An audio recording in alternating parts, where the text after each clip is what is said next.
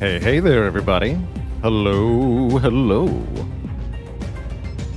Welcome. Let me get a couple things tweaked here before we get started.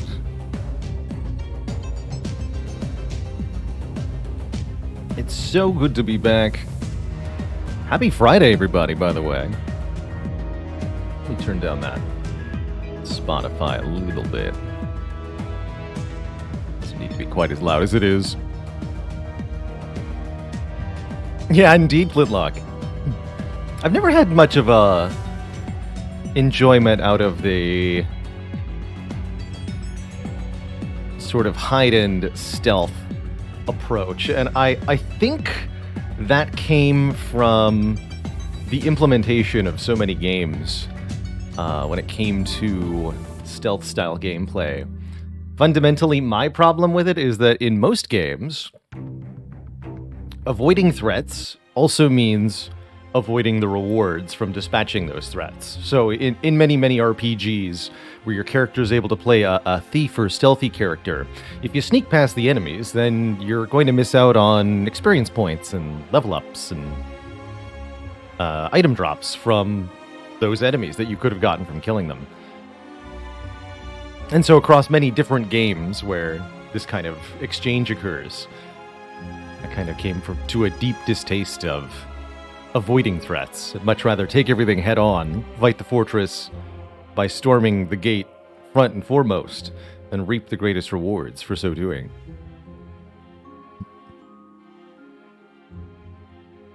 And that's why I ran straight into a lot of ballista bolts in Elden Ring, basically. It was a good time. That freaking lion killed me like 5 times.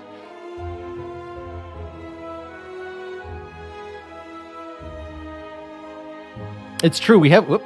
Let me fix that real quick. There we go. It's true, we have been running without the top part of the overlay. I took it off so that we could have the run timer on for our speedier runs. And then I just kind of experimented with leaving it off. I've personally enjoyed the more minimalist look and the cleaner top part of this stream. But I'm curious what others think. If you missed that top blue bar with the followers and bits. I think I prefer it the way it is at the moment.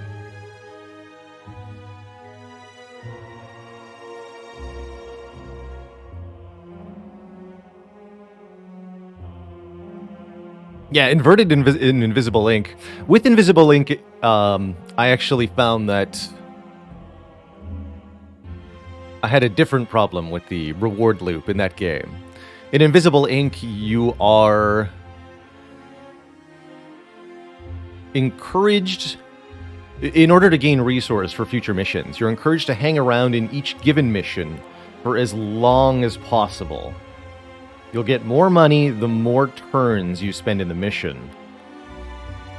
So rather than being about getting in and out as quick as possible, it's about neutralizing and avoiding the increasingly complex enemy threats, which is actually a really challenging little minigame to solve. But man, I find it really frustrating to have this continually escalating, unsolvable threat that I have to interact with as long as possible in order to get maximum cash. I'd much rather if it were inverted and you got more money for less turns spent in the mission. But most of the money in Invisible Ink comes from discovering more little caches hidden around the map. So more turns spent running around exploring, more turns building up the hacking resource to allow you to unlock these. I don't know.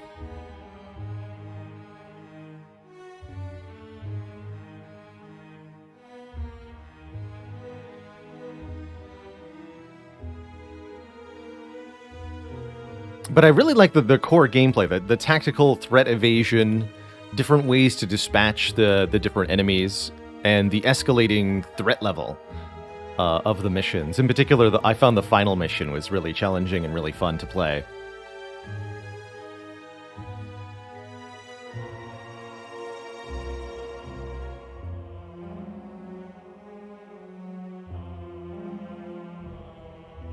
Thanks for those 100 bits, Adam253. I'm having a great day. I'm having a good time.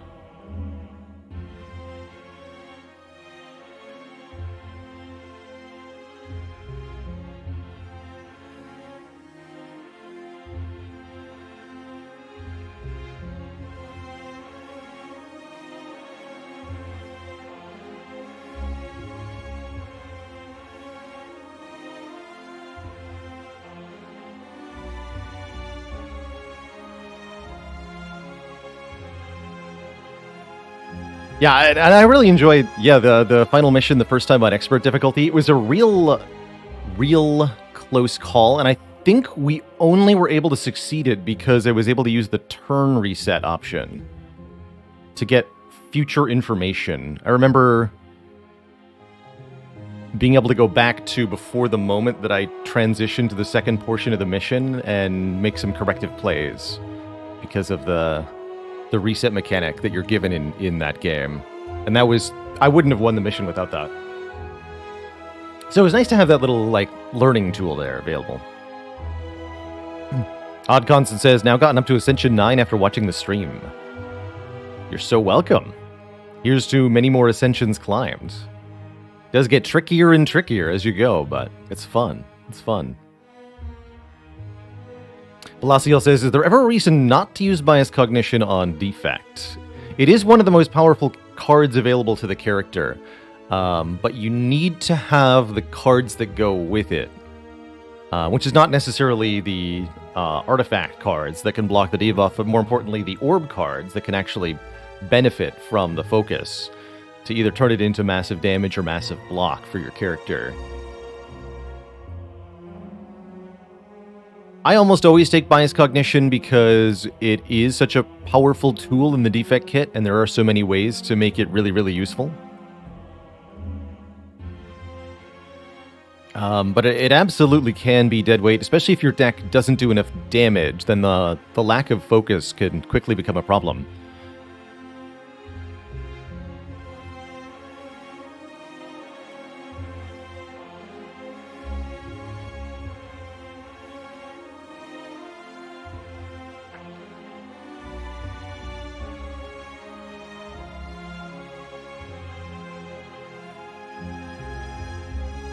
That's right, the pacing of the fight is important. You really need to have an idea of how many turns remain in the combat.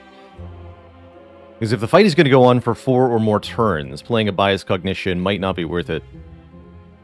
This can be particularly a problem in the Awakened One fight. If you play bias cognition carelessly against the Awakened One, or against the Time Eater, you can end up in really big trouble.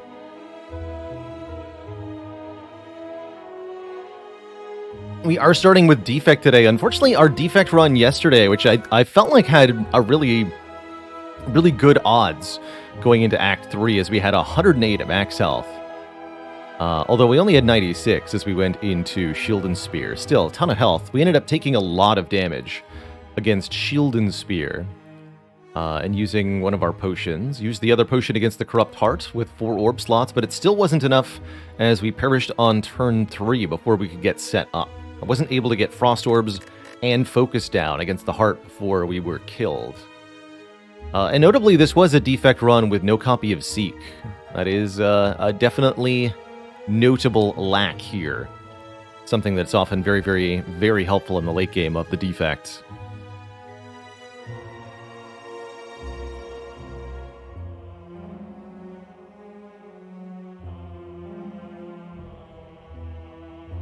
Hello and welcome to Spirit 2 Noble. What can you do to beat the Heart with Watcher? It's a tricky one, yes. More than anything, with the Watcher, you will need to have a complicated or multi-layered block plan in place to beat Heart. And my easiest solves for that have been Talk to the Hand, Mental Fortress,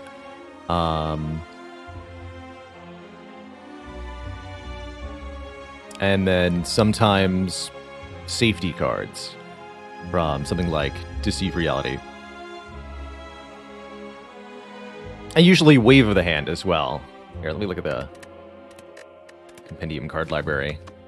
I think I also have a exclamation point Watcher. Is it just over-explained? Or is it Watcher Explains? Dang it. Can't remember the name of that command. But I have a Watcher over-explained style run on YouTube. There's the Watcher tier list. That's not the one I'm thinking of, though. See if I can find it.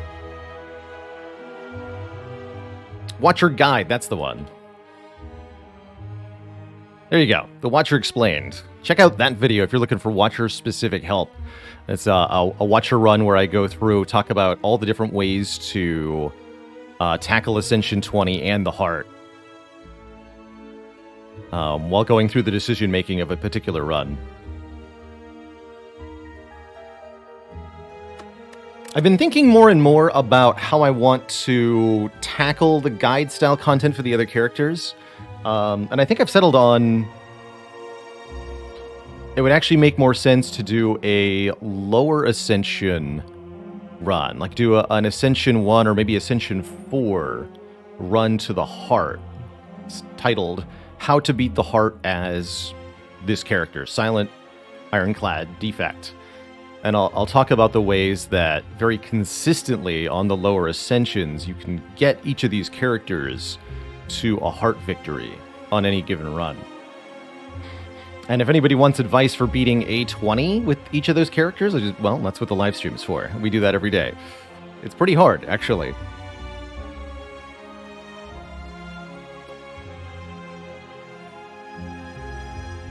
So I think that's what I want to do. Which means all I got to do is do it. Good day to you, Featherfall TT. And Mr. Robbie, thanks for making your official converting that Prime sub to a Tier 1. Please enjoy your continued ad-free viewing. And your cozy sense of superiority. Dutnick says, the Heart's damage limit really changes the way that you build a deck. Yes, yes. If you're going for an Ascension 20 Heart kill, there's really no gameplay reward for doing more than 200 damage in a turn. So there's a pretty upper limit to how much strength is reasonable on Ironclad. Once you get to about 40, it no longer really matters how much strength you have. There's no difference between 40 strength and 100 strength and 200 strength. It's all enough strength. Likewise for poison, there's no difference between 200 poison and 400 poison. It's just enough poison.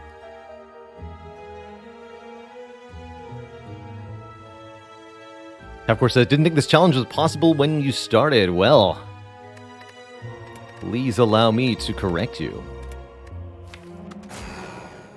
Of course, in order to complete our challenge, we do have to actually start a run to Slay the Spire. Why don't we do that while we continue our chit-chat? Greetings, choose. Do love me random rare starts? Generally speaking... Actually, here's a fun thing that I learned actually relatively recently. And there must be people in chat that have never noticed this. Just as I didn't notice this. So, at the start of the game, you're offered 4 different choices, assuming you made it to the Act 1 boss, anyway, on your previous run with that character. You're offered 4 different choices from Niao. And each of these 4 slots, 1, 2, 3, 4, have different sets of boons that are completely unique to that slot. So Transform a card, for example, is only ever in the top slot. You can never see it as number 2 here. And likewise, Niao's Lament is only ever in the 2nd slot.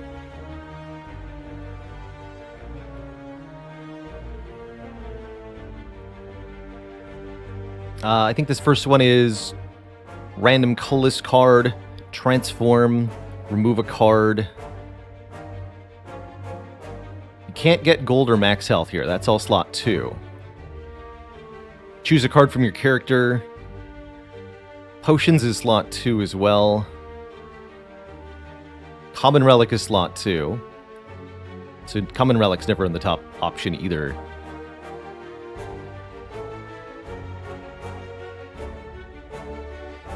Political opinions on the law of entropy. There are no politics around that, which is inevitable and unavoidable.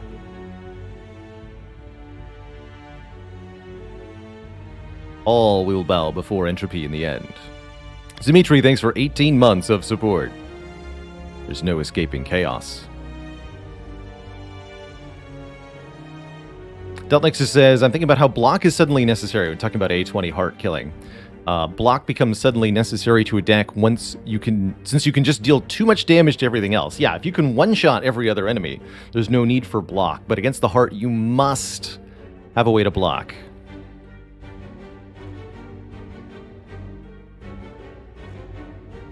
So, fun fact, the only way to be offered max health and Niao's Lament at the same time is to not make it to the boss on your previous run, because otherwise, max health and Niao's Lament are in the same boon slot, so they cannot randomly appear as choices against one another. Anywho, I'm taking a rare relic, and it's probably the best rare relic to start with. One of the best. Old coin's pretty good too, actually. A fossilized helix outright prevents the first instance of damage in every single combat of this run of Slay the Spire. And that's pretty good. That is pretty good. I think I'm going to go for the Burning Elite Act 1. I haven't been doing that enough lately. So let's boop us a Burning Elite, shall we? Too many events? I don't want to go to this shop, because we're going to go to this shop through the Burning Elite here. The idea is we get a couple early upgrades with some card rewards. So fight 1, fight 2, these are the same. Fight 3, fight 4. 7 card rewards to beat Hexaghost with. That shouldn't be too bad. That shouldn't be too bad.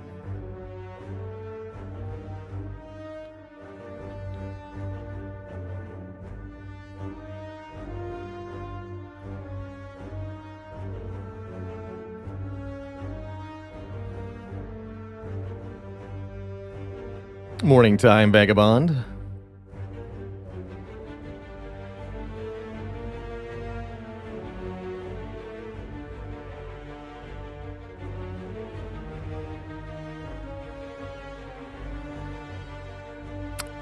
And Variola Viridae, thanks for the tier 1 sub.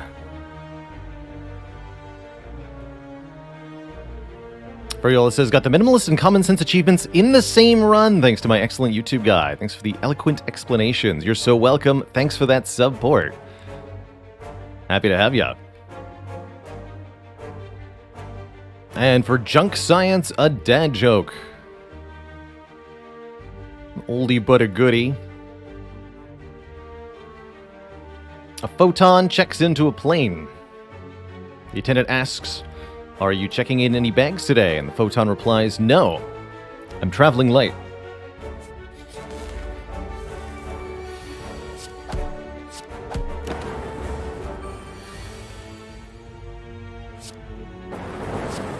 Give him the zip zap. Can just avoid blocking here since our Bouffair will prevent the first instance of damage. That joke really lit up your day. I know, just a little lighthearted humor for you all.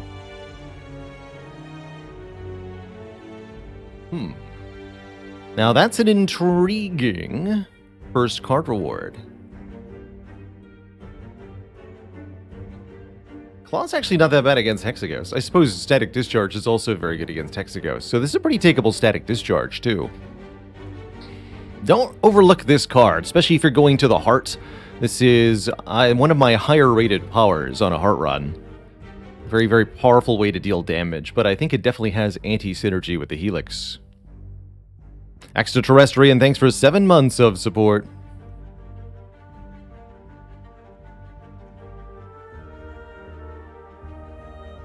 I prefer physical comedy.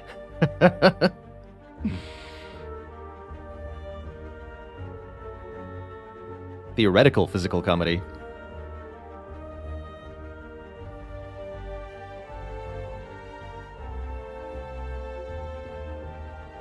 So, if we're disincentivized from taking the Static Discharge, that does kind of point me towards a floor 1 Claw.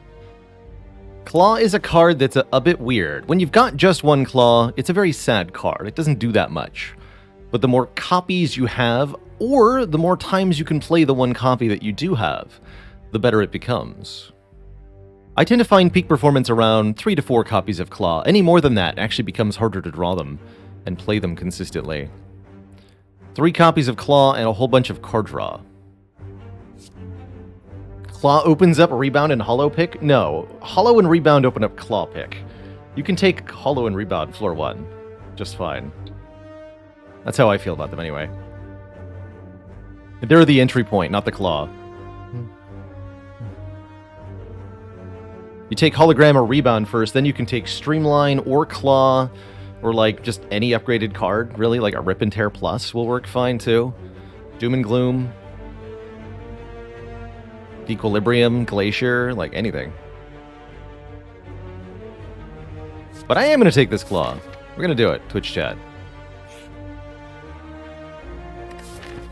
Now I wish I'd gone to the early store. Store is behind the Burning Elite? This is not happening, Mr. Serpent. I disagree with your premise that money is the only thing in the world that matters. By dual cast and whiff, we take damage. So I think we just strike the front one 3 times. Hey, Poodle Skirt. Yeah, the last video of our world record win streak went up on the YouTube the other day.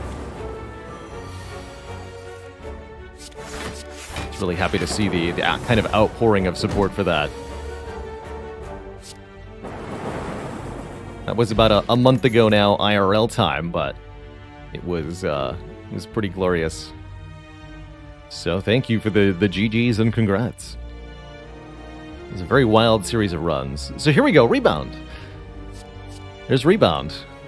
I'm actually kind of okay with either White Noise or Melter, but Rebound pairs very naturally with Claw, allowing us to put the Claw on top. It's one of my favorite commons on the defect now, Rebound. I do want bonus money from Golden Idol. Losing more max health seems a little suspect, but honestly with the Helix, let's do it. Let's go down to 58 max HP to get additional dollars. Could even opt for an additional elite here, maybe. Or am I even upgrading? So I'm considering, do we bank red here? I think that could be challenging for us. We don't exactly do well in an elite fight currently. I'm just wondering what I upgrade Claw? Oh boy.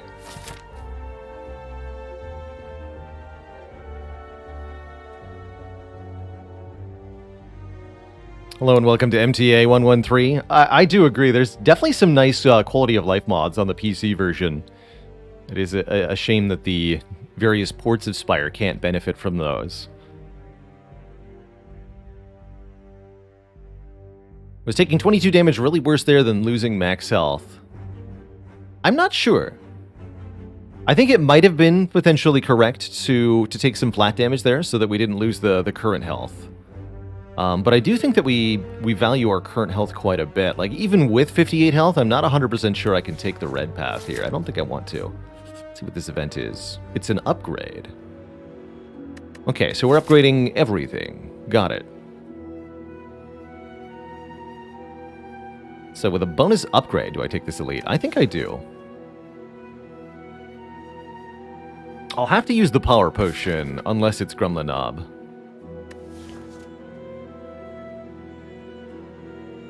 I'm actually wondering if I upgrade the Rebound first. No, we'll upgrade Claw. This is a very rare upgrade for me. I usually don't value this all that much, but if we're looking to play this one card over and over again, then there's definitely some utility to the upgrade. Okay, happy to see the 3 sentries here. This is a relatively non-threatening fight, but we really need to kill one of them as quickly as possible. Power Potion into Electrodynamics would be the easiest solve for this, but I would also be happy with another buffer. I would be happy with Creative AI. I'd be okay with Loop or Defrag. There's enough powers here that would help a lot. Okay, Bias Cognition's pretty good. That'll give us some immediate damage output.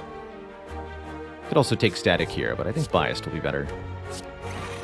So I'll be losing 1 focus per turn, but I'm going to Rebound Zap here.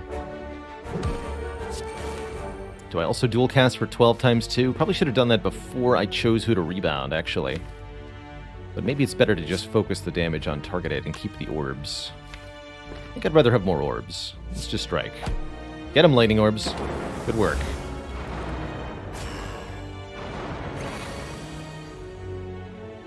Good work. Ha! So 2 defends, 1 zap. Dish out 18 damage at the end of this turn. Next turn we can kill this one no matter what. Probably we get to block even a little bit. So it looks like we're losing maybe 15 health this fight. Yeah, maybe 15 health this fight. Ooh, maybe even less.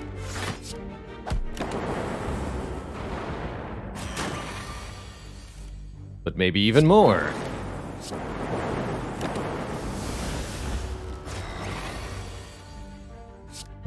Rebound strike, and we're there. Okay, so 20 health. 20 health to get rewarded with a Molten Egg, which I would say is probably worth it. We also get a bunch of money for that first store. But don't forget, we've got a Burning Elite coming up. Alright, now we can take a skim, allowing us to draw more cards. But we would definitely like to see some more card rewards. So I think taking 2 more combats makes total sense. Is it ever question mark here? For the chance at gold. No, I think we want combats for upgraded attacks. Especially if I'm taking this skim. Deck definitely needs more cards that do stuff still. So I think we want to take 2 combats and 1 rest side. Here's a situation where I'd actually, if there was a path to go 3 combats, I'd probably take it over 2 combats and a rest site.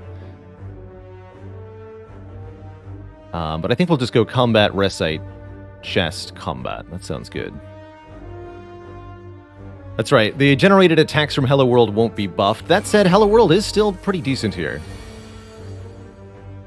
Alright, someone's dying. I don't know who, though. It's you, kid. Alright, very good fight. No damage taken. Helix will make that the case most of the time. Hello? Molten Egg? And this could be a Burning Gremlin Ob, and we still don't have a potion, you say? Interesting. The plot thickens.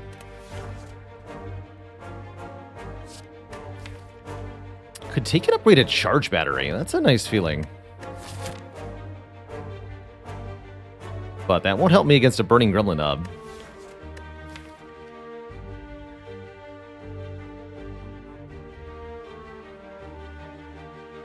Regen Lagavulin. That'd be a good one.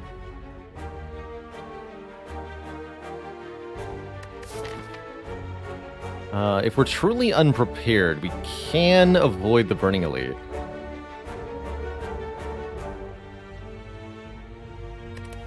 I really want to take an upgrade charge battery. I just know that's really crap against Nob. It's very good against Lagavulin, though. I'm gonna do it.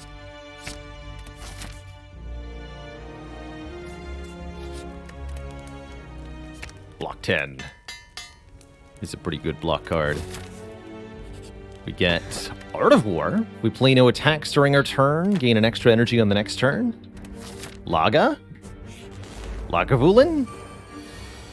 Lagavulin? One time. Come on. Easy peasy. Play one, but it doesn't do anything. Hey, charge battery blues. Good job. Let's do damage. Alright. Sunder plus. One time. Yeah. Easy. Gotta call your shots. Actually, the streamline was pretty good too, but yeah, I'll take a Sunder plus. Hex Dragon, thanks for 18 months of support. Okay, I'll go this way now. Max health, Lagavulin. It's a lot of max health, man. It's a lot of max health. But I've got Sunder Plus and I've got Buffer. I feel pretty comfortable here. Question is, do I rebound zap? I don't think so. I think I zap and pass.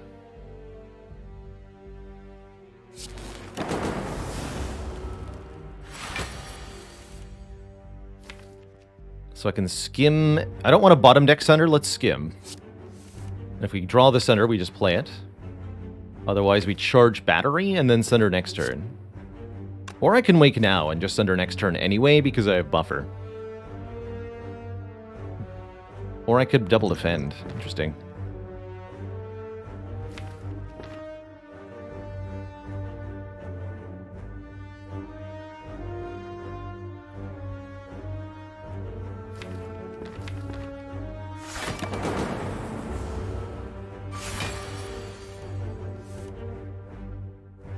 Even better.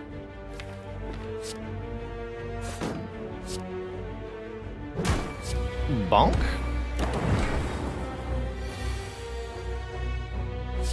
Bonk.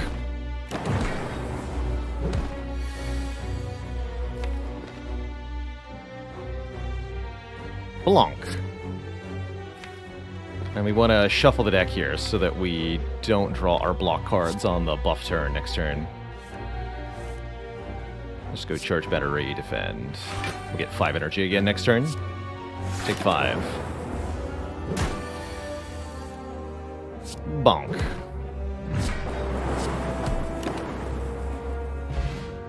Just play Sunder 3 times.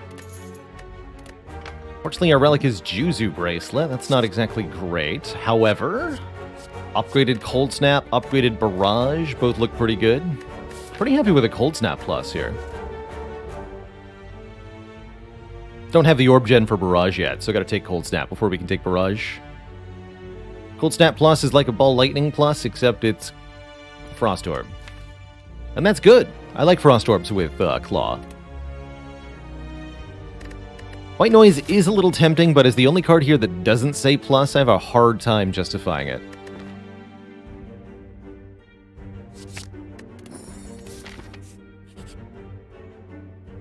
Alright, we managed to get a pretty good amount of coin for this first shop. 240 is enough to buy a relic like Clockwork Souvenir.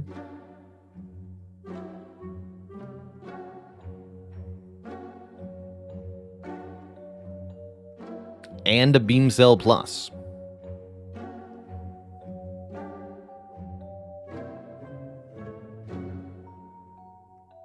Looks like we're 1 gold short of a Reprogram Souvenir. That's kind of funny. Don't really like Reprogram that much in the early game. I'm not thrilled with it here. Is Beam Cell really a consideration here? 2 turns of Vulnerable is very, very valuable. It's going to make the Sunder do 48 damage, allowing us to kill enemies in Act 2 with 1 hit, nice and clean. Combos very well with our card draw, too. We've already got the Skim. Beam Cell is very, very good. Even if we have to pay for it, this is a very, very good card. Definitely want this Souvenir to block a debuff. That lets us take a Bias Cognition, which would be absurd. And blocks various enemy debuffs, too. Do like Self-Repair, especially with the low max health. But I think this deck is mostly going to be avoiding damage in the first place. Oh, I do have enough for removal, though. Ooh, I could do removal over Beam Cell? That might be better. I can always just find a Beam Cell. It's a common card, after all. We're very likely to see another one. Yeah, let's actually remove. Let's remove a strike. I would strongly prefer if I could more frequently draw my Sunder. So, Battery Cold Snap is only 12 block. Currently we're taking a teensy bit of damage, unless Dual Cast changes that, which it does. Blocked the Vuln with the Souvenir. Easy. Where's my Sunder? Get squished, bug.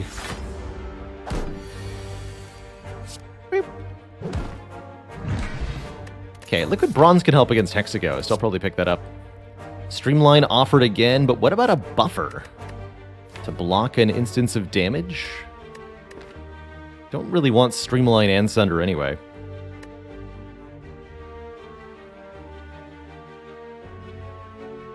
Fourth Energy or a Pandora's Box? I would take a Pandora's Box here for sure. We can upgrade the Buffer. It's not very good against Hexaghost, but... Am I worried about Hexaghost right now? Not with the Liquid Bronze, I'm not. I will take that liquid bronze quite happily, actually. Energy potion seems important because of draw into Sunder things against Nob. We're not fighting Gremlin Nob, but we might be drawing into Sunder. Let's see. Ooh. Can rebound the charge battery here. That's always spicy. Or I can rebound Cold Snap. I like rebounding charge battery. That sounds fun. We want to hit a sentry such that one of them is below 32 health. For sure Z's here.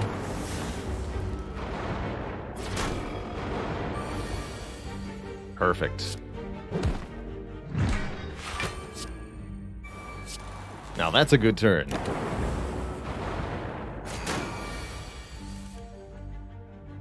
Easy. Perfect 10 block every turn, no problem.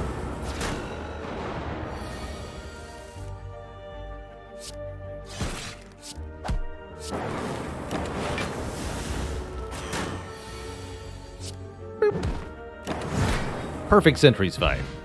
Get a singing ball. We can now gain max health by skipping cards, which is going to be a little hard to justify at times because they'll be upgraded, but this is going to allow us to overcome the low max health that we've brought ourselves down to and gain some long-term advantage.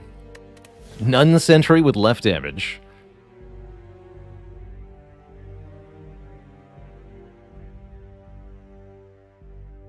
Do we need Sweeping Beam here? I really don't think we do.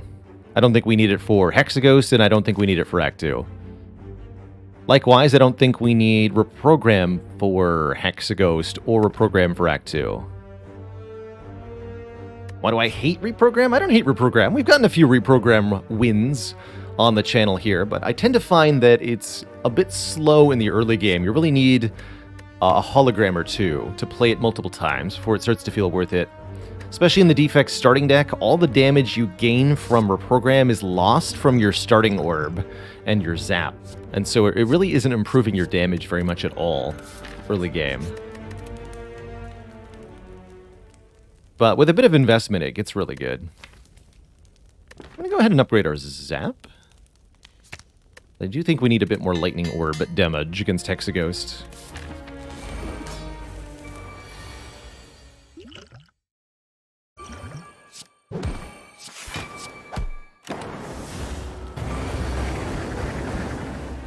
Charge battery Sunder here. We definitely have to play Sunder pretty much every time we see it. We'll lose our buffer and lose some health here, but that's okay.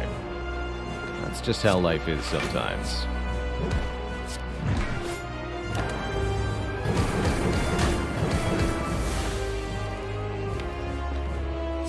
And we definitely want to get our Lightning Orbs developed too. Snap, Strike, Defend. I could also go Dual Cast Defend. I think I'd rather keep the Lightning Orbs. Play the attack card. Here we can rebound Claw. Unfortunately, we're taking some damage, though.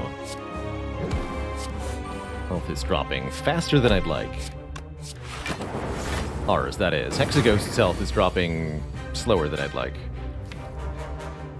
I don't want to skim here, because if we draw a Sunder, I won't be able to play it. I guess I have the energy potion for that. Okay, we should skim then, and we have to use the potion if we draw it. Okay. We didn't. Good. We definitely charge battery, claw, and strike. Next turn's a non-attack turn from the Ghost. Means we get to play our Sundare. We wouldn't have drawn it if I didn't play the skims, so glad I did. Sunder, zap, snap. Alright, we have to do 46 damage in a couple of turns here. Gonna be a little difficult.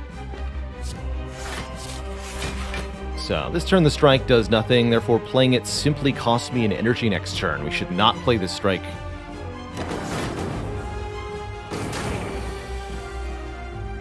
Alright, 40 damage in 2 turns. Can we make it happen?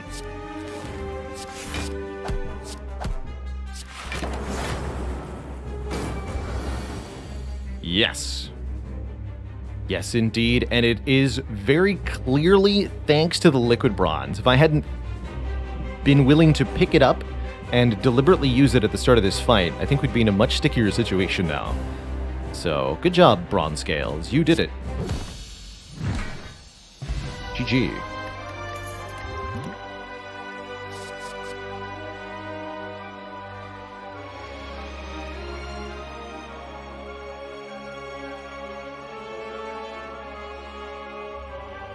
How much does Bronze Scales do before that turn? So you take 6 from the divider, then 1 hit, then 2 hit, then 1 hit, 2 hit, 1 hit.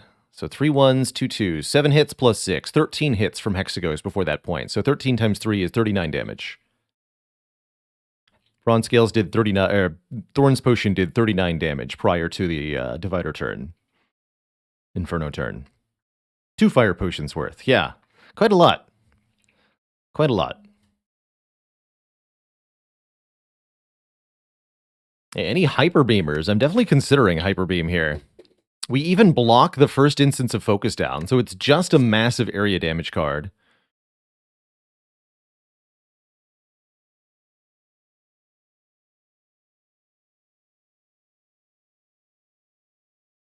How's it going, Solid Tamarins? Somewhat surprised there isn't a Claw here. Seems from like the YouTube vids, I'm not a fan of Claw. Tends to go one of 2 ways for me. Either I take an early Claw, and then I die very quickly as the Claw deck tries to form, but just doesn't actually work well enough to survive.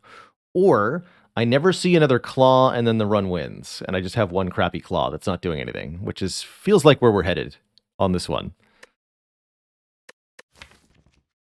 It is a tempting Echo form, especially with Helix. Really like this Hyper Beam, though. Ooh, Frozen Core. Interesting. Very interesting.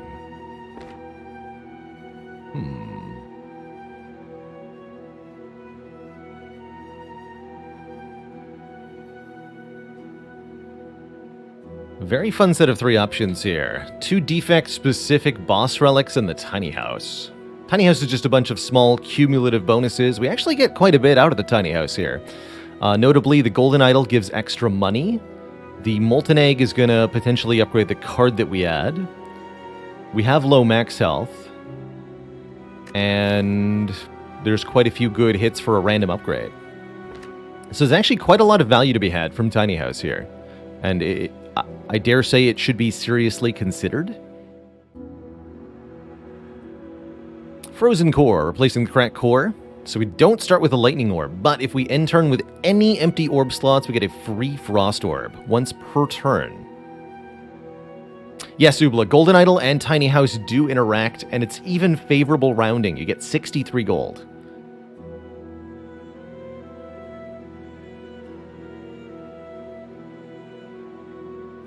Another Frozen Core Inserter run. We still haven't had one. Another chance at Frozen Core Inserter. Although I don't know that's where I want to head.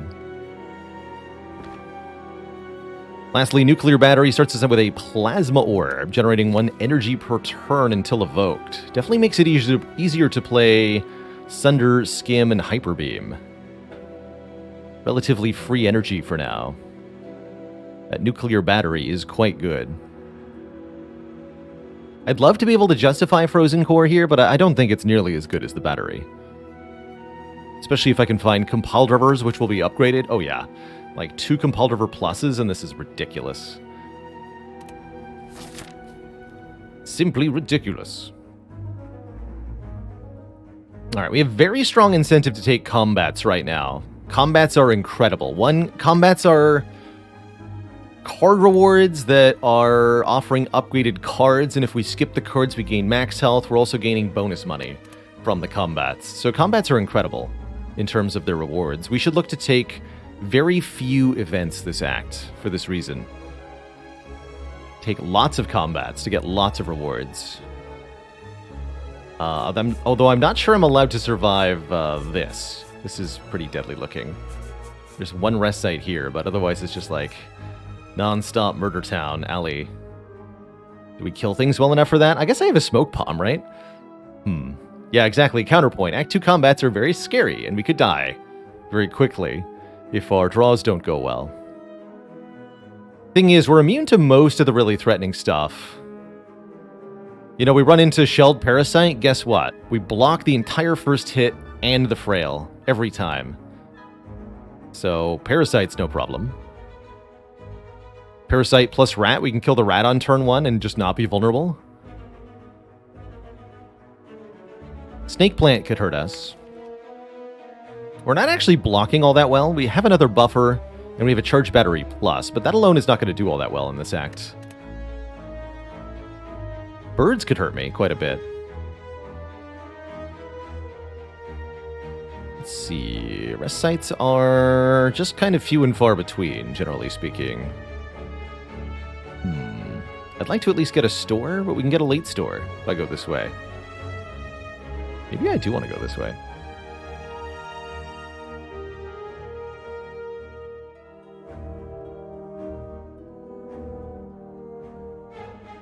I guess there's a shop here that might be a bit more favorable. We get an early rest site before the first elite. Only end up fighting 2 elites. Get a couple of events. A little bit less terrifying overall. Chance for Bloody Idol to happen too. And there's plenty of chance to change our pathing going this way. This does look a little bit maybe less scary. I think it's less rewarding than the red path, but it is also less terrifying.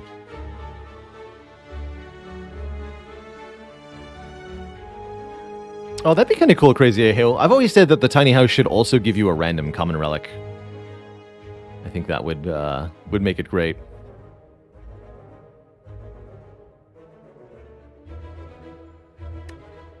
And I've got Juzu bracelets. There's no chance of combats in these events. Okay, we'll take a couple events, I guess. 10 block. Dang it.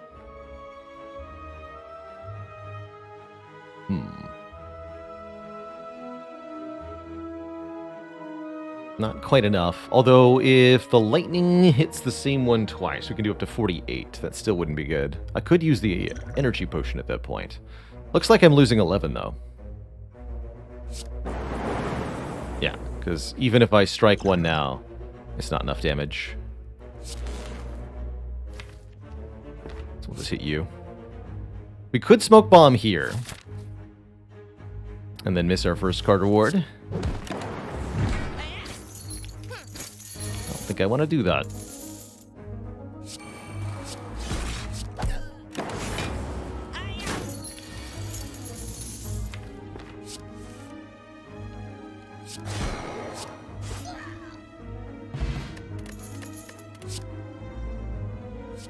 But I will take a hologram. Hologram lets me get back a key card, be it Claw, Hyper Beam, or Sunder, or Charge Battery.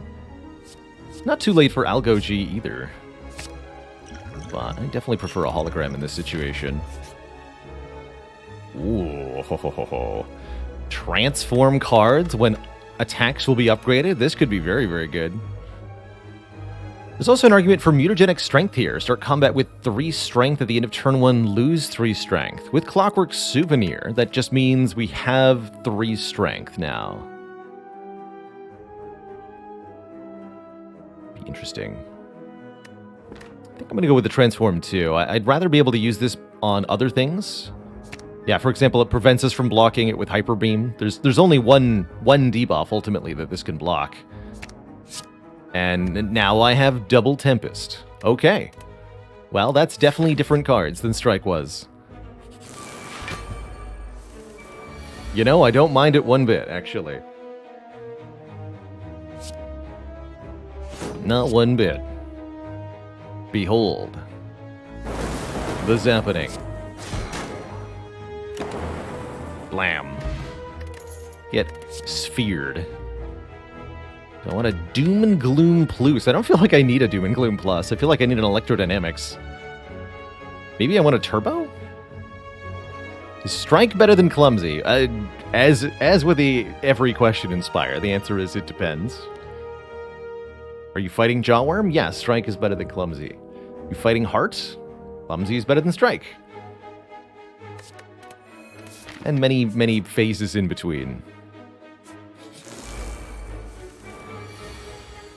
So, for example, I can block either Hyper Beam or Confusion, but not both.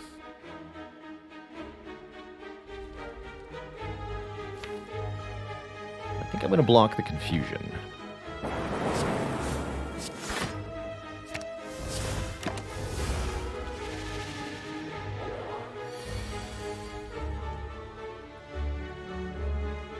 Skim, and then probably just Sunder here. Could maybe go charge battery, defend.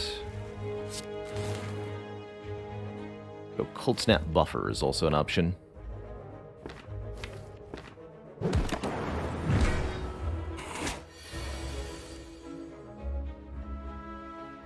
Here's charge battery, defend. Oh, I was supposed to be rebound too. Let's just go Tempest. Have many energy next turn. For the second Tempest. The power.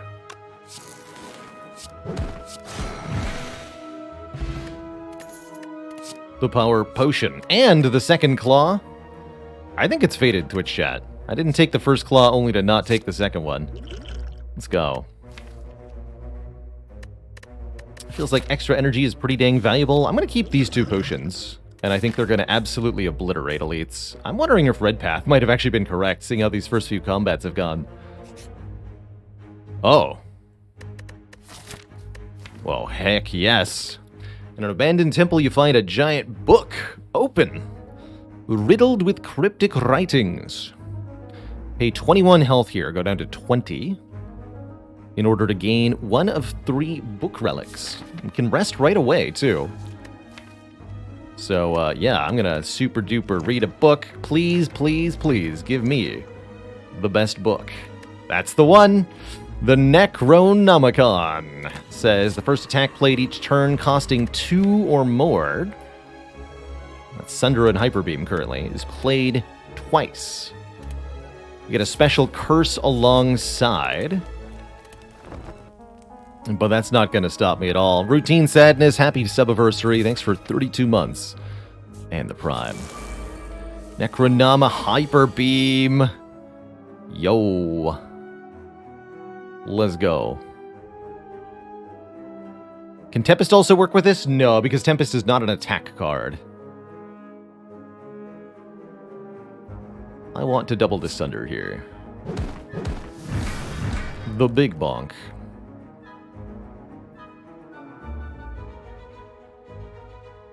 I could also, Energy Potion to Hyper Beam once if I felt it necessary. And that would be a good use of the souvenir in this fight. If I Cold Snap Defend, I don't take any damage. But then I'm not using my energy efficiently.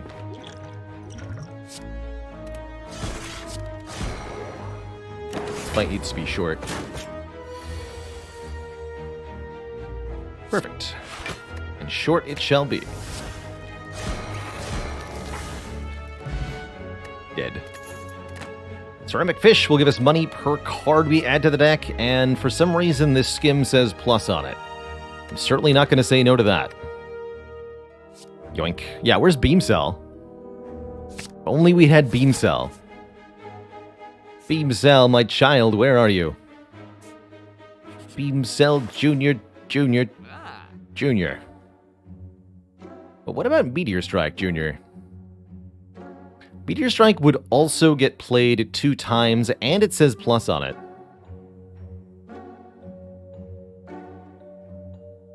But I'm not actually sure I can play it. I guess with Art of War I can. That's going to be hard to set up. Of course, once I can play it, it's amazing. Or I could simply remove a card.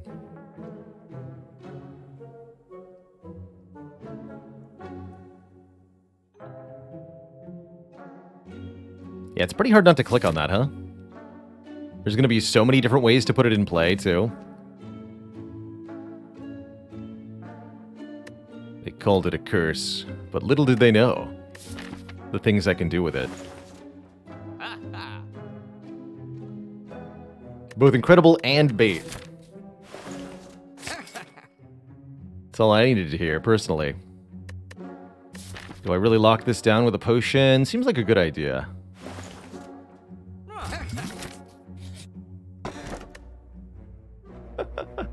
It's fated. All right, I have to, I think is the famous phrase. Meteor Strike Dummy. Now it's 33 damage. Twice. How can you say no to that, Twitch chat? Pro tip, you can't. And I can choose one of 20 with upgraded attacks, or I can take a heal 12. I'm picking. There's the beam cell. There's also compile driver here. There's hologram here, or a second meteor strike plus. How about that?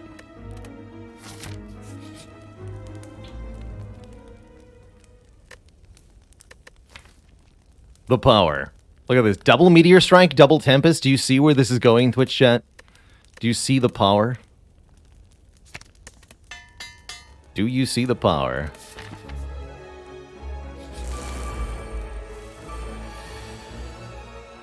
Sure hope you do.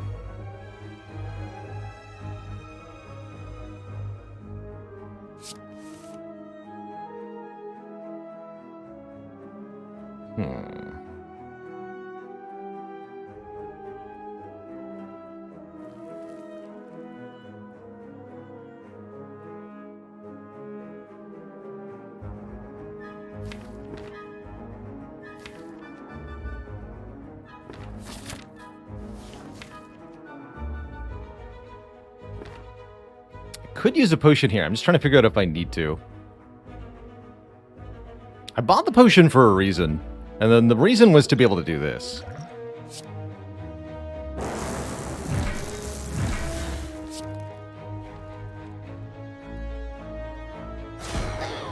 Like, check this freaking turnout, man. And then I Tempest for 6. And then I Hologram Meteor Strike. Get obliterated, fool.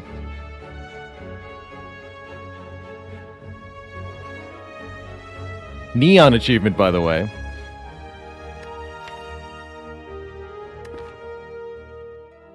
Take another charge battery, take a core surge, or take a loop. I might take 2 max health here. Loop could sometimes make energy with the nuclear battery. Kind of awkward, though, since the lightning orb is in front normally. I was wondering if Snake Plant would get me. Hello, Snake Plant.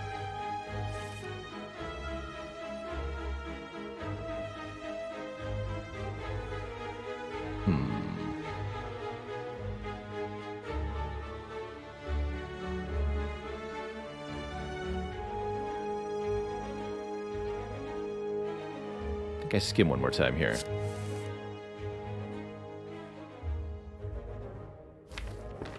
Okay.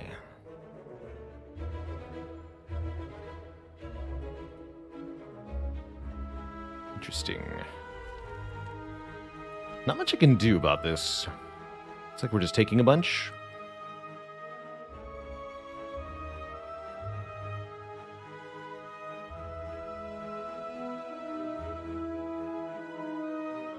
The lack of Meteor Strike in my hand maybe makes me want to just save energy for next turn.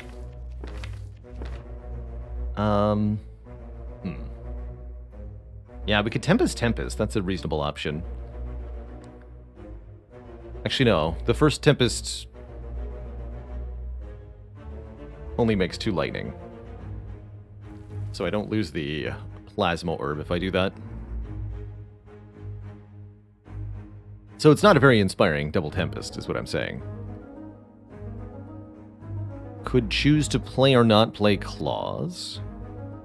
We have full damage next turn.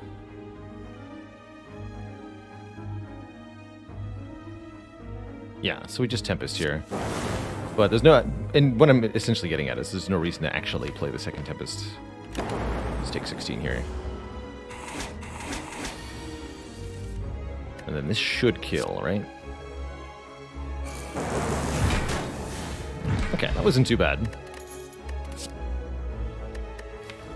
we already get the beam cell? We didn't take the actual beam cell. We're taking this one. Somewhere along the way, we gained a lizard tail. That after the elites, so we're not even really under much threat here. And I guess I'll go Focus Potion over Dex Potion? Yeah, let's do that. Alright, these should be a much easier fight. We may want to block the Hex, although I'll probably just double Hyper Beam here. Could choose to buffer Tempest instead, get more energy, and block the Hex. No, I'd rather just rebound Hyper Beam, right? That's much better. So we just kill.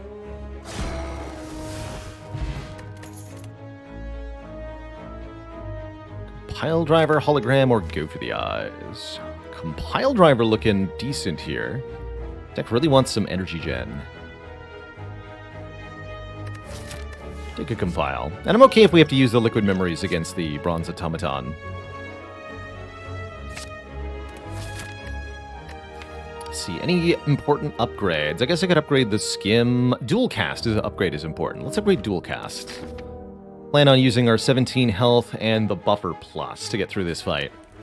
I think we can do it. We have good potions. I'm not too worried here.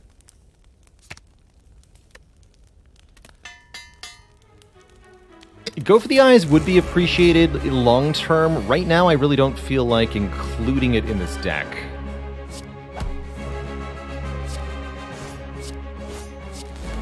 Because I just don't want to deal with the extra draw that I'd have to incorporate. So let's get the plasma in front here. Don't play this because I don't want to lose the plasma. Alright, well if I'd chosen not to play the Compile Driver, you know, could have had it, I'm just saying. Just saying. Now what? This might be the Liquid Memories.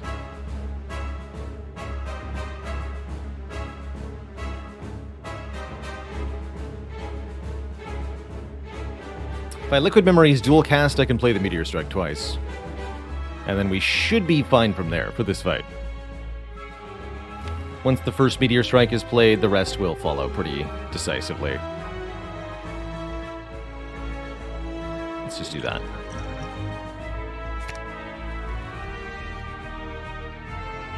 This would end up being 15 blocks, so I don't fully block this no matter what. I don't think we play this buffer yet. Okay, let's not do that.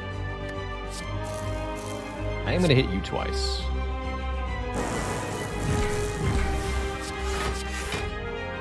Play the Cold Snap. Yes.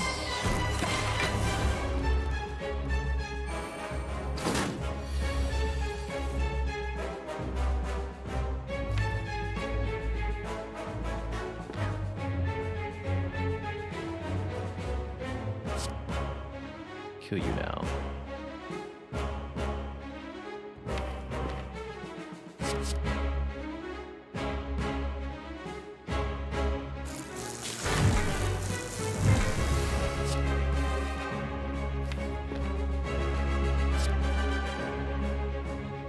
Should probably put the charge battery on top so I don't die next turn.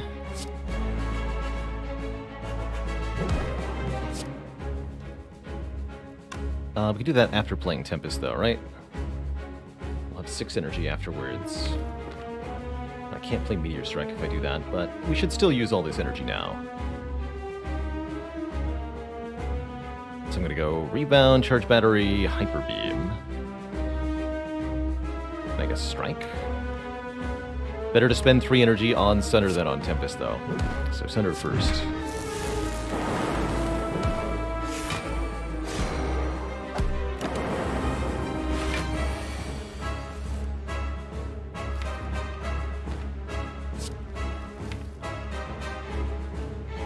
If I draw a buffer, I won't be able to play it, so we really just want to go Charge Battery, Defend here. Don't play any of the draw cards, because I need to be able to play Meteor Strike or Buffer next turn. Let's see what we draw. We bottom deck Buffer. Might end up dead here, but I think we're fine, right? We just go double Meteor Strike. This guy is super dead. This guy is super dead. GG. Didn't even need that buffer. GG. Fission is pretty ridiculous in a deck like this. All for One is a little tempting. Gets back both our claws and the zap and the beam cell, I suppose. But man, Fission's pretty absurd here. Makes it easier to play the Meteor Strike initially, and is pretty good after the Meteor Strike too.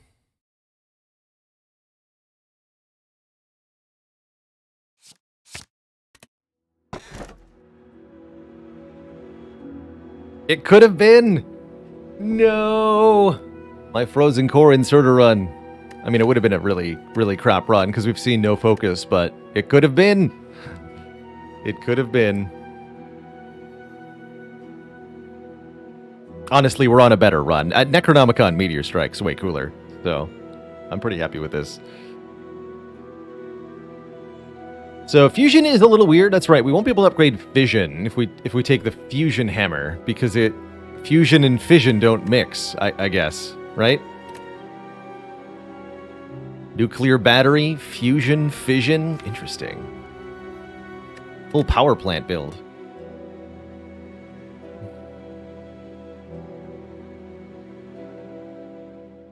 I mean, just having the base 5 energy seems really, really, really, really, really nice.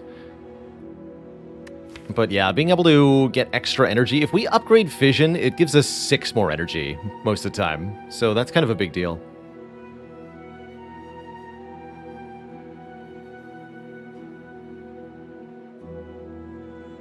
Kind of a really big deal. I don't want more orb slots, so the other option would be Astrolabe. Notably, Astrolabe does give me 27 additional gold from Ceramic Fish. We transform Strike, Defend, presumably. Strike, Claw, Claw. A Claw. And any energy generating card would be a huge difference maker.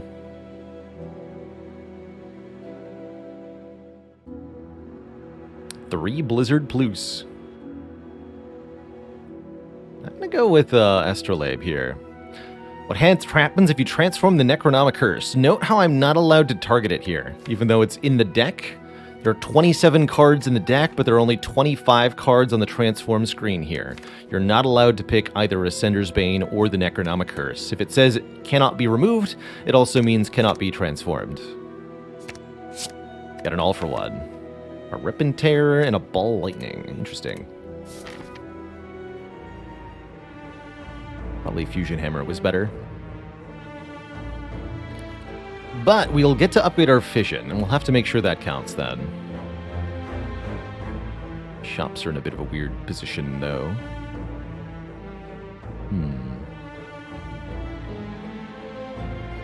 Lots of upgrades if I go this way. I think we go to this fire. Take some events along the way. We have Juzu, right? Although we did say combats are pretty good. I think Act 3 events are very, very good, though. Yeah, Act 3 events are very, very good for us, on average. We'd love some rare relics. We would love Mind Bloom in general.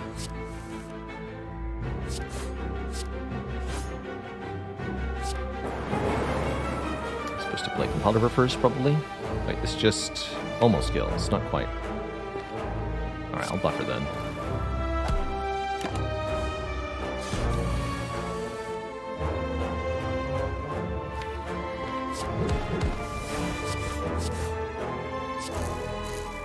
Bonk.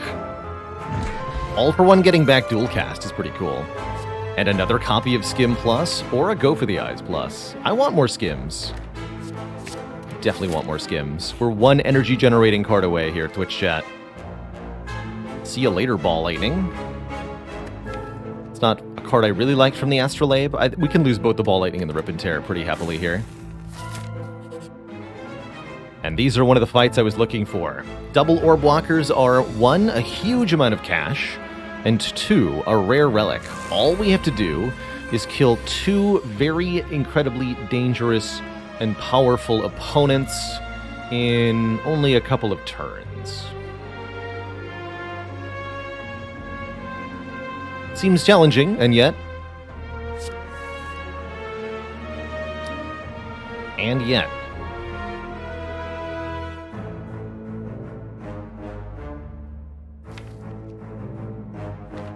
I'm going to compile here. Look at the front one. All for one, huh? Seems fine. So we take 11 here. That's not too bad. Not quite enough to kill, even with the explosive potion. I'm not going to use it yet, since it's not doing anything. And if we draw a hologram, we just win. This reasonably works too.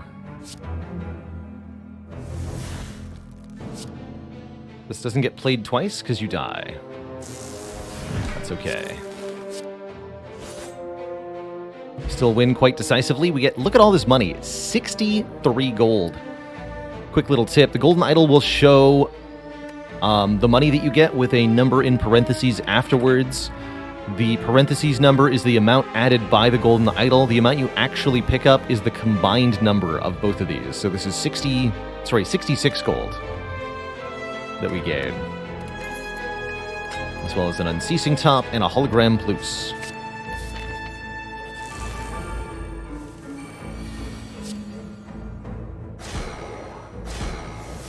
Good fight.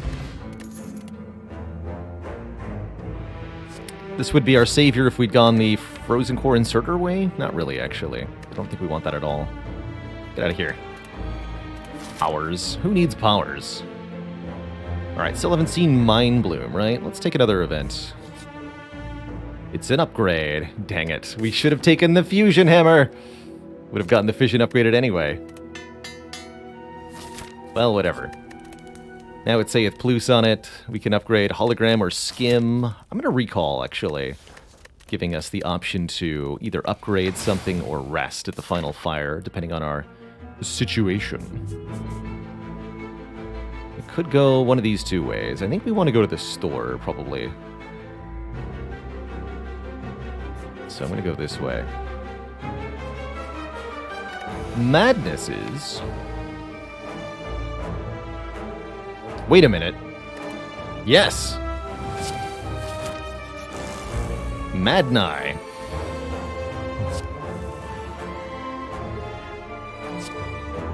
Madness Carlson.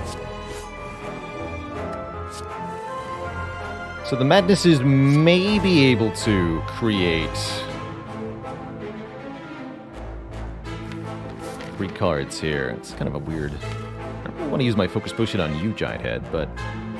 kind of what this turn is looking like. Draw 3 more. Okay, dual cast, does that change anything? Yes, because I can cold snap dual cast. Cool. Somehow that still didn't work, though. Oh well.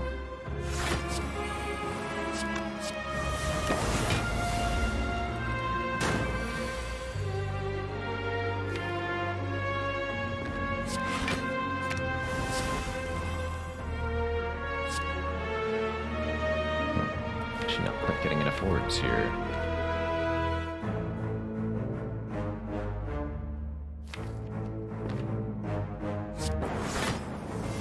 So what is this? Defend, defend.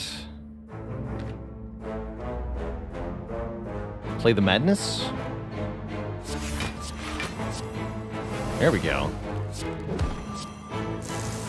Hologram the Meteor Strike, that is now 0 cost. Play the real Meteor Strike twice. Play all for 1, get back the free Meteor Strike, play that one again. Dang. And that's why we took the Madnesses. Now we can take a go for the eyes.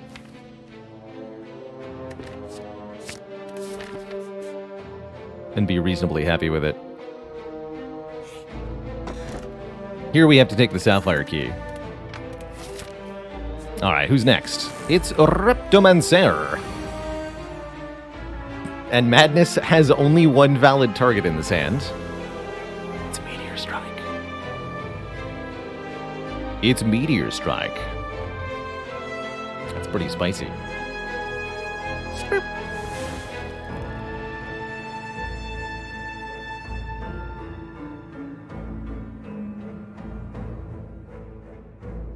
Idiocracy! Why was the defect unable to play any of their cards?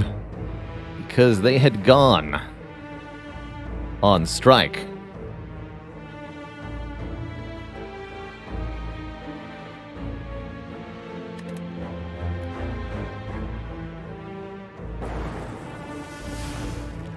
Unceasing top, by the way.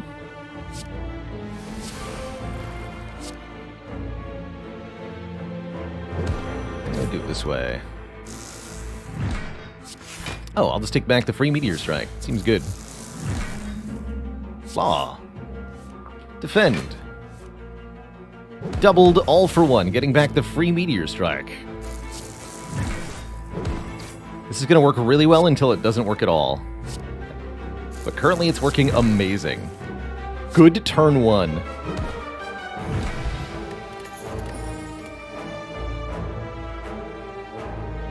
The unceasing top of the gods. Yeah, until we hit Necronomicurse, and then we're going to die. Like, instantly to Time Eater. Can't wait.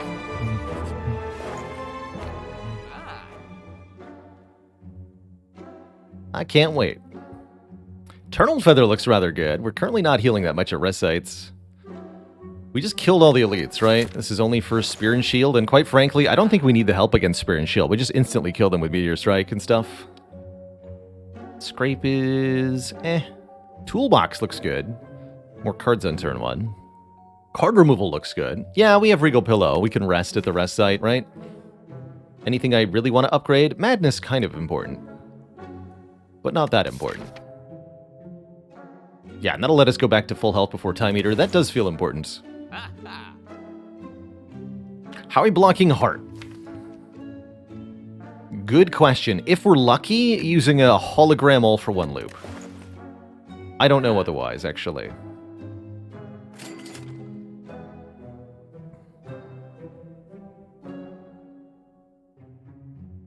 Let's get rid of this Rip and Tear.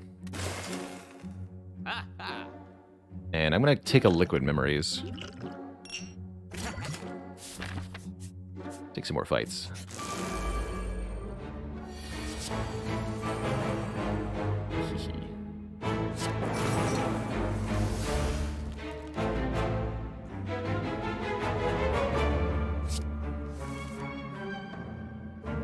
Interesting, okay. So just rebound the Meteor Strike.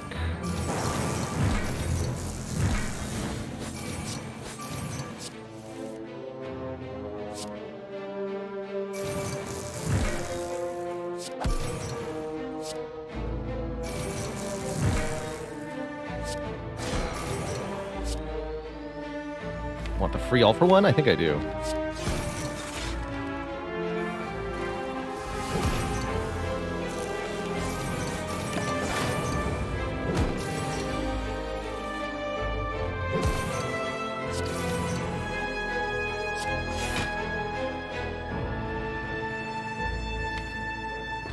Now I want the Skim.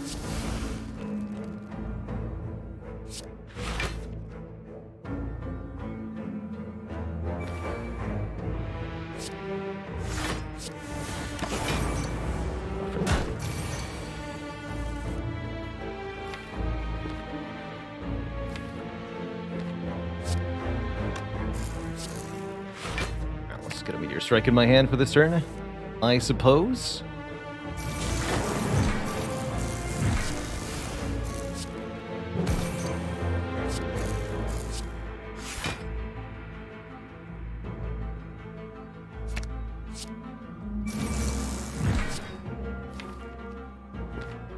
Sender's Bane preventing the Unceasing Top from doing stuff. It is a real tragedy. It's exempt.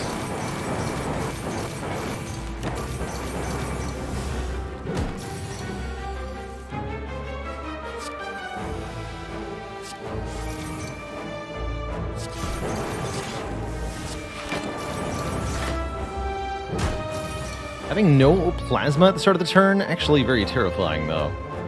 Gotta be careful to avoid such situations when possible.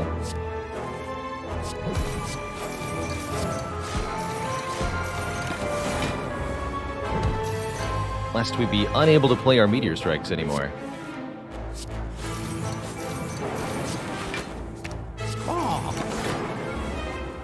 GG. Almost, but not quite a transient kill there. I do think I want another Battery Plus. More energy generation and more block at the same time. We don't have a lot of ways to block Beat of Death currently, and those will help a little bit. If not a lot. Dark Shackles here, since I don't know what I'm up against.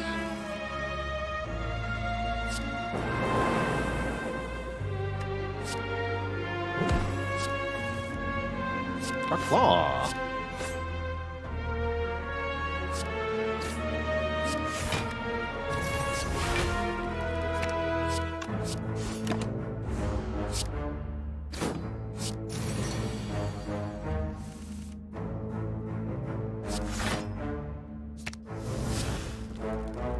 Three skins.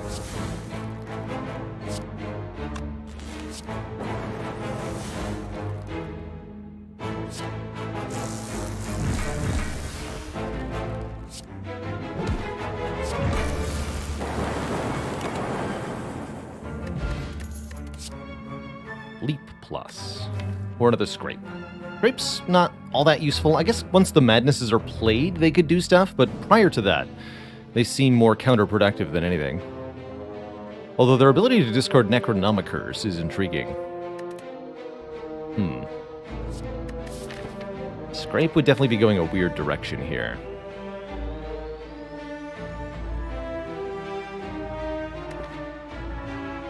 Let's try it.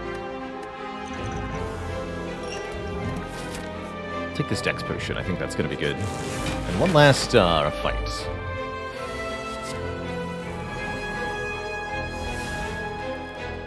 No Hyper Beam, huh?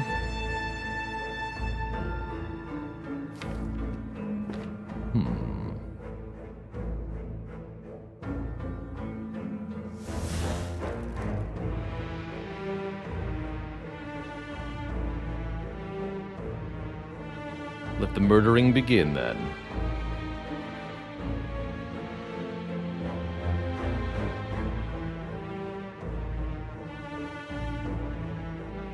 We go claw, rebound, all for one, returns the claw.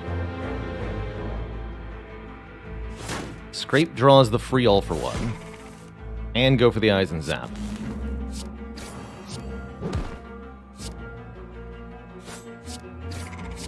Hologram returns the free all for one returns claw, go for the eyes and zap. Okay. Scrape doing work.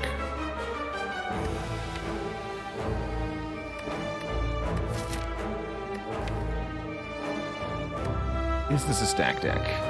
This might be a deck that likes to stack. Stack is pretty good late game block, especially as deck sizes become bigger and bigger. A mystery way to block against Heart can be this card. Scuba Squeeb, thanks for 14 months of support. Wish I had more faith in this deck the long term, but let's see what we do. I think I much prefer Swift Potion to Dexterity Potion, though I do like being able to get Dexterity. And we are going to rest a full, because I am absolutely terrified of Time Eater.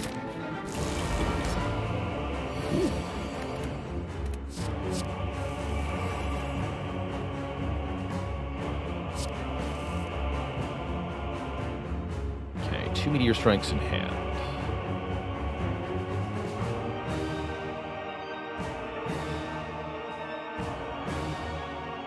By Apotheosis, I can only play one Charge Battery before Madness. So I think I go Battery, Madness, although what difference does it make? It makes a difference here. Okay, yeah, Battery, Madness. We have a 2/3 chance of hitting a free Meteor Strike. Which is going to be the same whether I play the Apotheosis first or not. I guess Apotheosis first means everything else is upgraded too, huh? Which is mostly just a few cards. Shouldn't have taken the Epo. Well, that's hindsight play knowing the exact hands.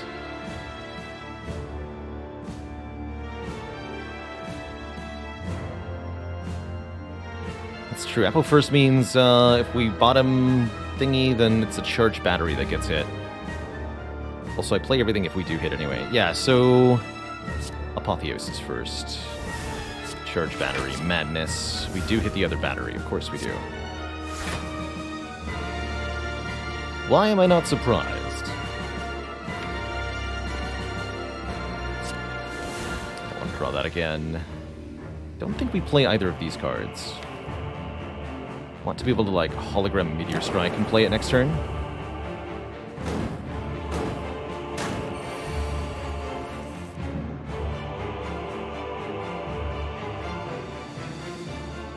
Good job, Stack. So, Compiled River, then Scrape, or Scrape, then Compiled River? Hard to know which one's the right order without something like a frozen eye. I'll Scrape first. There's the hologram. We do keep a dual cast, at least. Putting more stuff into the discard pile makes the stack better. Look at this, 16 block now. No prob.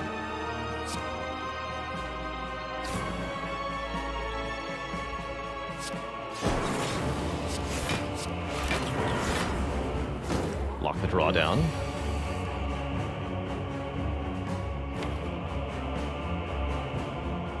It's all for one returning charged battery. Sad. Simply sad. Hit the draw though, so here we are.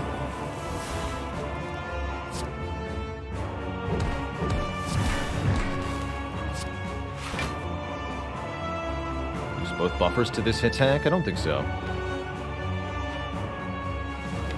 Play the beam. We lose focus, but I do deal 34 damage, which is pretty substantial.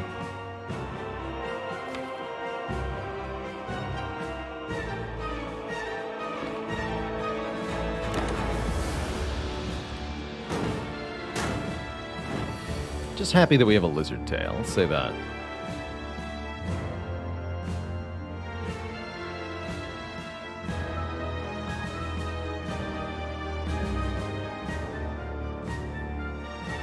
Do I want a specific card to be free?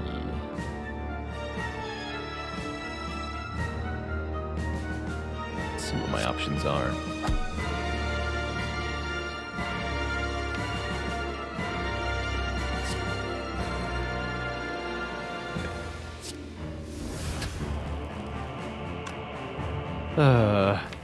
All right.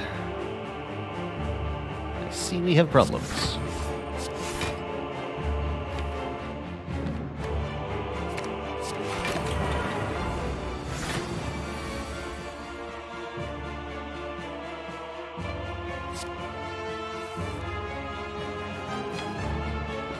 Never buffer.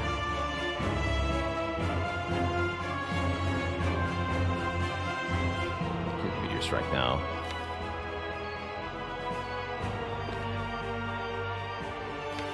Need buffer. Hologram skim. Let's do that first. There's buffer. Okay.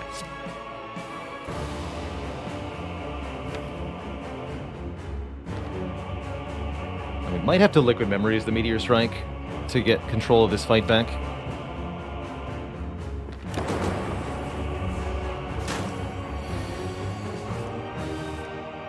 Yeah, I think we need to.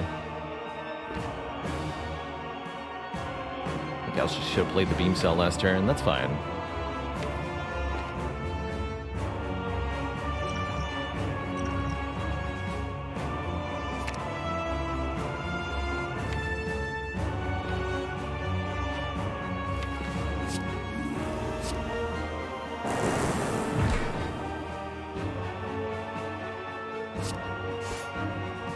Tempest, then this can get played twice.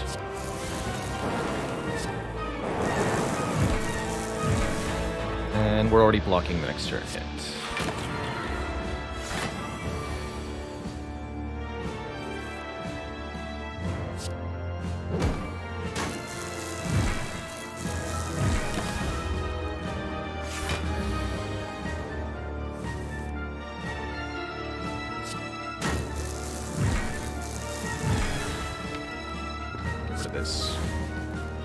I can do about this. Again, Unceasing Top is incompatible with the Necronomicers. Sad, but it's true.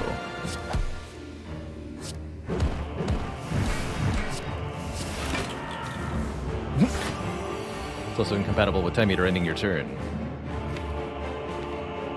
Alright, sure would be nice if I could find a way to kill the Time Eater this turn. Looks like I can.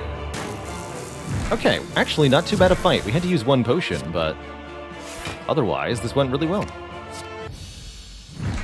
We still have all of our health, we still have the Lizard Tail, we still have 1 out of 2 potions, and I'm not afraid of these two. Let's go.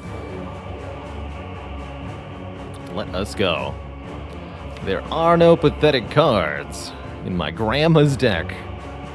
Old Gran knew how to build a hard killing deck, you know? She knew what she was up to. Am I just secret weaponing Cold Snap here for the full block, or do I do something fancier, like try to double Hyper Beam? I don't think so.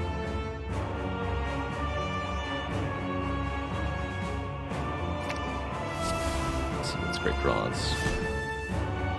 Claw and go for the eyes, discarding one Meteor Strike, which I am okay with.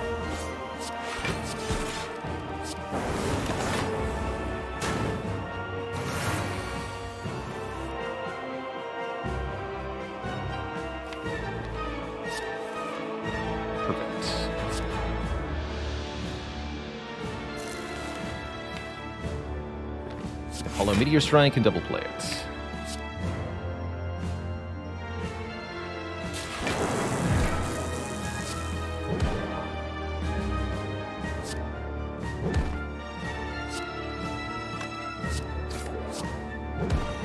Guess maybe I actually wanted to weaken here. No, I'm pretty happy with this outcome. You can get to draw one. Very in there.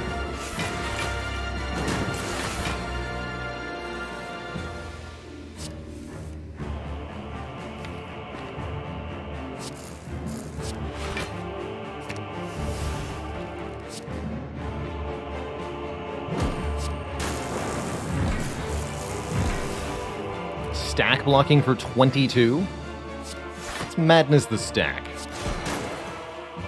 Look at that power. 24 block. Incredible.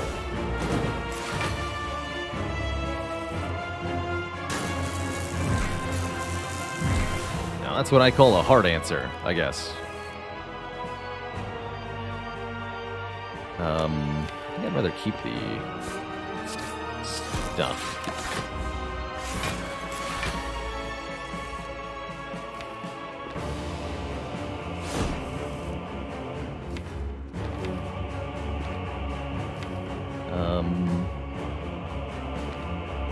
I guess I could just hologram charge battery and block with buffer. That seems fine. Could also hollow skim here. But then I might take damage. I like the guaranteed block.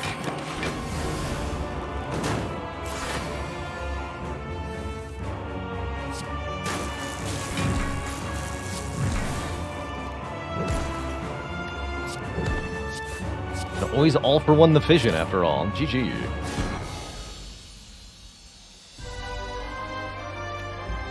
Two thump, a deep pulsing dread can be felt out the room. Is this the heart of the Spire, the source of all these meteor strikes?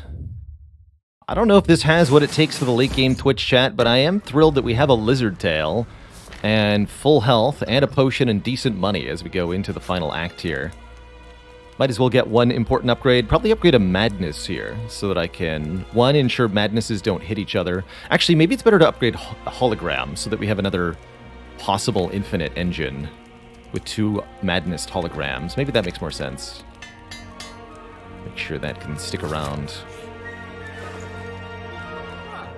Oh me. Oh my. There's a lot of good things in this store. Echo Form is here, Seek is here, another hologram is here, Blind is here, but what might even be best is the Frozen Eye. Frozen Eye exceptional here, because we have cards like Scrape, we have cards like Fission, and we have an Unceasing top. So knowing exactly what we can draw when we try to draw could be really important.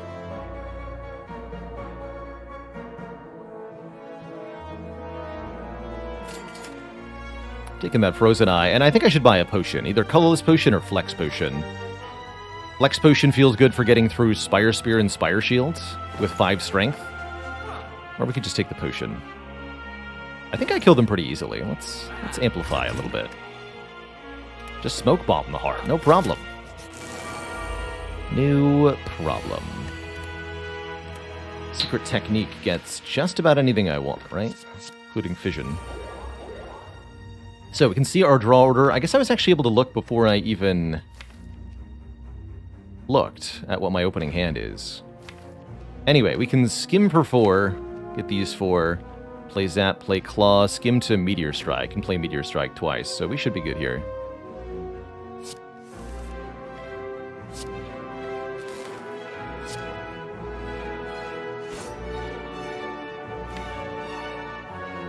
I want to compile for 2? I don't think I care.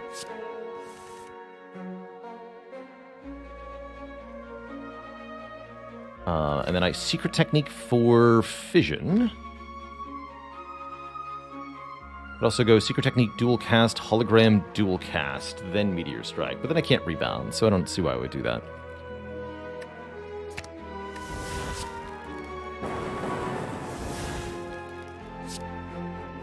Alright, buddy. Time to go home.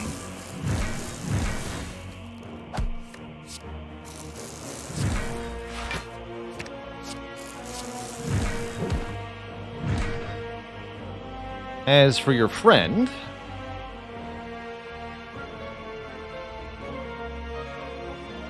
where do I want this to go? Why are you still here?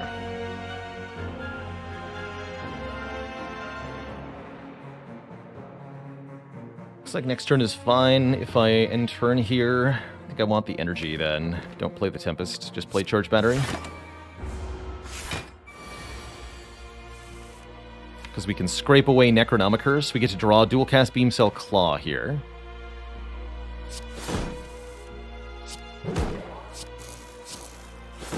And let's try to make Hyper Beam free. Success. That gets played twice, not that it matters. And you're dead. Wow.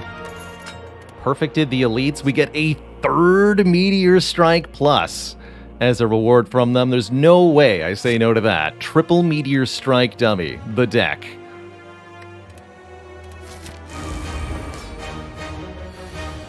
Alright, so we get to look at the draw pile here, and we can see that our opening draw is Claw, Meteor Strike, Cold Snap, Fission, Hologram.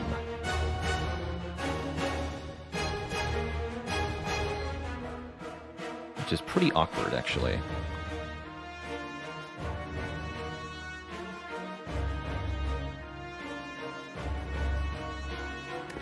Nothing generates block.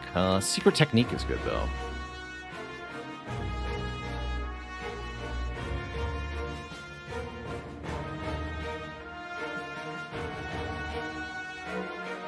Three skims in a row. Yeah, that's going to be interesting.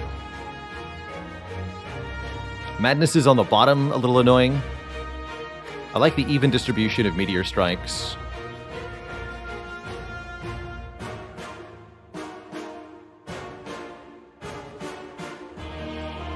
So the thing is, if I play any card that isn't Hologram, we're going to lose the buffer immediately.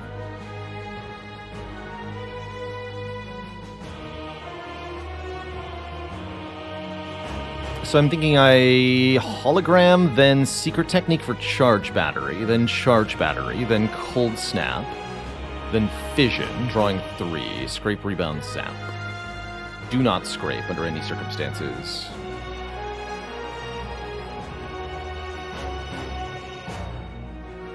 Probably rebound the Meteor Strike at that point.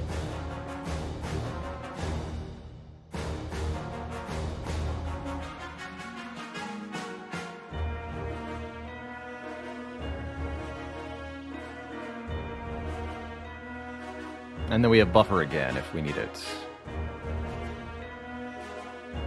Can I get it to it if the first hit is the multi-hit?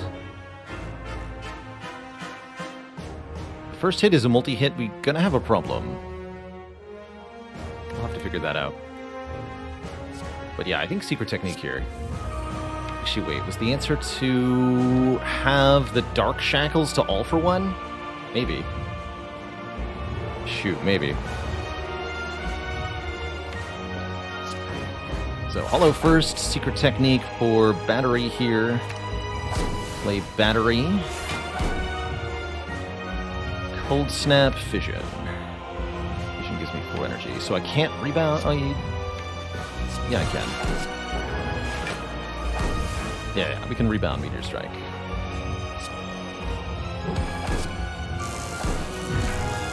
we don't want to play Scrape. We want this draw next turn. We're going to be able to play all of the skims, pretty much. And we'll have Stack to help block.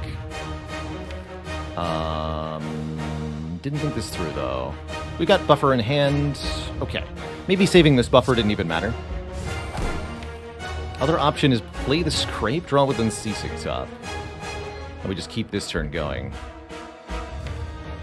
It's an interesting thought. So how would that go? I would play Scrape, we draw Dual Cast Claw. Buffer's gonna go bye-bye. I play Zap, I play Dual Cast, I play Claw. This gets discarded, we draw into Skim. Skim draws these 4 cards. I play Meteor Strike, I'll have the energy for it. Stack gets played. We do Beam Cell, we do All for One, returning Zap, Dual Cast, Claw, Beam Cell. And I probably stop at Hyper Beam, huh?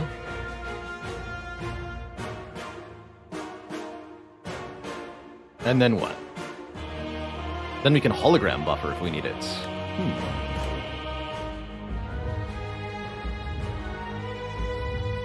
We're pretty much already capped on damage, though. You're right.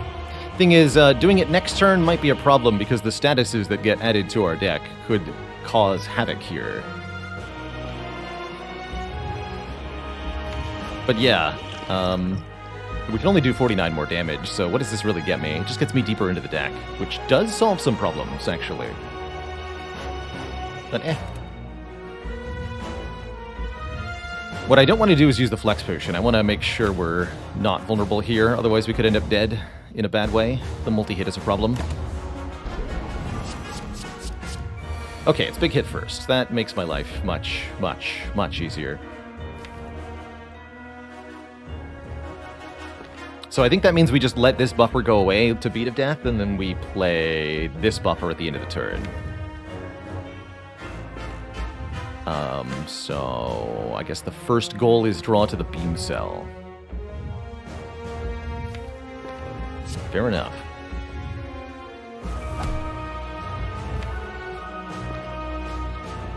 So I can dual cast Skim Plus. I'm gonna go Beam Cell. Double Meteor Strike. Also skimming the Void and the All for One, which will return a bunch of stuff. Stack is an interesting choice here. When do we use it?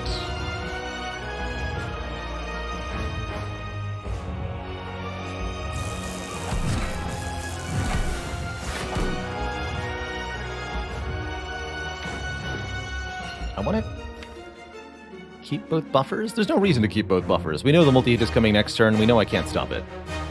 So what does it matter? It doesn't matter. Okay, it doesn't matter. It can be the last card.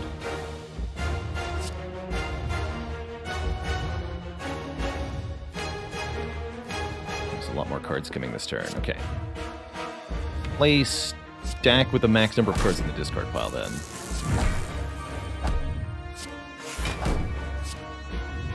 I can also draw 3 more now if I wish. I don't think I do wish.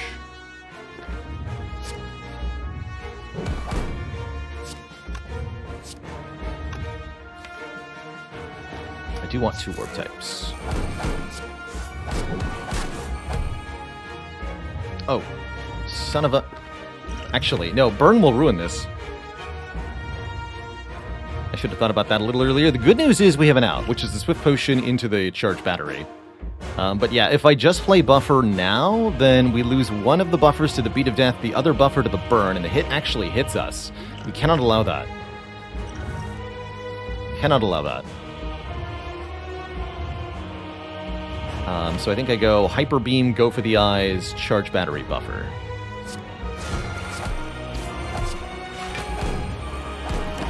There we go.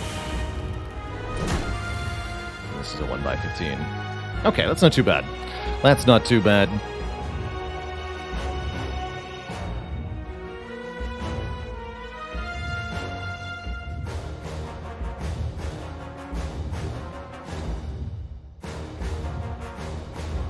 Count Rarario, why did the defect start with lifting weights?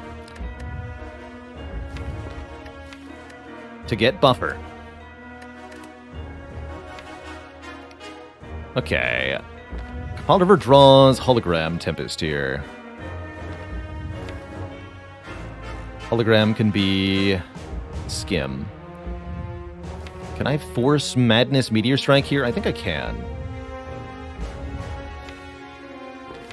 So I think that's what I want to do. Force Madness Meteor Strike. What are the other good holograms here? Don't want to try to hologram.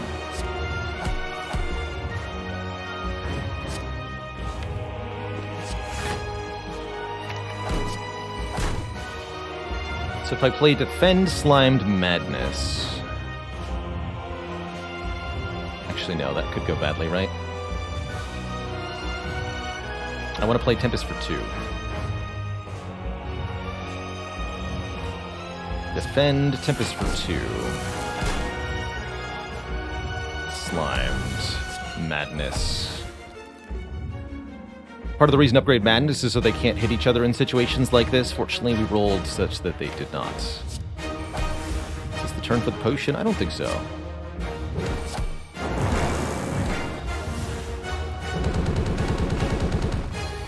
Okay, don't forget, we still have a Lizard Tail. Amongst other things. Alright, here's the real power of Scrape with Rose and I. We can determine whether we want to discard or draw the cards in the draw pile. For once, we can actually use the Unceasing top, too.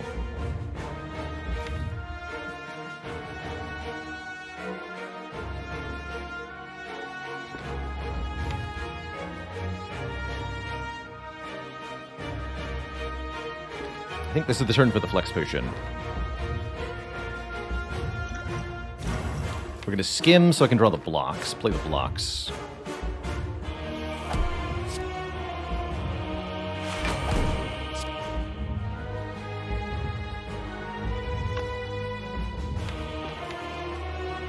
Hologram can fetch all sorts of important things.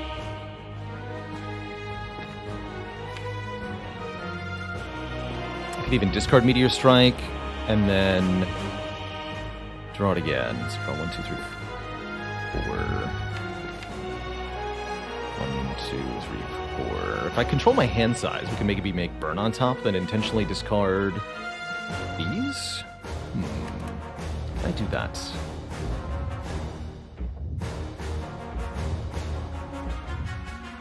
This would be what? Hologram, then Skim, then Tempest for 2, then Dual Cast, back up to 6 energy.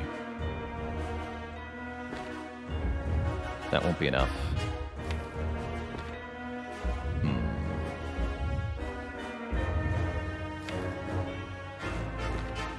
I need to actually be able to play the Meteor Strike. Okay, so let's focus on that. How do I get Meteor Strike in hand and play it? It's either Skim, then Scrape, then Hologram, or Scrape, then Skim, and just play it. Oh wait, I can't Skim. I have to Hologram and Skim.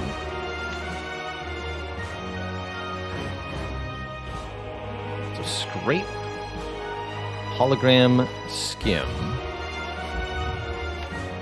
Leaves me with 1 energy. I can then play Cold Snap, Dual Cast to get enough energy to play the Meteor Strike.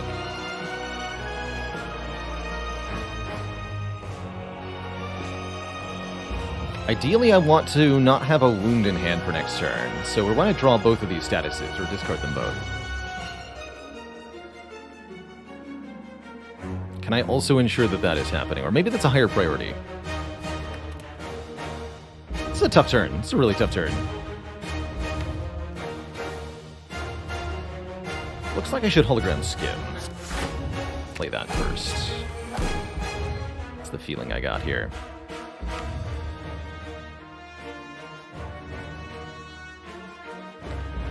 So now I can Skim again. Actually, yeah, now I can Skim again, ideally for 3 cards, and then play Scrape.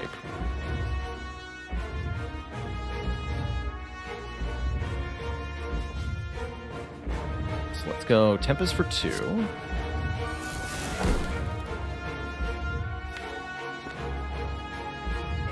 Go for the eyes. Skim for 3 cards. Draw the Meteor Strike, play Dual Cast, play Meteor Strike twice. There we go. Perfect. Okay, that's what we wanted the whole time.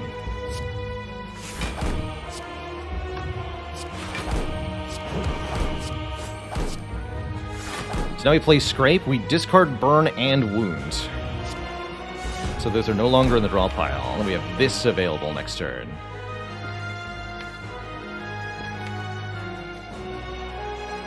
Is that what I want next turn? Yes, that'll be enough to kill, right? We just want to kill next turn. So we're done, right? I think we're done. Maybe you wanted to hologram charge battery one more time, but I really don't think it matters.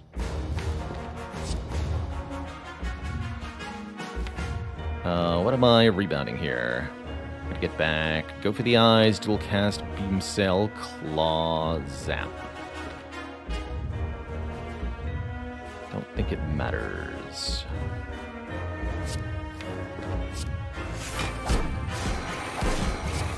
GG, Mr. Hart.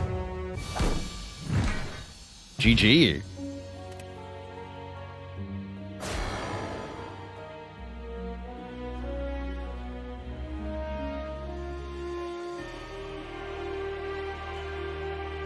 GG. Close enough. GG.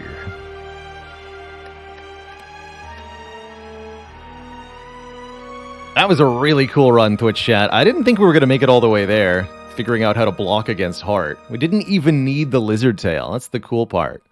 Blocking with just some upgraded defect blocks and buffer. GG. Absolutely GG. And yes, it is time to push the Watcher streak. See if we can't go for number 23 with her.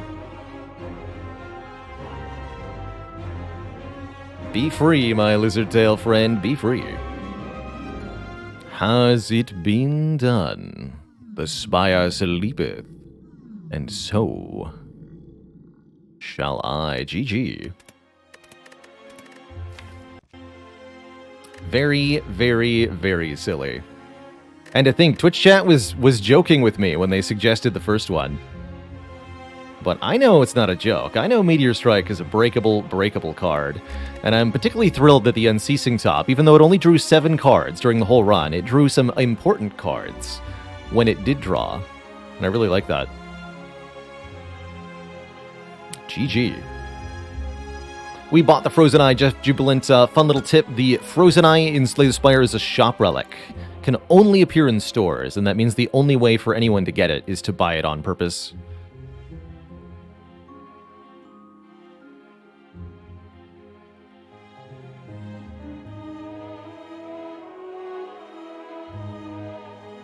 GG. Ridiculous. Simply ridiculous. And all powered by the Necronomicon, too. This was really, really beautiful. But I mean, with the Strike dummy, that was just extra fun.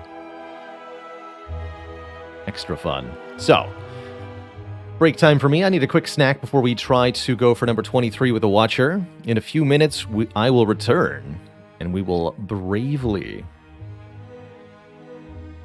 move onward. Be right back, folks. Do not go nowhere.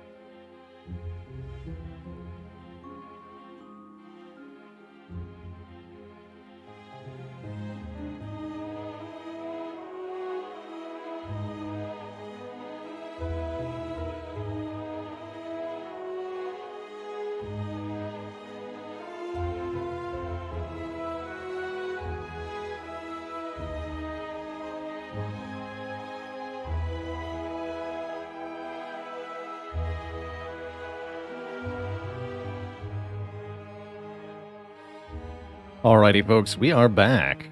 Thank you so much for the support. Yeah, Mythos lives. This was a heck of a run. Necronomicon triple meteor strike. There was even some Frozen Eye unceasing top nonsense at the very, very end. Surprisingly effortless Time Eater Donu Deca fight. But a very difficult heart fight, as we did struggle a lot with that beat of death. Really glad I had the Swift Potion, or I think I would have misplayed the heart fight and died because of that. Well, actually not died. We would have lost the Lizard Tail, and I still would have won.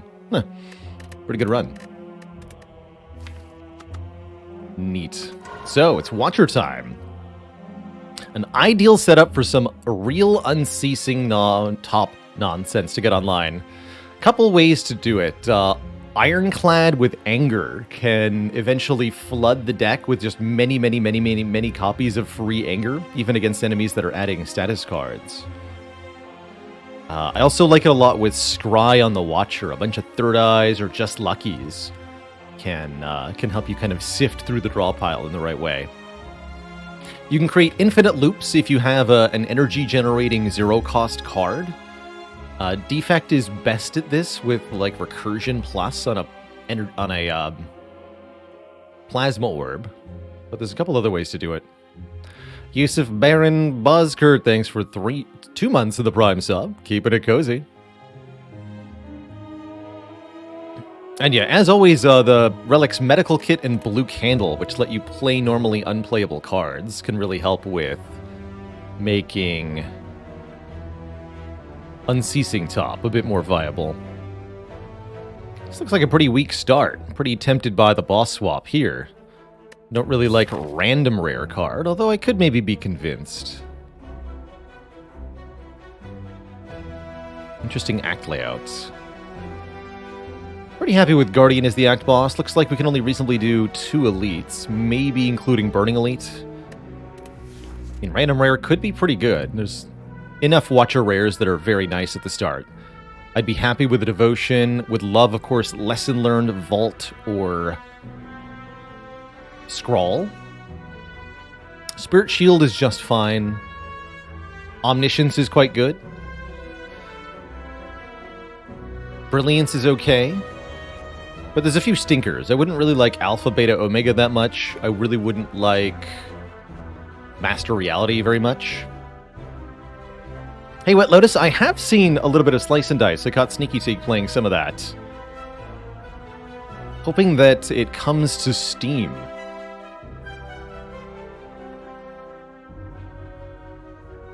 And currently it's only on itch.io to get a copy of it, but it looks really cool. I like that you've got a party of adventurers that each kind of have their own class dice.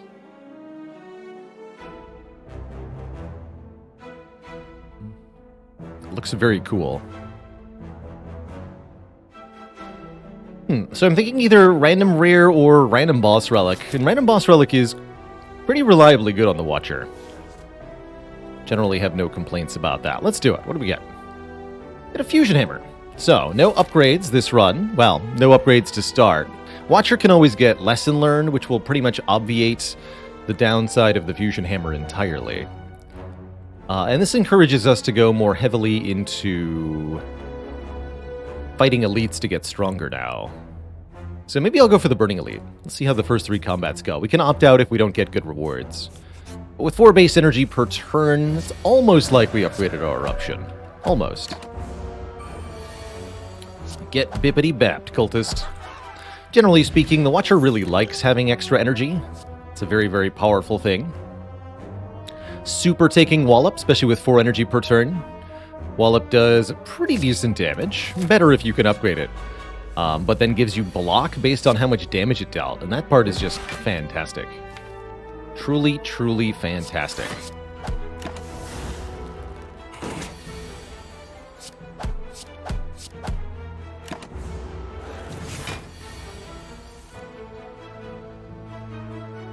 Eruption Strike is 21, so that'll kill. Very good potion. Probably going to fight the Burning Elite. And do we want an empty body to leave Wrath? I don't think that I do. I think I want to keep the deck small here. Add relatively few unupgraded cards early on, and just rely on the higher base energy to do most of our work. We can remove a defend at this first shop. That'll help a lot with our elite fight matchup. I like it.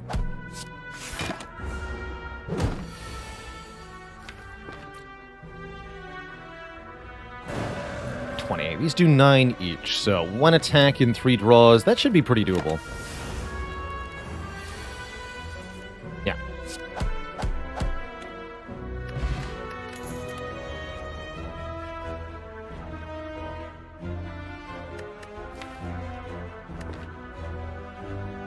I guess Crescendo is okay. Retaining Wrath is rather nice, especially against Guardian. Yeah. Don't often go for an early Crescendo. I don't really like the... I don't really like the follow-up with the extra energy here. So, this might be our only chance to upgrade this whole run. Which does make me want to consider taking a key upgrade here. We could upgrade Eruption, which is kind of a big deal. Or Crescendo. Or we could get Wallop upgraded, and that's also very, very valuable for this whole run. Making this Wallop hit harder is going to be very big for Act 1 also. Or we could go for a Transform, but I really like taking the upgrade here. Let's get this Wallop upgraded. I think over the Eruption. Because we'll often have extra energy anyway, especially once we get another boss relic. So here's where we find... Okay, we didn't find Apotheosis that we couldn't afford. Kind of expected to. Here's where we find a card removal. If I really want to look for Apotheosis, we could check here. Wait, there's a 3 elite path. How did I not see that? I have no idea how I missed that. Oh, that's awesome. So if I'm going through that shop, I want to be able to afford a colorless rare card. Get 30 gold here, 30 gold here. So reasonably, we'll need all of the money to have a chance, even. That means we can't afford Mental Fortress if we want to be able to buy the rare card there in that second shop. I'm okay with that. I don't see anything that's particularly important here. We have 2 good potions. A favorite beta art. I think Wraith Form is probably my favorite. And I guess I'll recall here, since we're not missing any health. Yeah, Wraith Form, I think. I mean, we even got an emote based on it.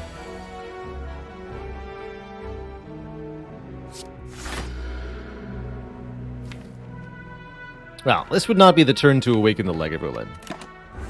Definitely think we're going to need to use the Fear Potion here. Perfect. Next turn.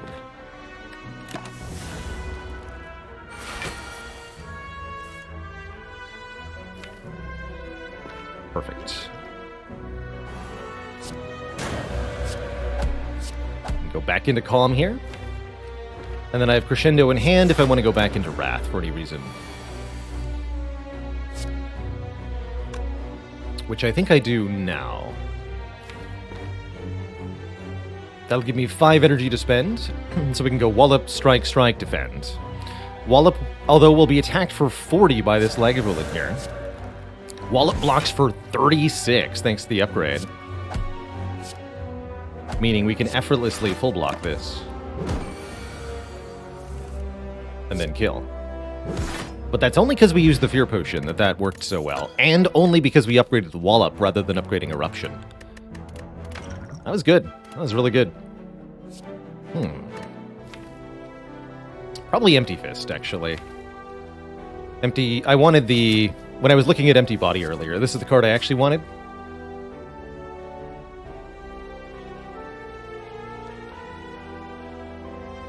With extra energy from Happy Flower, Fasting is a little tempting, actually. Fasting is pretty good beta art. Quality.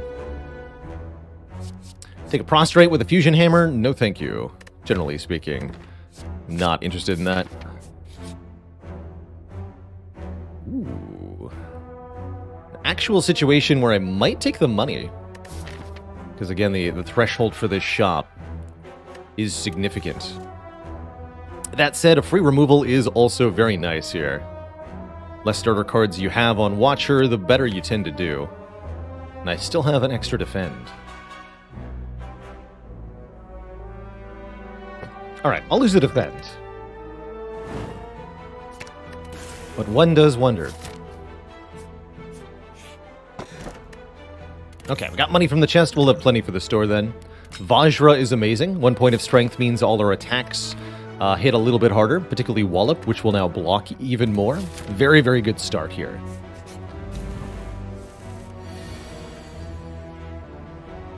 And a very, very good crescendo here. Letting me get way more damage against Gremlinob early on in this fight. I want to deal another 14 using the potion. Well, what's my best damage turn next turn? We can do 18 plus... sorry, no, not 18. 1 strength. Eruption is 20. Empty Fist would be 20 as well. So yes, if I draw Eruption, Strike, Empty Fist, we just killed the Gremlinob. I don't think I need to use a potion.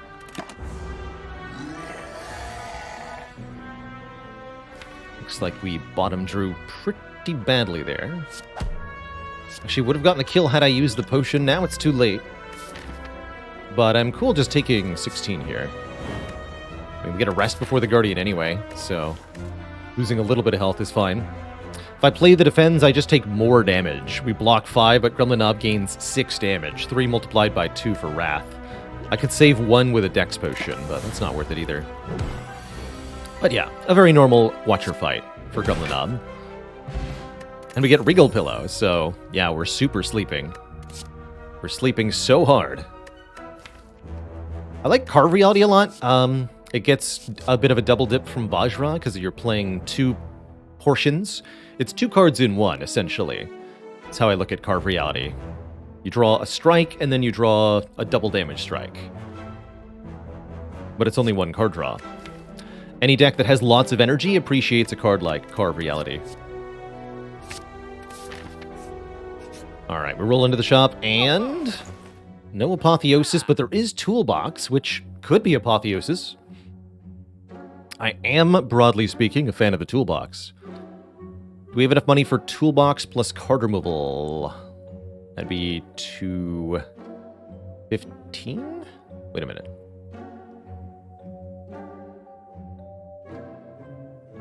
No, 235. We are short. Cannot get them both.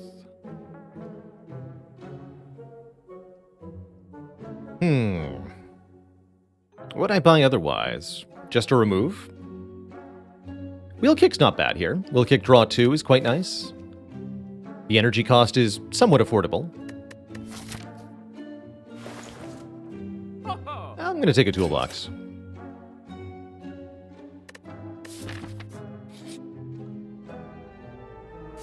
And a Bottled Lightning. That shop was meant to have an Apotheosis. Dang it. Really was. I don't really want to bottle any of these skills. So I'm going to take the Sapphire Key here. We have all 3 keys in Act 1. The power. I think I'm taking a good Instincts here. Although Mind Blast... no, Mind Blast will do what? 9 damage? 10 damage for 2 energy? Not worth. Now, Eruption Wallop. That's worth. My only regret is not being able to play the Carve Reality as well. It's the sad part about not upgrading the Eruption. How much damage is Eruption Wallop? We do 10 plus 26. This is a pretty good use case for the Bottled Miracle. I think that's what I'm learning here. We have pretty good odds of getting a potion in the next 2 fights. Let's use this. That way I can go... Eruption, Wallop, and then Carve Reality to kill and get a smite. And have 1 energy for next turn, too. I'll take it.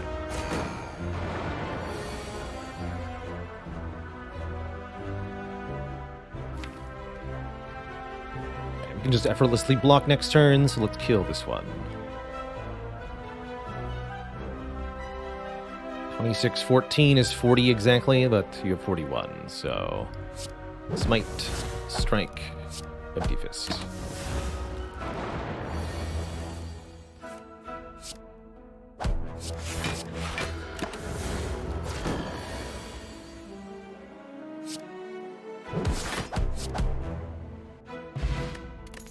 Alright, potions forever. Now we get a potion after every combat.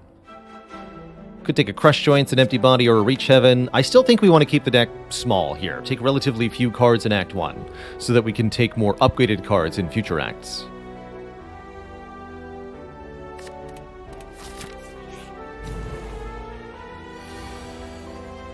Take a trip here. Yeah. Bonk. And I'm very happy with a Fear No Evil to get into Calm using. We have 2 Calm entries, 2 Wrath entries, and an Empty Fist. That's great. Toolbox absolutely busting our foes. The Boxing. Guess I'll keep Dex Potion for the Guardian, and then we have the Liquid Memories as a sort of panic button. We have to go to full health. I'm not allowed to Smith here. Or Recall, because we've already done both of those. Well, because we've already got all 3 keys. Mayhem versus Guardian. What's the worst that could possibly happen? Smiley face.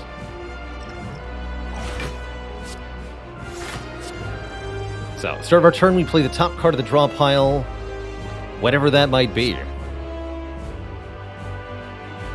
me just double check. Am I willing to actually do this? I think this will be fun.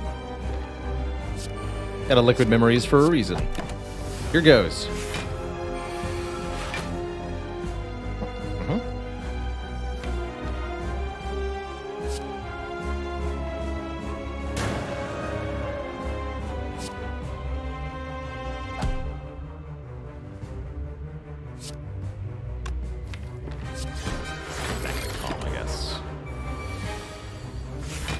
Easy block every time. Never had a problem in my life. Ow. I've had a problem.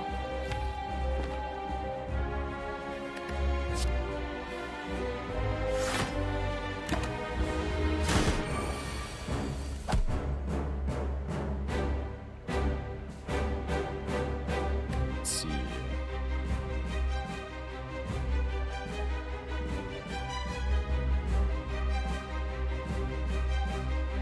Using Wrath here would be a little overkill. I guess that's fine.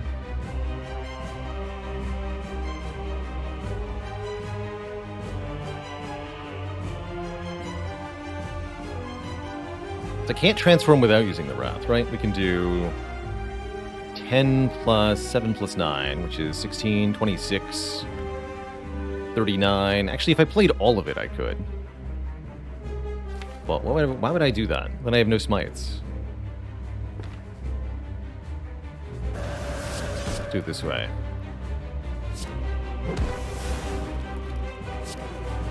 Back into calm here.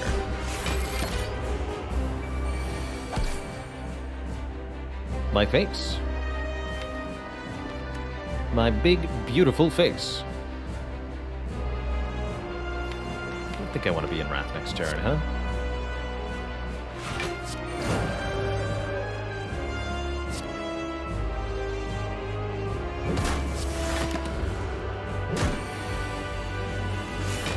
Easy every time. No problem. Wasn't even worried. Alpha, Devotion, Spirit Shield. In a world with upgrades, I could see these being okay. In a world without upgrades, I'm not exactly thrilled.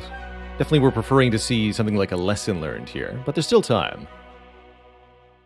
Time to keep the deck small and refined, that is, by skipping all of these. These set of cards, plus an increasing array of relics and constant potion use, I think are going to do plenty of work going into the next act. How bad is Spirit Shield? Actually, really good if I get one of a couple different boss relics coming up. Most of the time, currently, Spirit Shield is 2 energy block 12, which is fine, but I mean, if you compare Spirit Shield to Wallop, it's a lot worse. Still a decent block card, but what we want right now is not a block card necessarily. We'd like ways to amplify our damage more. We'd like to add Vulnerable to this. Cross multiple turns, we'd like to add more energy and more card draw, perhaps, as well. Do I have a colorless card tier list? Yes. I think that's one of the early ones on the YouTube. Talked about all the different colorless cards. So if you search colorless on the YouTube, I think you'll find something like that.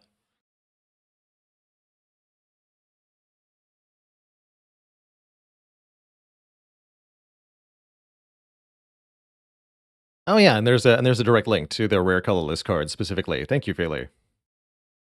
Beautiful. Ooh, those weren't it. So, Choker or Dome? Thinking Dome.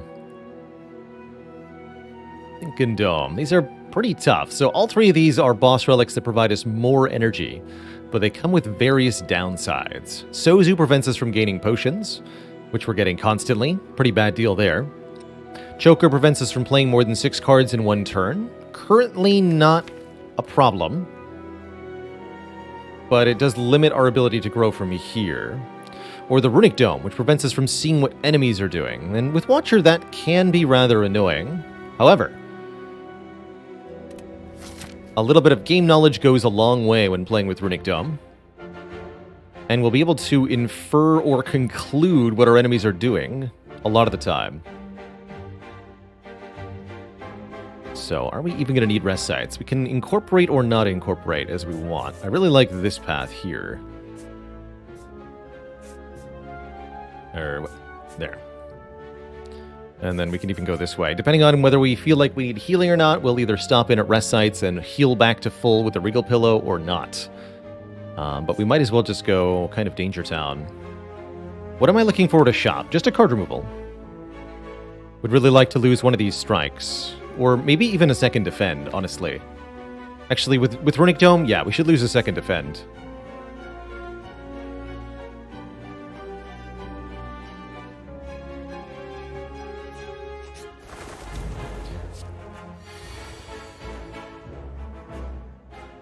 Oh dear.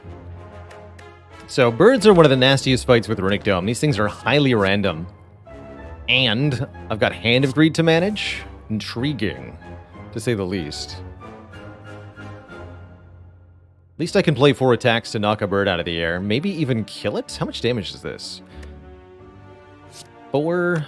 Birds take half damage while flying. 4 plus 5 plus 6 plus 10.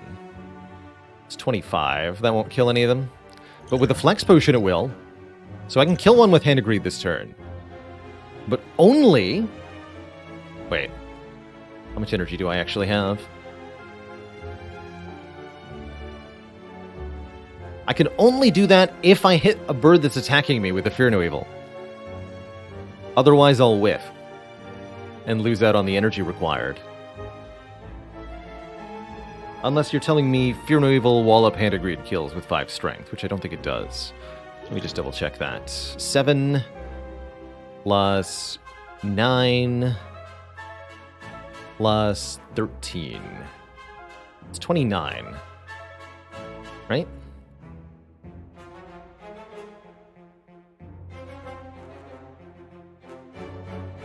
Yes, okay, so with the Flex Potion I get a kill even if I whiff the Fear No Evil. Okay.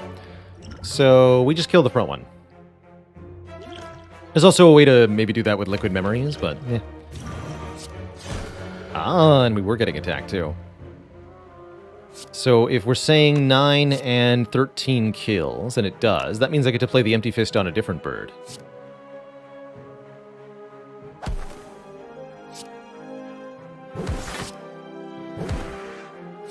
Play the defend. Which mattered. Hell yeah. Now what? Now I use the other potion because it's worth it. Question mark.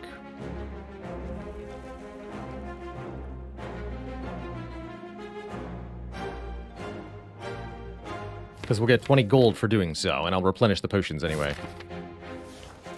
So I think I'm going to Liquid Memories the Hand Degrade here.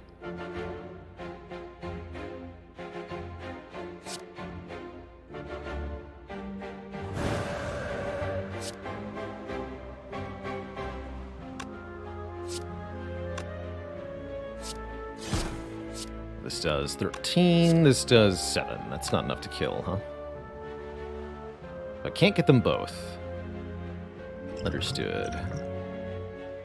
Makes me want to get Wallop instead, but I am a greedy, greedy individual, so here we are.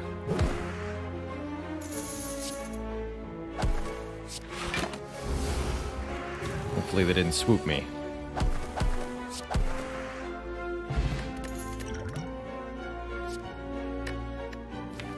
Rushdown seems pretty good. Just Lucky Plus is kind of tempting, but Rushdown seems really good, drawing us 2 cards when we enter Wrath stance. Alright, these chumps, I always know what they're doing. It's much simpler here. They always attack turn 1, both of them. The stinky buggers. How much damage is actually in hand here? 18 plus 18, 36. Strikes do 14, 36. Okay, so there is an important difference in the health here. I'm going to target the front one, because if I draw a strike, I can kill this looter. If I draw a strike, I can't kill the mugger. Let's rush down. Fair enough. Take some damage then.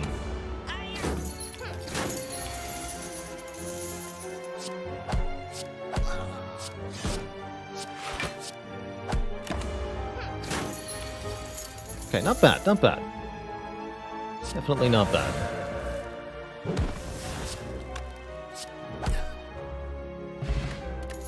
And we're back to 2 potions, just fine.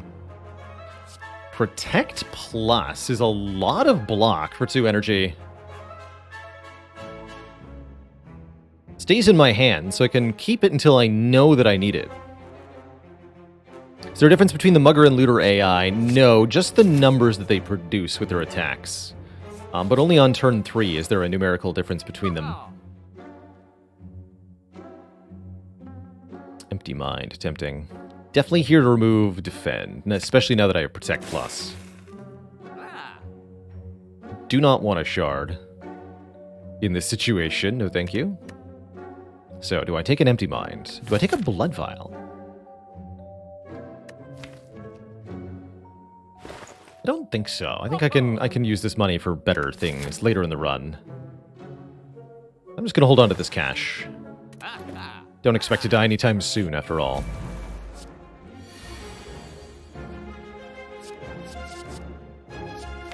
Take the deal 9 or the draw 1. Let's take the free attack.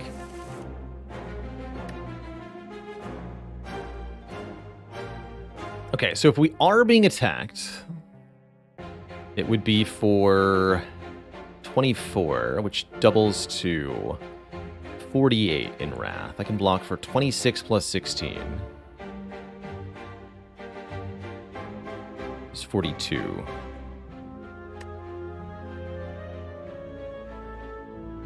I'd have to go Crescendo, Wallop, Protect. Dramatic entrance.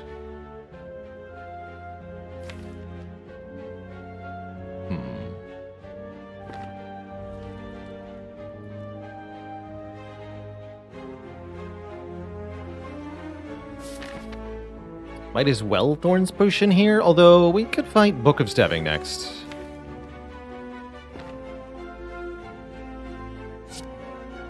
Definitely want this thing dead next turn. We got mostly attacks in this deck, so that seems like the wise choice. There's also 3 ways out of Wrath Stance and a Swift Potion.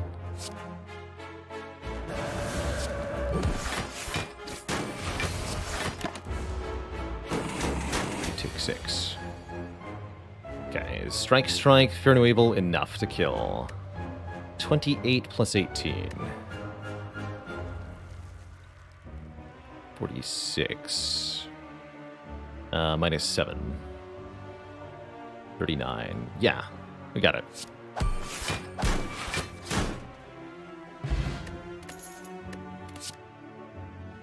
Ooh, choices. Nitro Sock Slide, thanks for the Prime sub. Welcome to the Cozy Sub Club. Probably Gambler's Brew Swift Potion. Forget the Thorns Potion entirely. Forget the Thorns Potion entirely. So, is it Inner Peace or is it Cut Through Fate? I think it's Cut Through Fate here. I want to be able to scry and draw while attacking with my bonus strength. No shops for a long time, so let's look at a couple more potions. I'll look at all three. See if we can find the best two possible before we go through this gauntlet. And I think Flex Potion, Swift Potion is probably the best here. Rarely do I want a Gambler's Brew because there's so few cards to gamble in this deck that are really that bad.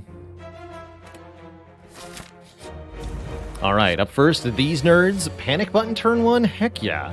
There's not going to be a turn 3, so...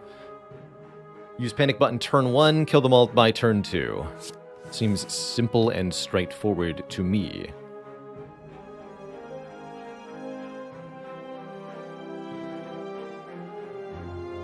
With the Flex Potion, I can kill the Red Slaver this turn. Heck, I don't even need the Panic Button. Maybe that means I want a Swift Potion? I think that means I want a Swift Potion, not Flex Potion. Okay, that's a bit better.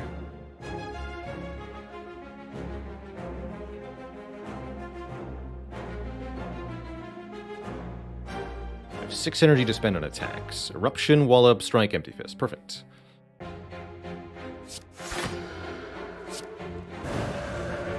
We don't even need the Panic Button, actually, so I'm not even going to use it. No point. This is 40. Blah. Okay, we'll do Wallop, Empty Fist on you. Strike the front guy.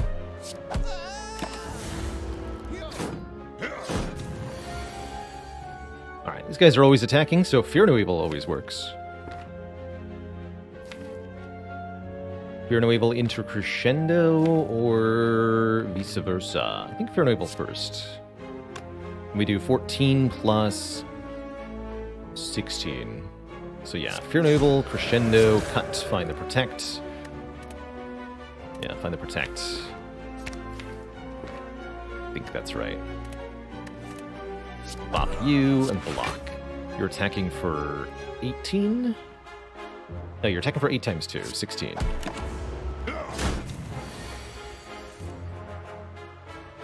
Perfect.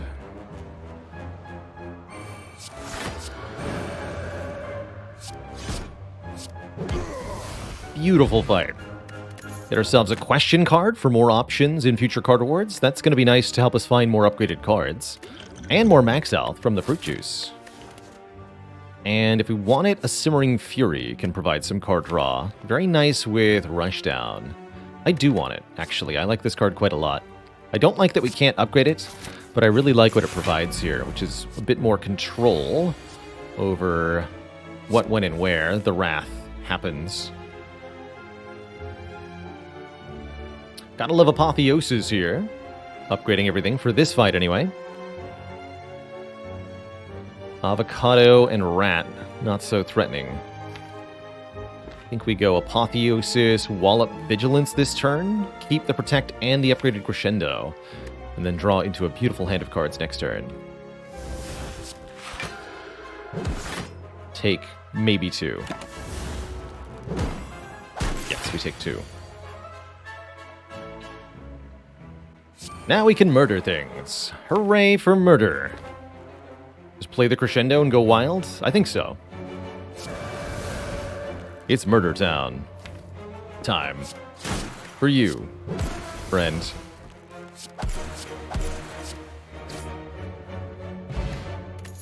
Brilliant. Second Wallop. We've had first Wallop, yes, but what about second Wallop? Follow-up plus is also not bad here, although I don't know how much I need a free-ish attack.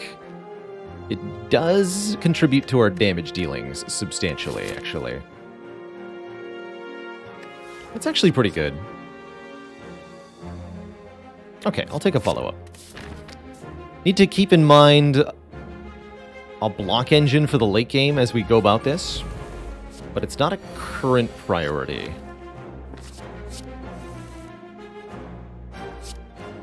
So, the Book of Stabbing. Attacks for either 24 with a single attack or more likely 7 by 2 here on turn 1. So we don't need to block for much. We could even be in Wrath for much of this. This looks like a really good flex potion turn off the top of my head, especially if we can find our wallop. So I'm going to go ahead and flex pot here. Let me go what? Fear No Evil Eruption. Forget Vigilance entirely for the moment. Let's do it.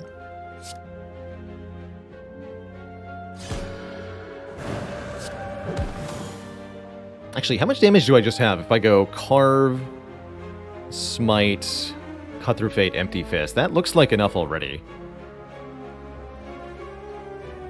With 6 strength, the Smite is going to do 36 damage, so 24 plus 36 plus 26 plus 30 is more than 109.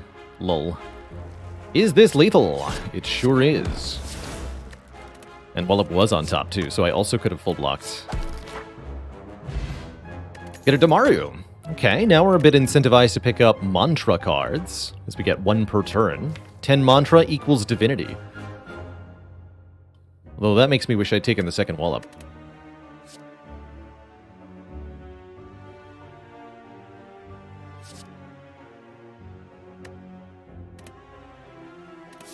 Plague says, Runic Dome is never in the pick list because you can't remember which enemy does what. Well, if you can kill them on turn 1, it turns out you don't actually need to know what they do. You can just bonk them real good-like, and they're gone. Blue Candle. Don't see how that helps me. Let's see. Do I want to go this way or take 1 rest just for safety? Fighting Collector.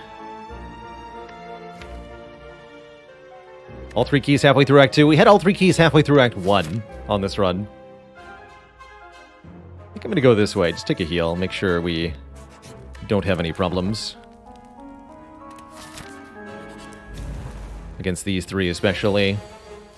Panacea? Bomb is going to be too slow here, so I'm not even going to consider Bomb. It's either Jack of all trades or Panacea. Let's go Panacea. Ooh. I guess that's still enough with the Fire Potion, but I'm not thrilled with this turn 1.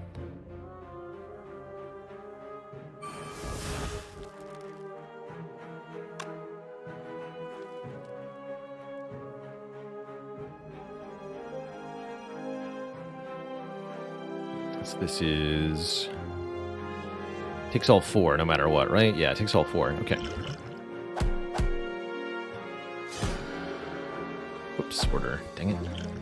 Thought about that, and then I did it wrong anyway. Bah. Guess it shan't matter too much. Take some more here. Glad I rested. Go back to health. Full health before the boss. This would have been a sliver of health if I had chosen to... Well, we'd have had a different encounter, right? Much later elite. I'm no longer sure what the right move was, but I'm happy with the one I made.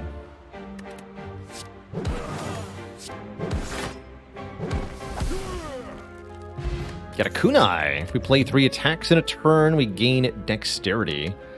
We are again offered fasting, which I think is better now than it was. Still kind of crap, though.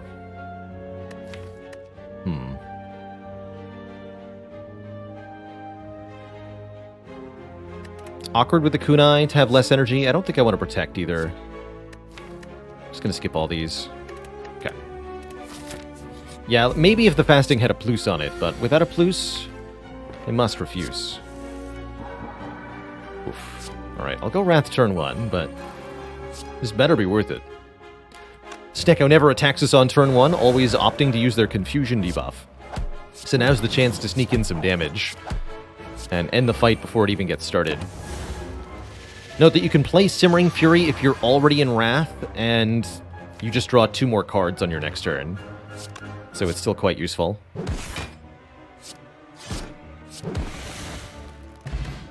Okay, regen potions. Theoretically useful. And there it is, lesson learned. If fatal, upgrade a random card in the deck permanently. This is going to allow us to, from here, start to permanently improve the deck by bonking our foes to death with the correct card. Pretty good. We are officially gaming, as they say.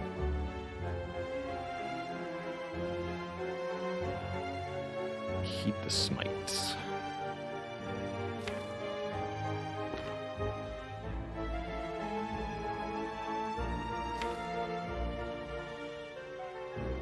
It's a weird fight. Can it upgrade itself? Yes.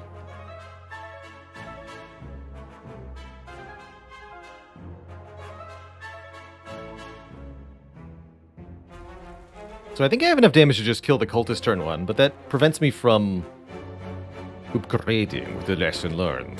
I also might want to genuinely kill the Chosen first. I don't know what Chosen does on turns other than turn 1. I do know what the cultist does every single turn, so getting rid of the uncertainty first has some appeal here. Yeah, we had 54 damage, so we could have exactly killed. Kind of funny, actually.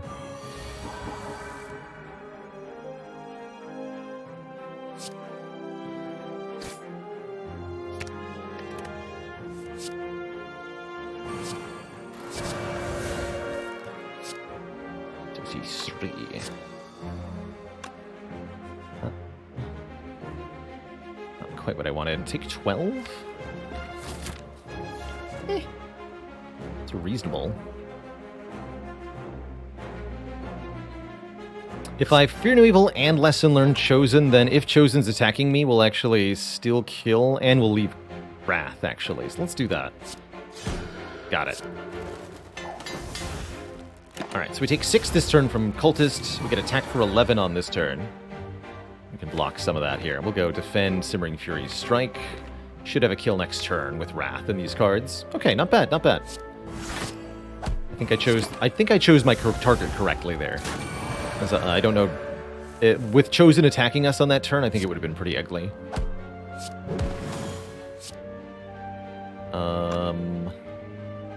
I think I missed my chance to get 2 health from the regen, but it doesn't matter because of the Regal Pillow.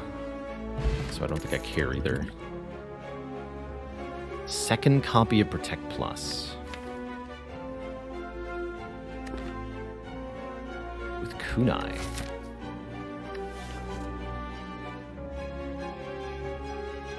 Yes? Sure.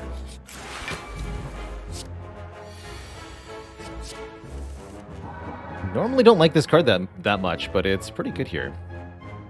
Shelled Parasite will always attack for 21 on turn 1, so we're definitely playing Protect Defend. Why don't we Worship here? Get us into Divinity soon? Sure.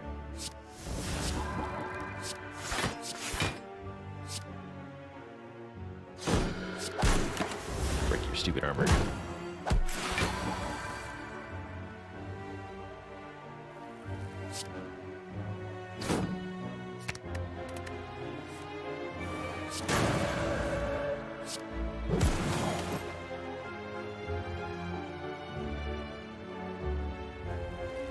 Go Wallop Empty Fist, and then I'll get the lesson learned for this thing momentarily. Currently we're being attacked for 11.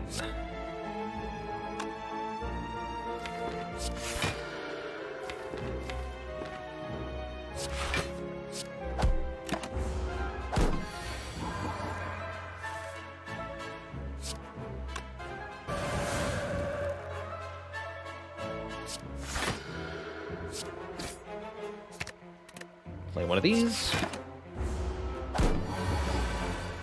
Divinity Lesson Learned. Finally, the Eruption is upgraded. Snack Oil could be pretty good. Ray Plus.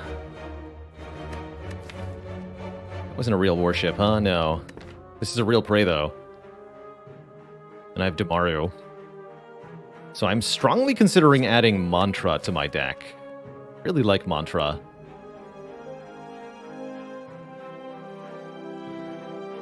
I've got so much red-blue attack stuff going on, though. I don't know if it's actually helpful. Probably better for a Cut Through Fate Plus instead. Race up there with the weirdest cards in the game. Agreed. No, I think I'm better off with another cut, actually, upon review.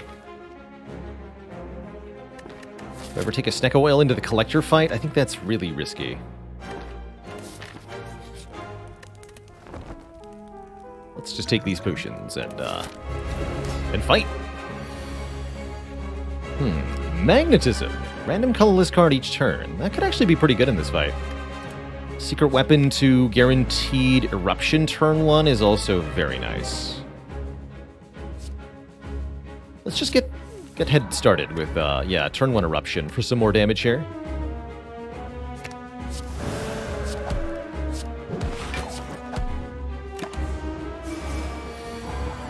Seems good to me. By helping to draw with Cut Through Fate. Vigilance? Sure.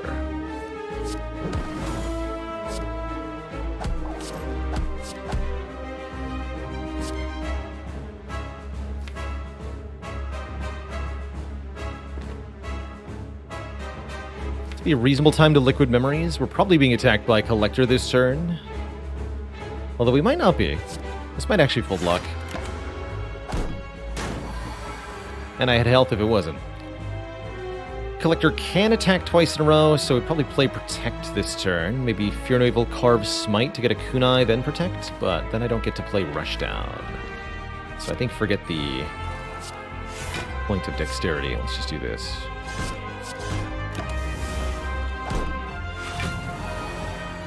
This turn, turn 4, is one of the only guaranteed turns of the Collector fight. Collector will, on this turn specifically, apply the Mega debuff, saying, "You are mine."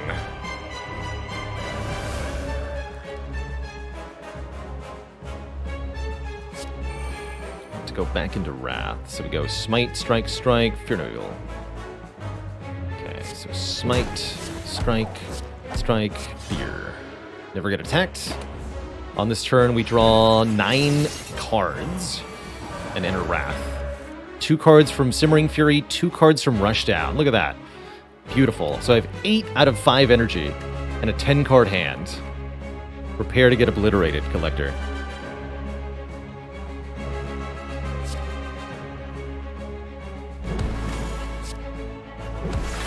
And then what? Vigilance and then Eruption again? I'll have to Cut Through Fate for an exit then. Or I could just Vigilance at the end. Just Vigilance at the end.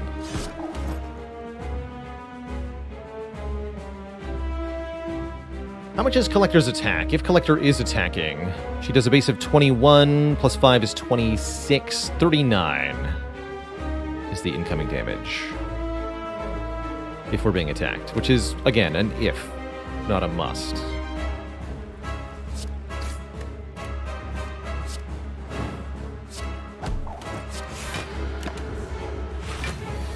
Didn't even get attacked. Cool. Looking for Wrath? Guess Empty Fist is okay here. We can glean information from the Collector. Are you attacking me, Collector? Yes. Okay, so we should block. And again, we know that this is 39. We just did the math on it. So I can double protect. Double protect. We could even maybe consider the speed potion. We are getting a potion from this fight. This would be the time. Let's full block. Also, oh yeah, and that was with more strength. I did the math for 5 strength. That was with 10, so we needed it even more. What Collector can't... Collector could attack again this turn. It's true, she could.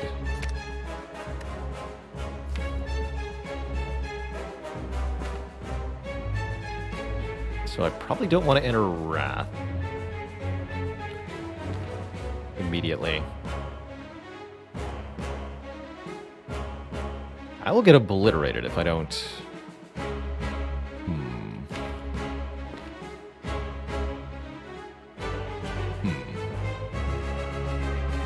Do I have to use Liquid Memories? I don't think so. I think I discard everything now. Yeah, just draw the wall up.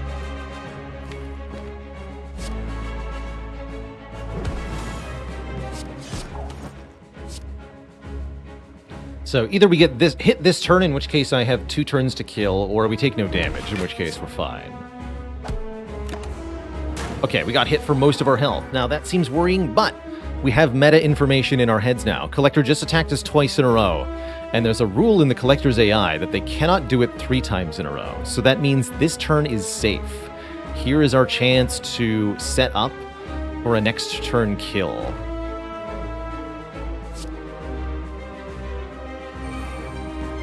And that means we only want to have 1 smite in hand at the end here. Let's just use the rest.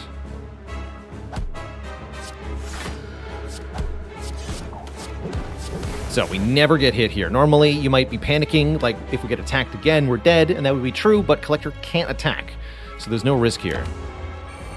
Instead, she chooses to summon, and we choose to upgrade a card.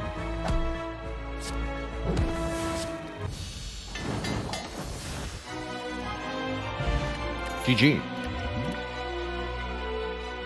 There's the scroll card. Could also think about maybe taking Wish to gain money. Don't really see a lot of need for a Judgment or a Blasphemy in this deck, though. Let's take a Scrawl. Scrawl draws cards until our hand is full. We've got plenty of energy to spend it. This might even be the legendary 6 energy Watcher run. Oh. Blackstar, Caller, or Lotus. Lotus gives us more energy when leaving Calm. That's kind of interesting.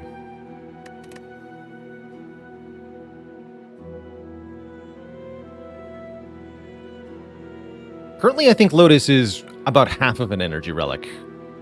But we can change that over the course of the rest of the run. Got many card rewards to look at yet, especially with question cards, so I'll take any inner pieces I see, I'll take any meditates I see. We want to pick up a mental fortress, ideally. We've got a lot we need to get our hands on if we want to make this beat the heart still.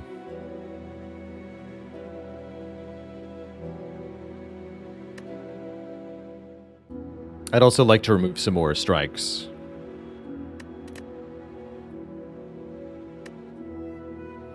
Okay, take a Violet Lotus.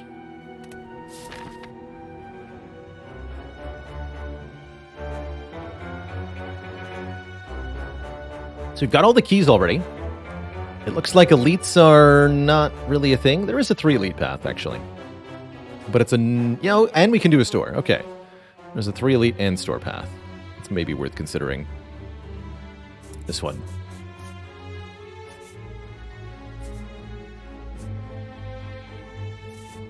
Like that. Otherwise, if I want to go to 2 shops for 2 removals, we only get 1 elite. So I think I'd rather go 3 elites than 1, for sure.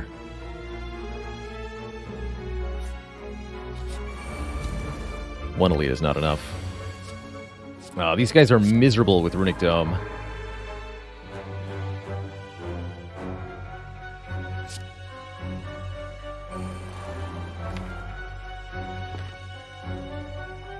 I'm just gonna go ham here. Okay, we got Vigilance, that's probably good. Let's Scrawl, it's probably even better.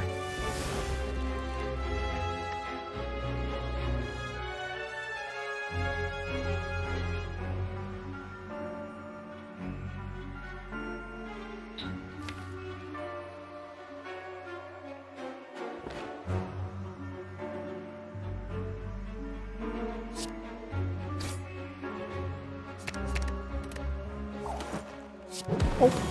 Alright, skill pot, what do you got? Commentary, perfect. Actually, Swivel Wallop.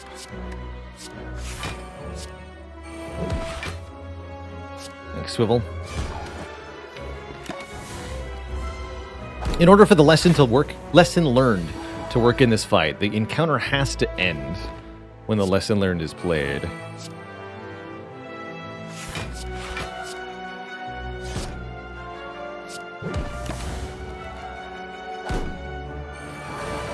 So we need the lesson learned to kill the final Darkling, or it won't be enough. There it is. Can I get the kill here? Looks like I can.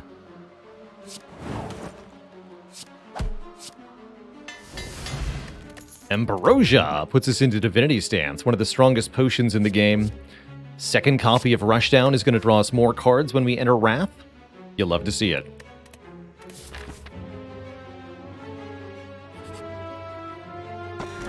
And we get 80 gold and a Gremlin Horn right before the shop. Gremlin Horn is going to make fighting Reptomancer in particular way easier. So I'm super happy to see that.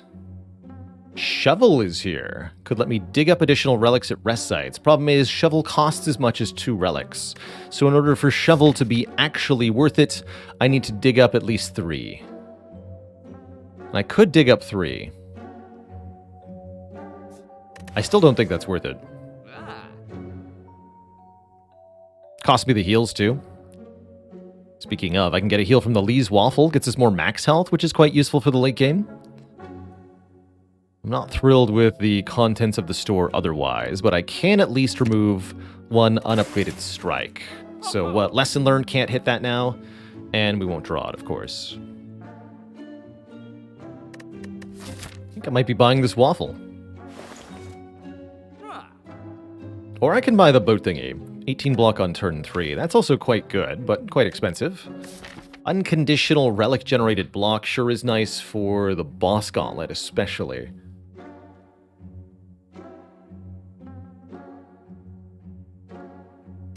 I'm gonna take the waffle. It's a nice even 80 after all. How could I say no? I should have spent it all. Yo, hand agreed. I can hand agreed 2 of the enemies in this fight, and lesson learned the 3rd. If I play my cards right here. Ooh, it's gonna be tough to do. Let's scroll then. I can liquid memories for the lesson learned, actually. That'll work. Don't hurt me. Thank you.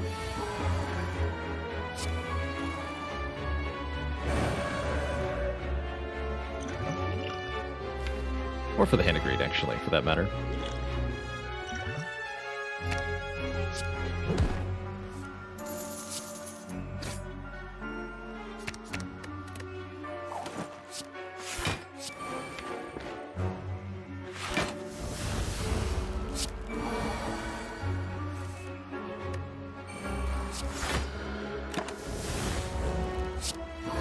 This enemy's never obliged to attack me. They could attack me at any time. So, I just kind of have to hope they don't do that.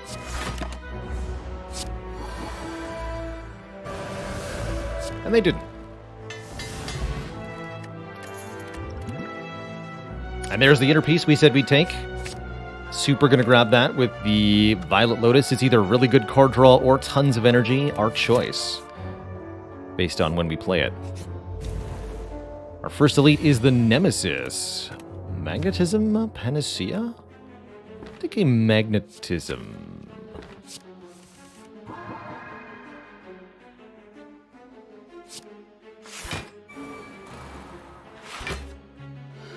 Good fight for the Dex Potion.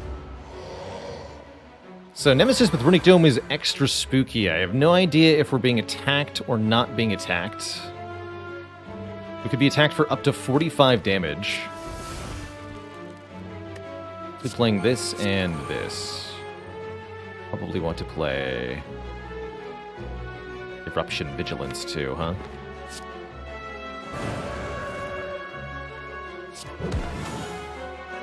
Are you attacking me? Yes. Makes sense. Should use the Dex Potion. Foolish. And I'm guessing this is not 200 damage as much as I want it to be.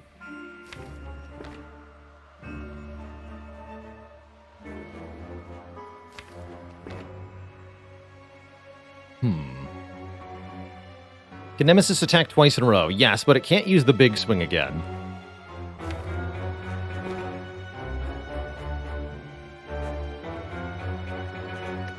Can I lesson learned here with the Ambrosia Potion? Probably. Because then we'll have 11 energy.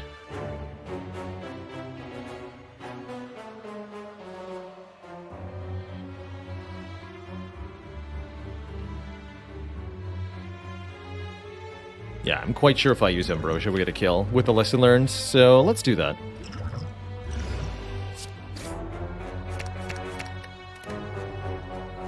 $60 damage.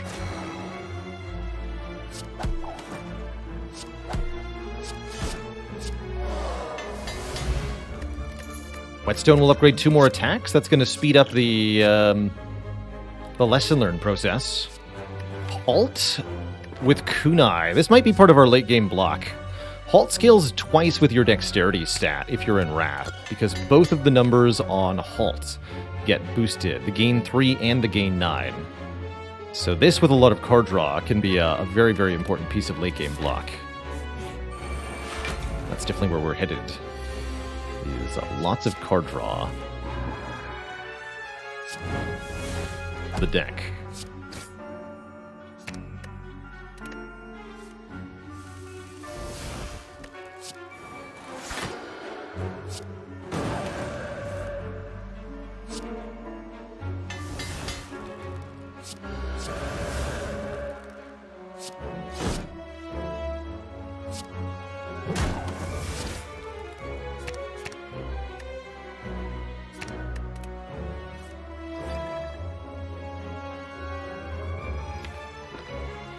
Spiker could be attacking me here. I'm just going to block.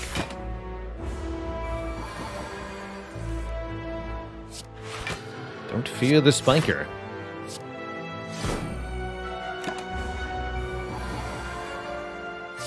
Or maybe do. I'm not your real dad.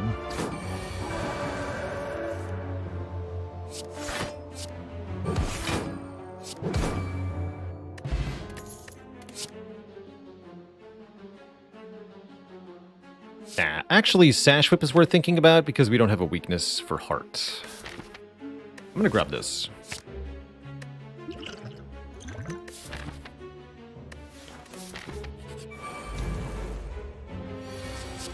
Prefer Wave of the Hand, generally speaking, but I'll take what I can get.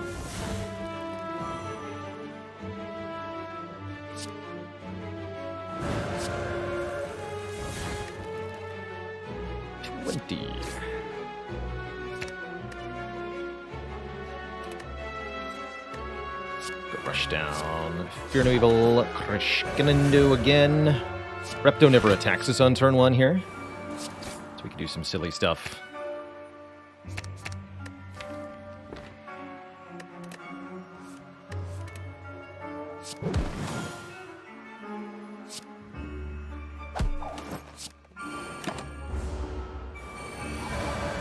She might attack me this turn, but doesn't have to. I think I just kill her though, so no problem.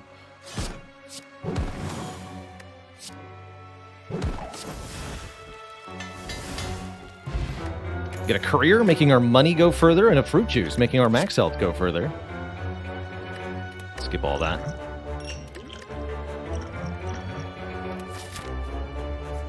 These are equivalent. Singing Bowl, we can skip cards for max health, so we'll get a little bit chunkier before the end game here. Up to 8 more health, depending on how much we choose to skip or not skip. This enemy always debuffs us on turn 1, so it's a safe turn to Eruption. Although I'm empty fisting anyway. So I know that Fear no Evil won't put me into Calm here, because this enemy never attacks turn 1.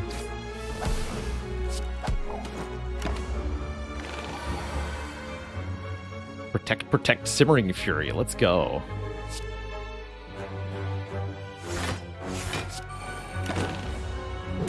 One.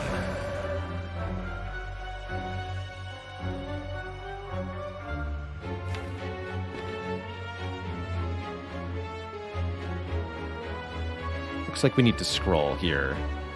Can't kill with Wallop Carve, Lesson Learned. Or Carve Smite, Lesson Learned, right? Smite's gonna do 24 damage. 22, 24, 28 is how much? That's only 74. We're a full 10 damage short.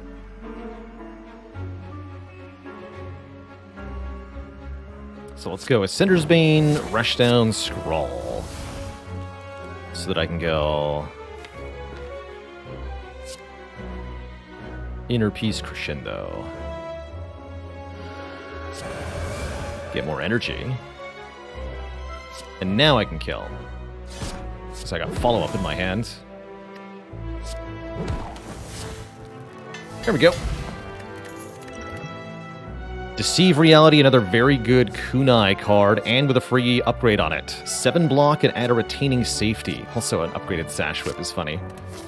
Would have preferred that to the one we took, but we'll just try to upgrade the one we have. How many unupgraded cards are left? 1, 2, 3, 4, 5, 6, 7, 8, 9. We're not going to get all of those upgraded. 1, 2, 3 at most. 4, 5.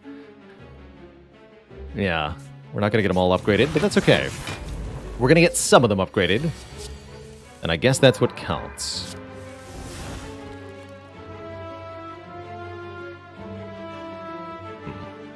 Oh, got Sash Whip, okay. So 28 plus 18. It's 46. That won't kill any of them. I have to Empty Fist first. Or what about Lesson Learned last? So we go Crescendo, Sash Whip, Empty Fist, Lesson Learned. What is that? We do 30, 48, which still won't kill. That's correct. Okay.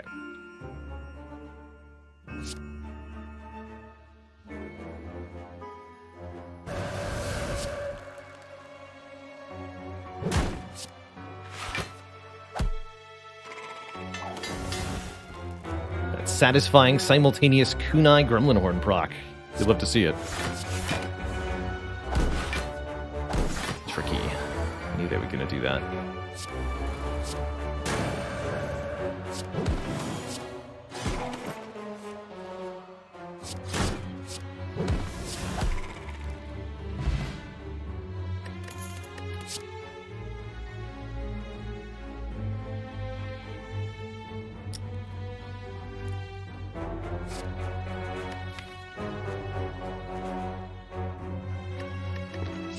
I'm taking that.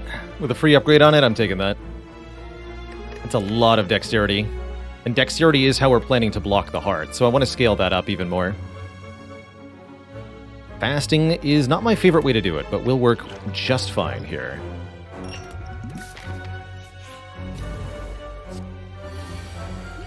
Not taking a Mayhem. I'll take a Magnetism, though.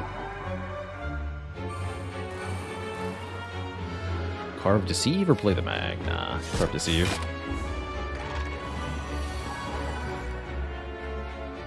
Gotta be Carve Deceive.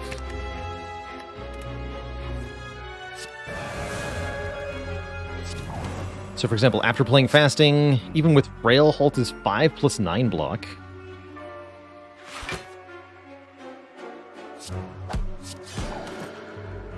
We're always getting attacked that turn, of course. Could have been attacked for up to 30 on that turn. Oh, we already got the Sash Whip upgraded. That's great news.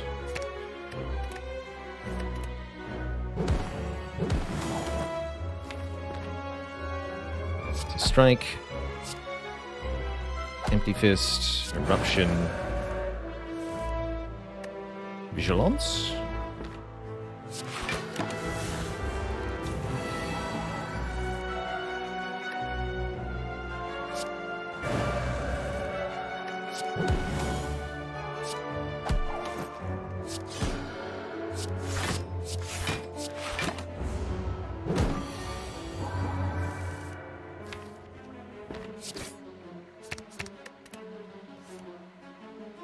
There's the big hit, right? So we could get multi-attacked this turn.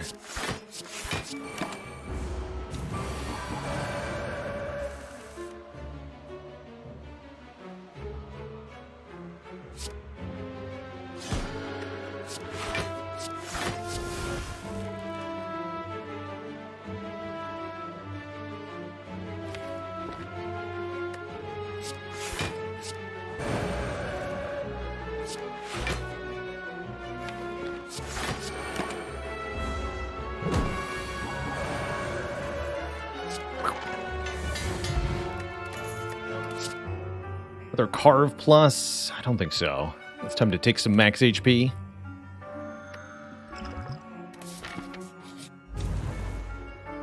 Apotheosis for this fight. Sure. Don't have a compelling reason not to. Forced to rest after this, so I don't really care if we take a little bit of damage. Keep the safety. We might be attacked for 7 times 3, and we'll take 6. I'm not going to play Simmering Fury. Although it draws 5 additional cards. Never mind, I am going to play Simmering Fury. And I guess also safety then, because I want to draw 10 cards. We'll have to exit Wrath, but we got a lot of ways to do that with a 10-card draw. No problem at all. No problem at all. So for safety's sake, we should block for 45 this turn. Well, with the Sash Whip, only 33 will be required. So there. No matter what, we never take a hit here. Tempting to maybe play the Scrawl, but I'm not going to. Okay, then this turn is pretty safe.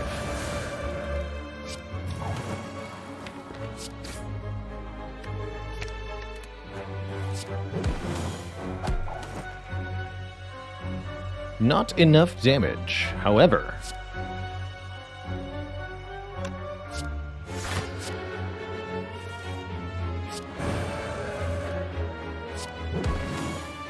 That was closer, but still not enough. I could go Lesson Learned Empty Fist to kill.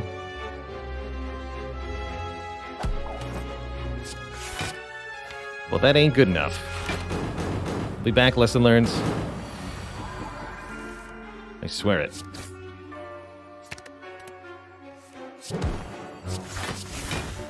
Oh, I should have checked if we were being attacked. We were. Good. Good choice, me.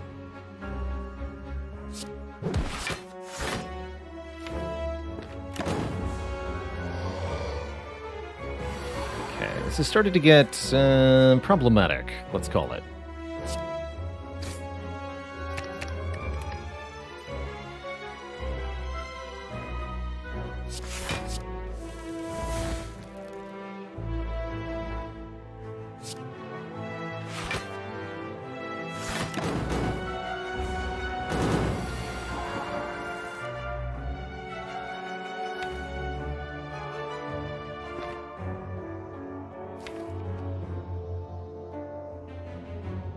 So close. 1, 2, 3, 4, 5. Might be better to just kill the Nemesis now, but we have a huge heal coming up, so there's currently nothing to lose. Yeah. Keep this Protect, actually.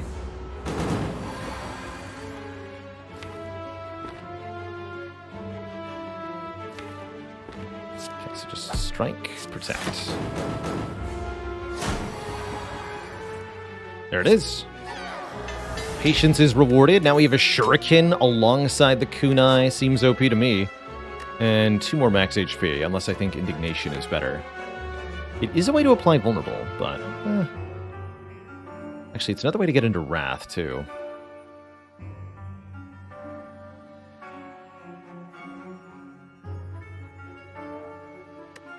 Okay, I'll take it.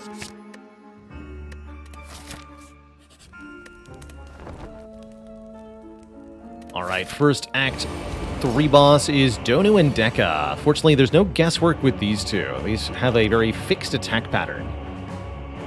Dekka attacks for 12 times 2 on turn 1, and Donu will buff their strength. After that, they alternate who attacks.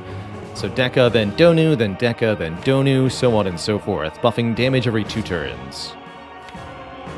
take a Panache or a Panic Button here? I guess I could take Trip, but with the artifact these enemies have, I don't think it'll be worth much. Let's go with a Panache.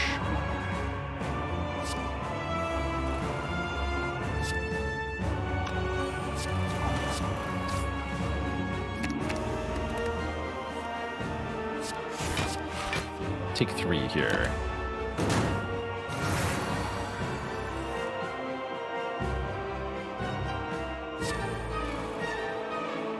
Donu's attacking for 15 by 2. Deceive, Protect, cleanly block. So we can go Deceive, Protect, Simmering Fury.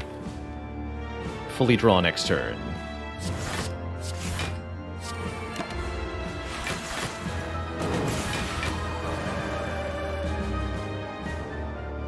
Halt is 20 block for 0 energy. I can even make more energy by leaving Calm again. For example, going Vigilance, Indignation here. Which I would like to do.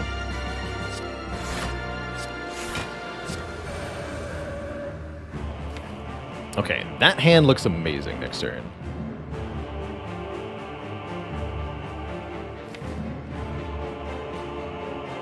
Yeah, that hand looks great. So we can go Fear No Evil, then Inner Peace, then Eruption.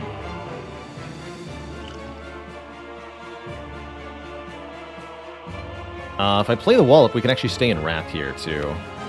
Seems pretty good.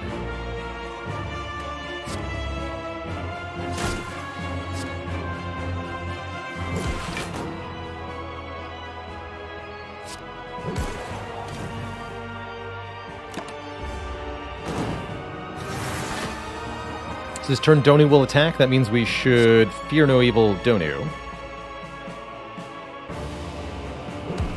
Actually, let's forget the Inner Peace for draw. Let's use it for another commentary this turn. We drew the Eruption, too. Spicy.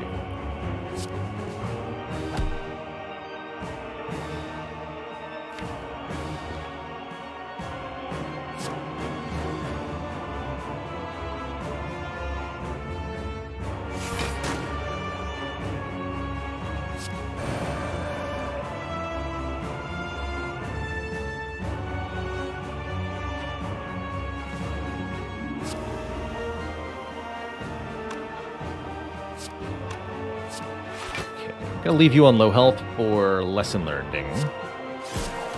Go Carve Reality, Smite, Inner Peace, Simmering Fury.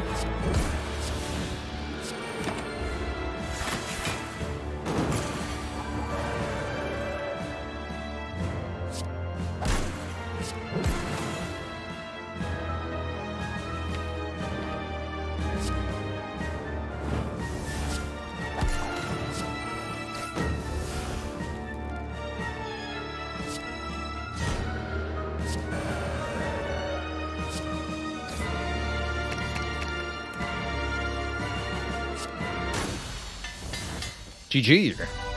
Just kill them both at the same time. It's the easy solve. Definitely take Trip for Time Eater here. Time Eater could be a little bit tricky. Of course, Time Eater limits the number of cards we can play each turn. It's a bit annoying.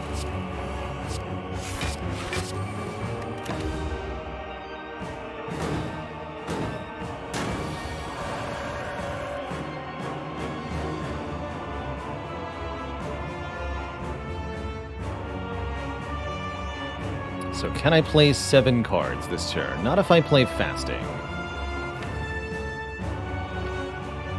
Well, maybe if I play Fasting.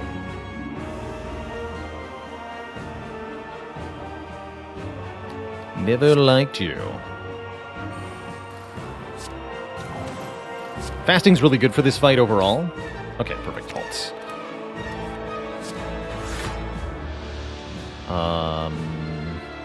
And now I've got to play 3 1 energy cards, so no walloping.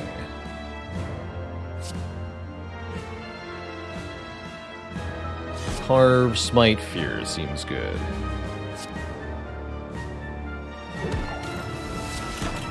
And we're not getting attacked, so we actually don't go into Calm there. It's a bit spooky. But we have Sash Whip for weakness, Empty Fist to get into Wrath here. I could protect. Otherwise, energy is a little scarce here. Scarce?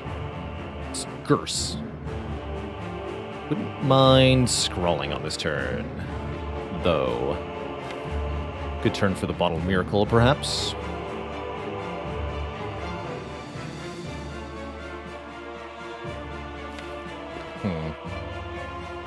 Tricky situation we're in now. But yeah, I think I want to play this Scrawl to get through this junk.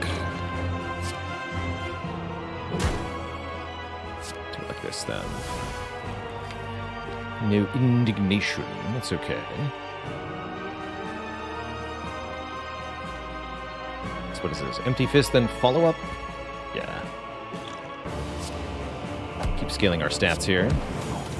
Don't like that we don't bring Time Eater to the right health threshold, but that's okay. It's more important to do that next turn. Let's go Defend, Protect. Or maybe Defend, Safety, keep a Miracle. Seems smarter. Take a lot of damage here. Well, maybe not a lot. Take a 10 damage here. And on this turn, we want to bring Time Eater below half, in addition to blocking for as much as we can.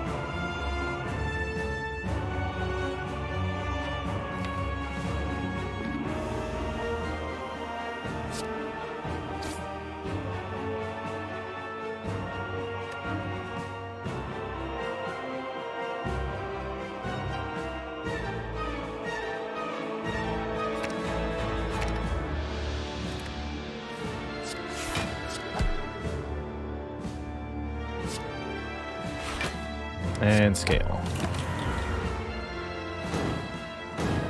Okay, on this turn, Time Eater is restoring themselves back to half health. Not much that we do has an effect, although it might be worth it to play 3 attacks this turn. Don't really ever get a kill here. Yeah, just play 3 attacks.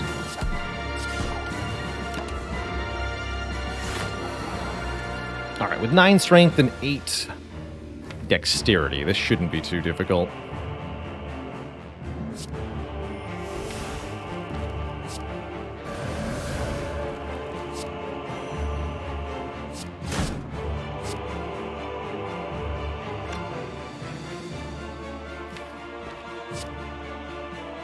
Better think this through very carefully, actually.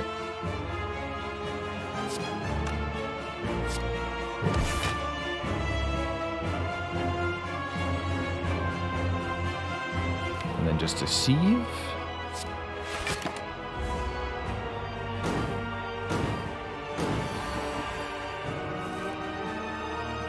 Yeah, I was a bit worried about that. Okay, we'd better get out of here then. 57 plus 54 plus 60 is plenty. This does even more, actually. Forget the lesson learned. I'm out of here. All right, only missed 1 lesson learned in Act 3, rather. I'm pretty happy with that. And we have already got the Sash Whip upgraded, which was the most important card to upgrade, as far as I'm concerned. Other upgrades that might feel important are, what, the Scrawl, mostly?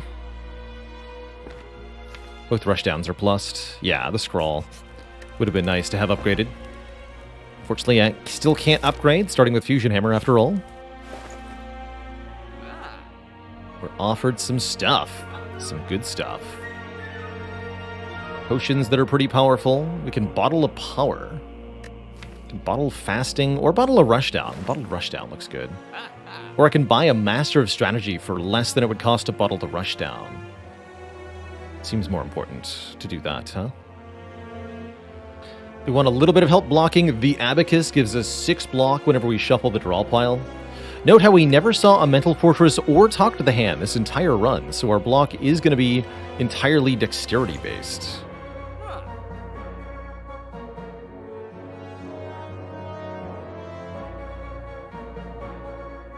Let's lose 1 more strike here.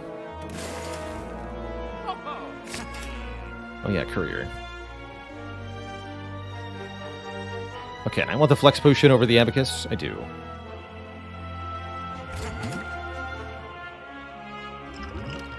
Discard that, buy another Flex Potion just to see what's behind it. So Liquid Memories I can't buy, that's fine. More Master of Strategies, sure.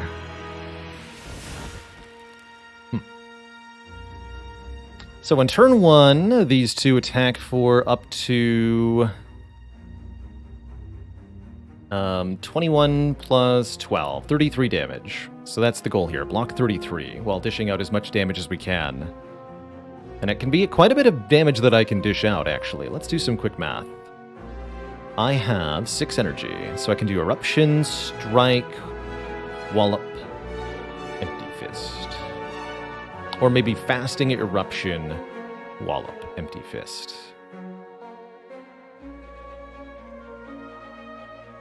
So how much damage is that if I were to Flex Potion also?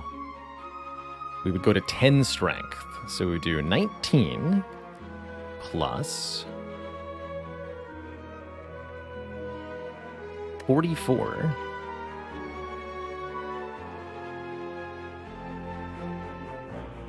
plus 24 twice.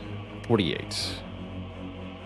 111 damage. Not quite enough to kill the Spire Shield. Okay, what if I Flex Potion, Indignation, Eruption, Strike, Wallop, Empty Fist? That would be how much? 5 more damage. 15, so 30 plus 30 plus 18, 36 plus 40. That is 136 damage. That will kill.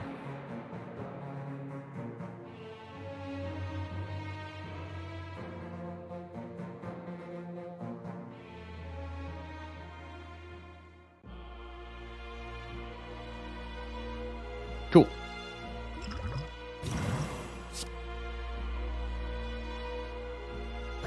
Let's leave the halt in here to block too.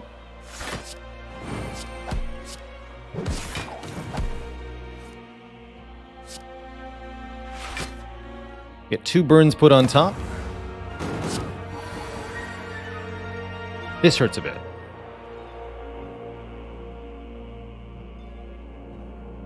No rush down in play yet, so I can't use the Crescendo to draw. So we have to take a bit of damage here. Guess I'm okay with that.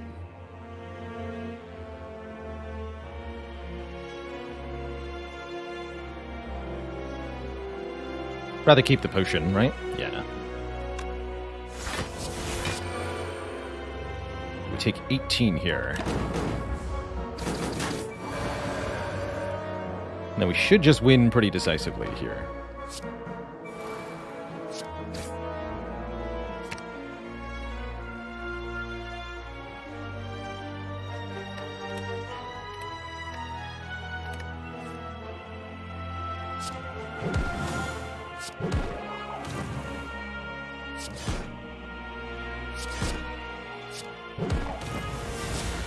Oops.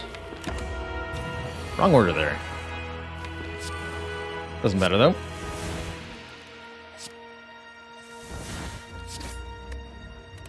Actually, did cost me Happy Flower turn 1.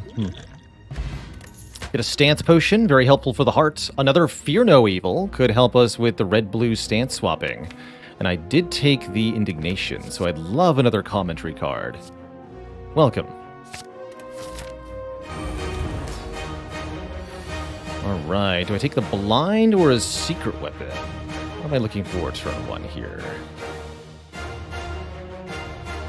I think our goal is to just start the scaling with the Shuriken Kunai. Having Fasting and Rush Down turn 1, certainly going to make this easier on me.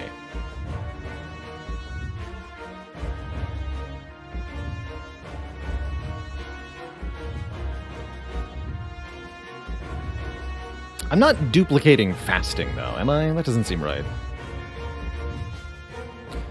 Jacob Ripper says, under what circumstances would I showcase Wreath of Flame? Good with Tantrum, good with Ragnarok. Really good with Ragnarok.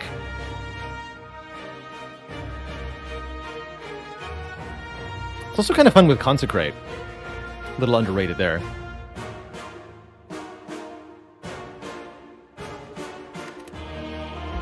I want to be able to apply weakness next turn, huh? Or I could duplicate the Sash Whip. That seems ridiculous. Don't do that. Dupe Rushdown certainly could be the play.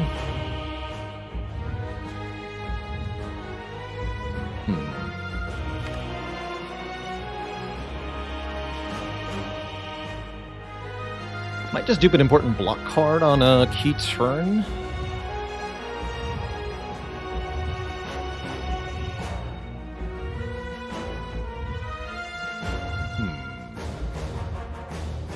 We have any zero-cost attacks? Yes, I have follow-up. Okay, so... Wallop, Master of Strategy... Actually, Fasting... No, can't do Fasting first. Ugh. Yeah, Wallop... Master Strategy... not Master Strategy. Wallop, Secret Weapon for the thingy. Cut Through Fate. Play Fasting at the end? It feels weird. Otherwise, I have to take more Beat of Death damage. Okay.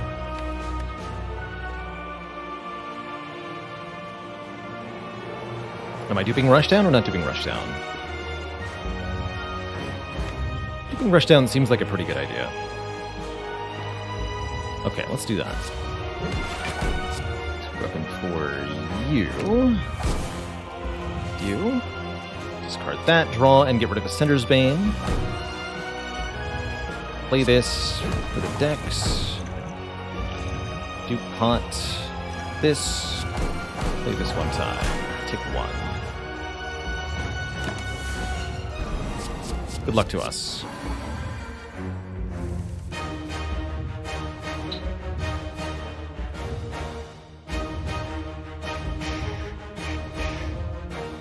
Pretty inclined to use the Stance Potion for Wrath here. So we can draw 6. I'd keep the Inner Peace in hand, because we need a way to leave Wrath. But drawing 6 seems really nice right about now.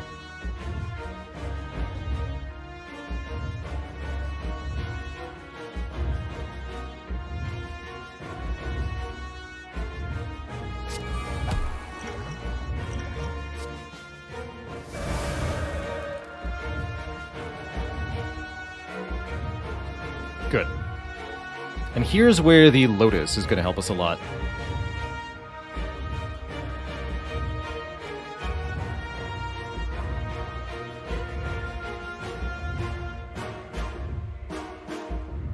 So what is this going to be? Defend, Fear Removal, Eruption, draw 3 more. I could maybe play the Slimed, but I need all the energy I can get this turn for stuff.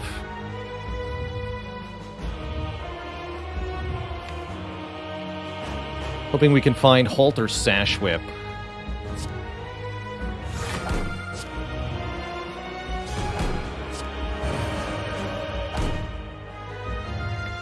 At the very minimum, we can keep drawing.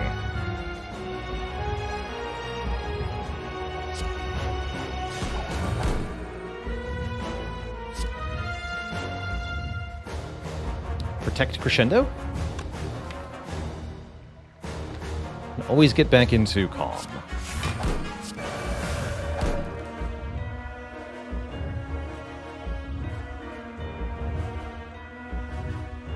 Vigilance, then Empty Fist gives me 3 more energy again, which is manufacturing so much energy from this Violet Lotus this turn.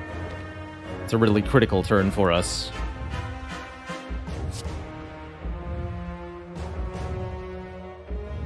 And actually, maybe I just play Simmering Fury. Although if I draw all of that next turn, I'm just going to die. So that's not good.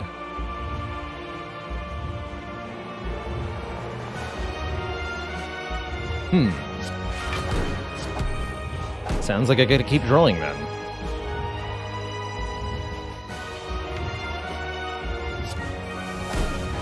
There's Halt. Bad timing, unfortunately.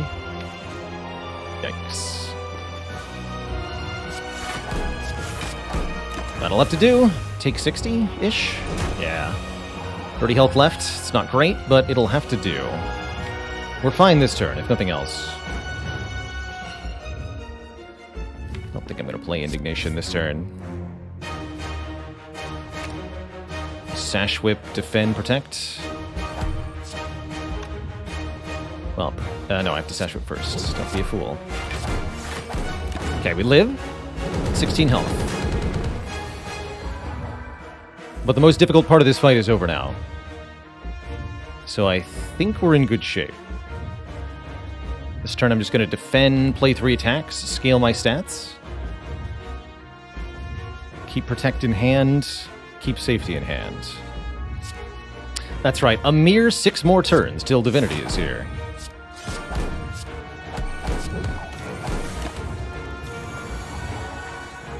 So this turn we're tagged for either a 4x15 multi-hit or for a singular hit of 47. That means we need to block for about 60 this turn if we want to have a reasonable survival chance. That seems not impossible, but definitely difficult to do. We'll be in better shape if Master of Strategy can draw me a Wrath card, of which there are a couple.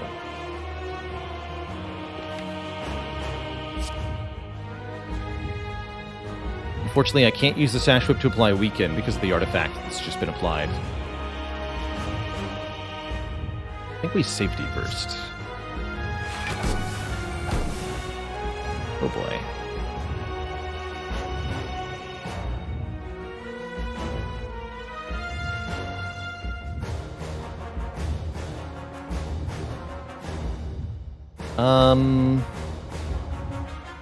Am I just dead? I think I'm just dead.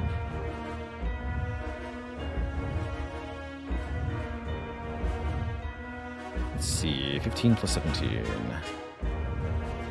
plus 16. 48. Okay, so if I Vigilance, we live on 1. I'm not allowed to play a different card. We're always dead if this is a multi-hit, so I might as well go to 1 here. GG. It's over. The streak ends at 22. GG, everybody. Inconceivable. Just couldn't quite get the right draw order there. Needed to see Eruption or something. Really difficult run overall. Not a single Mental Fortress, not a single Talk to the Hand. And with some very, very difficult relic choices going into Act 2. I got no shame in losing that one. GG, everybody. GG. Glad it's over, quite frankly. Now I can take pressure points again. So I guess we got to redo it. We'll play another Watcher run on Ascension 20.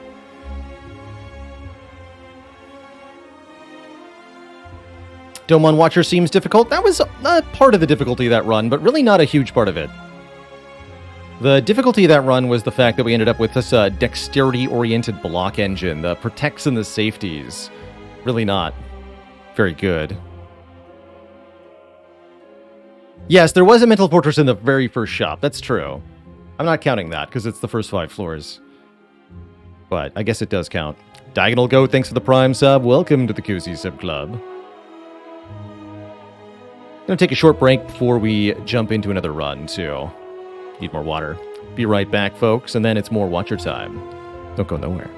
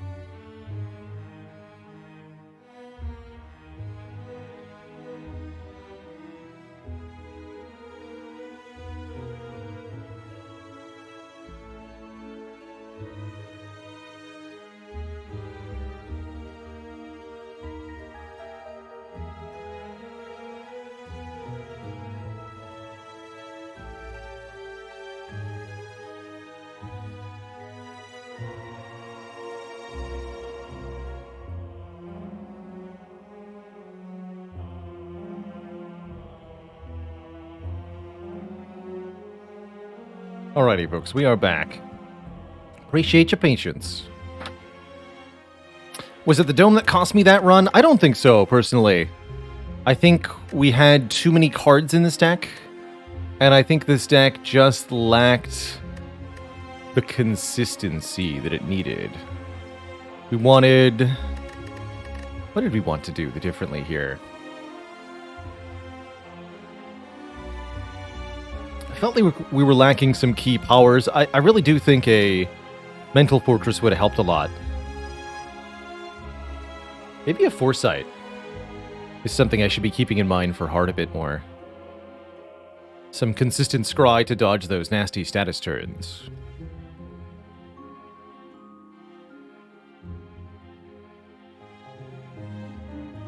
We weren't able to stance swap as much as we needed to in that last fight.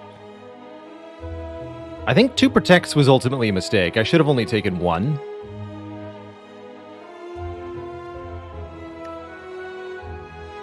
Maybe I shouldn't have taken the Deceive Reality if I had 2 protects. Sash Whip was a little aspirational. I wanted it to be good, but the artifact prevented it from being good. So on its own, it just wasn't enough. So I think the Sash Whip was also a mistake, somewhat. And if I'd skipped a couple of cards, we might have performed better.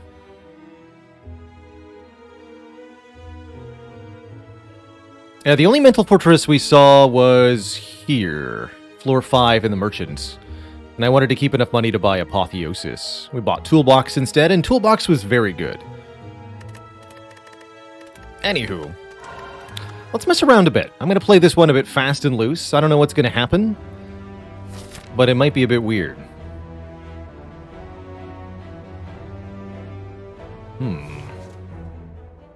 Choose a rare? Or take a relic? We can go 4 Elite Path. Ooh, I like that. Actually, upgrade Eruption into 4 Elites sounds really good.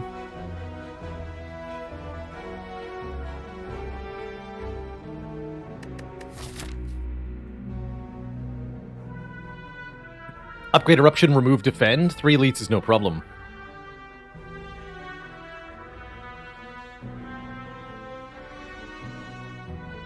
I think that's what I want to do. I want to go lots of Elites here.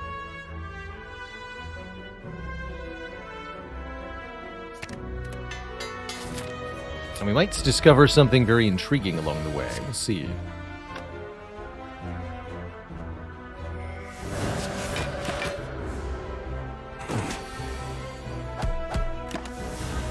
How unusual would I like to play? Well, we still gotta exist within the confines of successfully winning the run.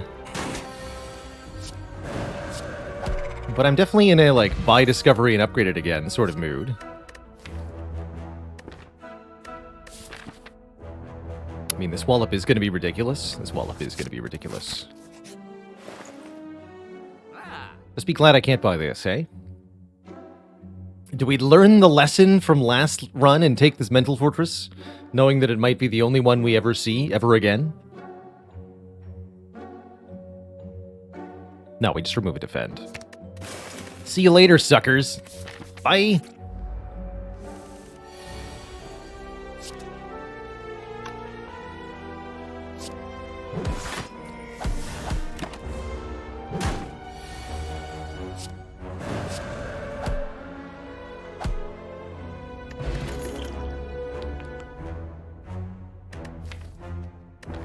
Okay.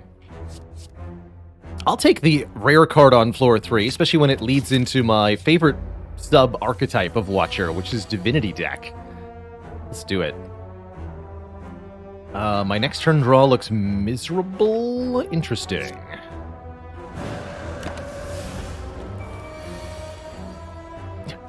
Right.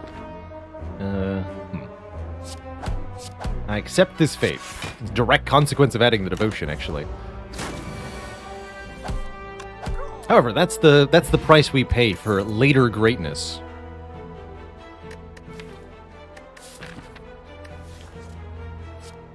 Okay. And I'll show off another early game power on Watcher, or rather a good early game power on Watcher, which is Battle Hymn. Battle Hymn creates a smite every turn. And that's very, very useful for the elites of Act 1, or any fight where we get a couple of turns to set up, really. Okay, half of you is 34, so I want to do as close to 33 as I can.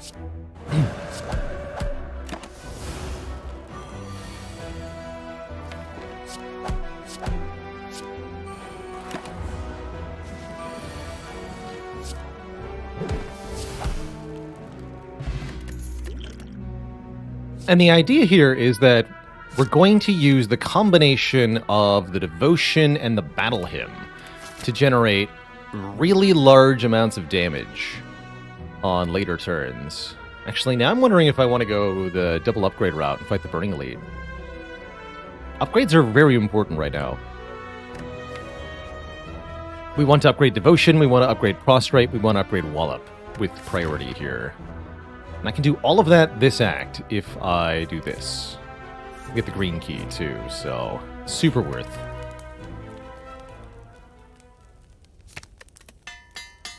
Start with this one.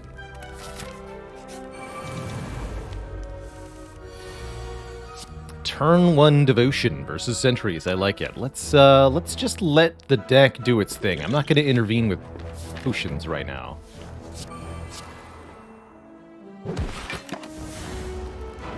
Would I go for Establishment with this, or is that too cute? That's too cute. We're going to get energy from the divinity anyway, so we no longer need an energy-generating power or card. The mantra will be that. Alright, I rescind my statement of I don't want to use a potion here, because this draw is very sad. So I think we either distilled Chaos. That's 3/4 chance to hit the Vigilance, but it's not a guarantee. Or we tried a Colorless Potion. Colorless Potion more than 3/4 likely to be useful. I don't think so. So I'm going to distill Chaos here.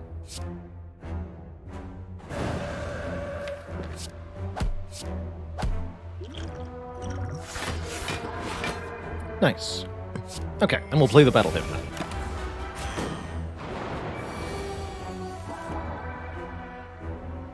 Why, hello there. Divinity.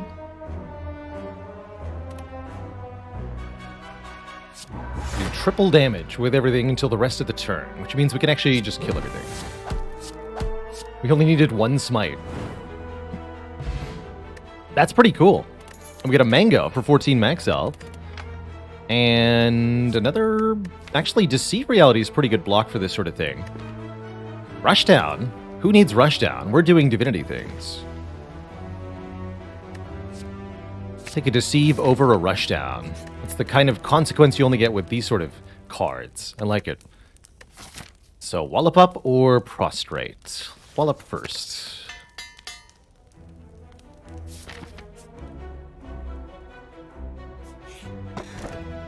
Draw, you say, is important for divinity. Well, allow me. Allow me to introduce you to the power of Pocket Watch. Play 3 or fewer cards on our turn. We get extra draw on the next turn. And hoo boy, is that a little bit silly.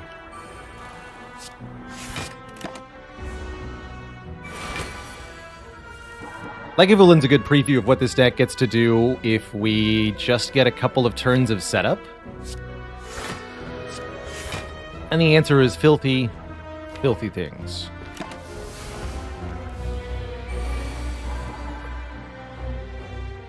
Hi!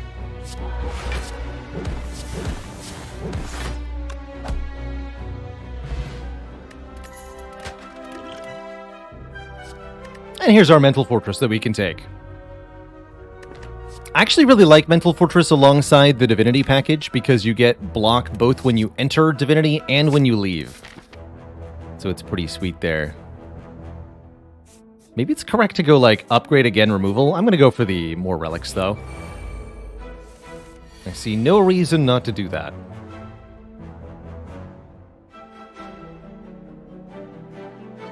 These guys are screwed. Totally screwed. Do I want to be in Wrath?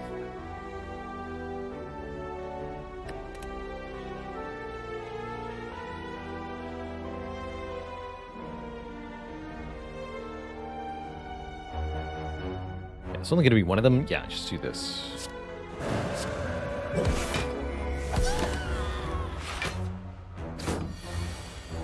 That seems reasonable. Tungsten rod, get in here.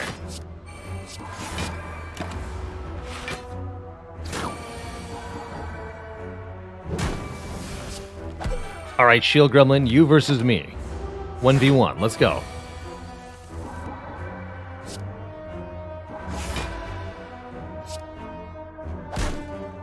Wow. Can't believe it survived. A noble opponent. Good fight. Since we're already doing per turn things with the Battle Hymn and the Devotion, Foresight's a kind of interesting addition. Let's just look at the top 3 cards in order. We get to discard any we want. That's right, Divinity exits automatically at the beginning of your next turn. Combos really well with Simmering Fury, actually.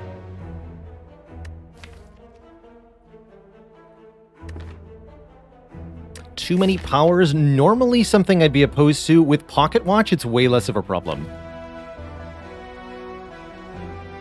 And with this deck in general, it's way less of a problem.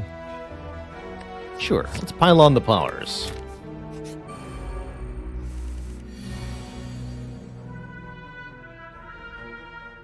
Let's go Vigi, Prostrate, Battle Hymn. Forget the Mental Fortress here. Draw Death. You're dead, sir.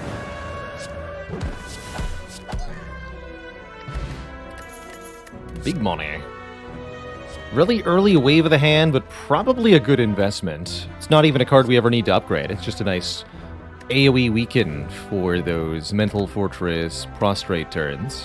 And I've got plenty of small blocks already, so I do like this. This is a card we also didn't get to see that I remember last run. And a card that becomes a very good piece of the Watcher late game. Pretty tepid turn 1, but that's no problem for us. Just go Fortress Vigilance. Draw 8. I could even use the Power Potion here if I felt the need. It's kind of a weak potion, might as well. Give me... Wait, Master Reality? For upgraded Smite? I don't think that matters much. Just give me more energy.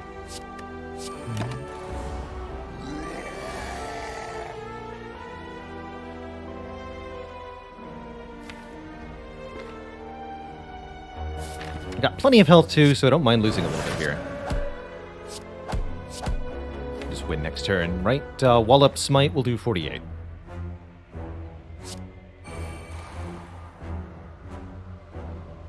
In which case, is Miracle, Deceive, Safety a net gain of block?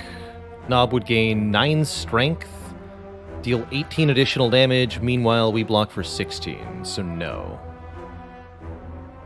Okay. Take 11 and win.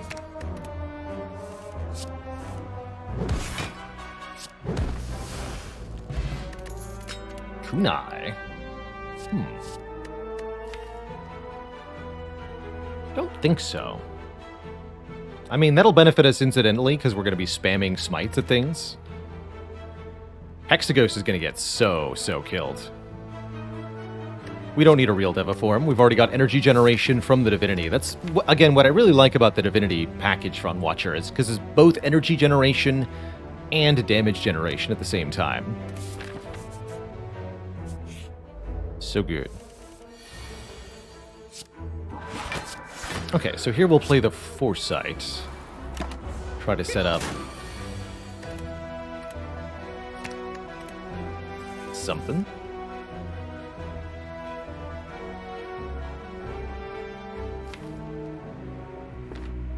Let's go Devotion, Battle Hymn, Miracle Wallop.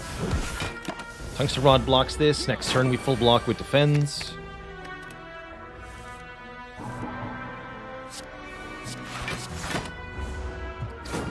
Then he's dead.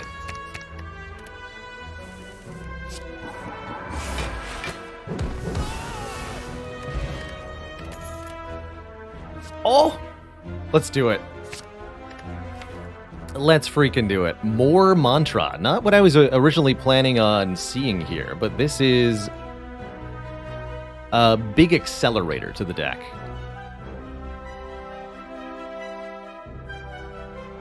I don't think it's actually that good, but I want to believe. It's going to give us faster divinities in Act 2, most importantly. I think we upgrade the Prostrate first, and then maybe the Pray second. I don't think we ever upgrade the Battle Hymn. I don't think that ends up being important. Either way, Hexago should get annihilated, like, real fast here. Real quick-like. Although, the Battle Hymn's not where we wanted it.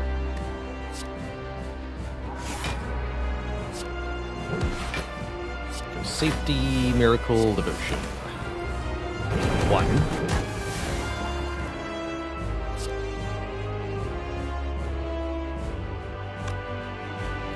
And I guess we skip the Fortress, just go Battle Hymn, Vigilance.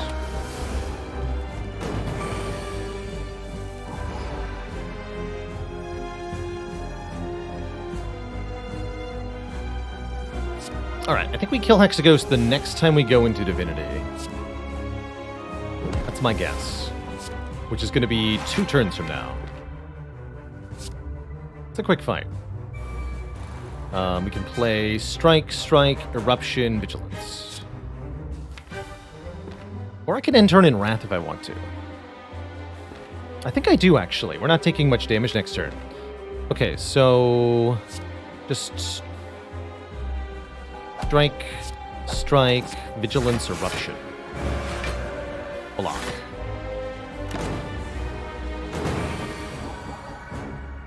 Yeah, this is better. Oh, we can also go Divine right now, but that won't kill. That's funny. That is very funny. So I like having that option.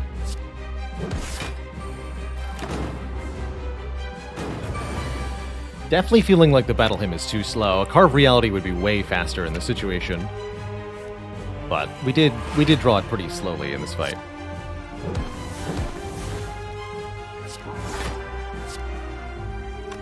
Oh, am I wrong? No, I'm not wrong. We get the kill. GG. Nice. Aha! And there's the big winner. The card that's going to accelerate this kind of deck in major fashion. This is all about doing things per turn. Well, Vault is literally an extra turn. That's going to make the Devotion give us more mantra. It's going to make the Battle Hymn create a new smite. And it's going to make the Foresight scry for 3. It's perfect.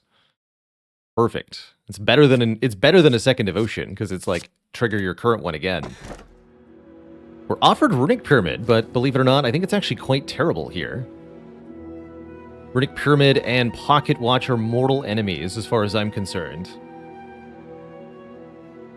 Instead, we could either take the Slaver's Collar, which would give us power to defeat elites pretty handily, or, I think we're in really good shape already. We could double dip on elites by taking a Black Star here. This run is in strong hand. Let's get it in stronger ones. Also, there's a lot of relics that trigger per turn effects, and we'd love to benefit from those as well. Yeah, Battle Hymn also makes Pyramid pretty awkward, although our immense ability to generate energy does alleviate that somewhat. Our immense ability to generate energy also means I'm not too afraid of the Black Star here. Let's see, 3 elites maximum, huh? And only 1 rest site, so we might as well do it this way. With a late shop, too, that's good. Lots of rest sites this way, but I'd have to fight no elites to do it. How do we feel about events versus combats? I like being able to choose. One of these 2 ways. Cyrus TD, thanks for the Prime sub and the 28 months. As many months subbed as you are years old. Hard to believe you've been subbed since you were born. It's incredible. Thank you.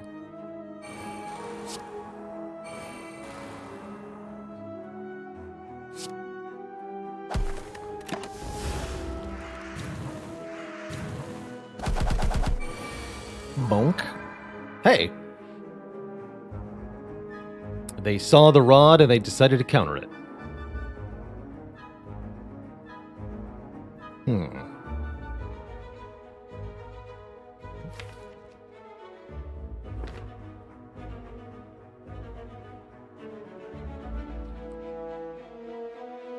Well, I could sort this out quite easily with Gambler's Brew.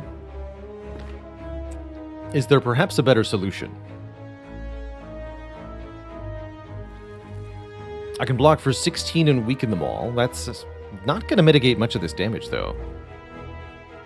We don't have a shop coming up, do we? No.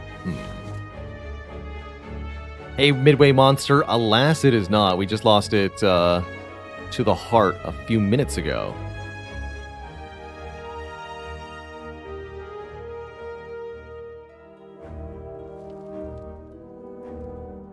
Yeah, so if I go Wave, Deceive, Safety, I guess I could also Miracle Defend.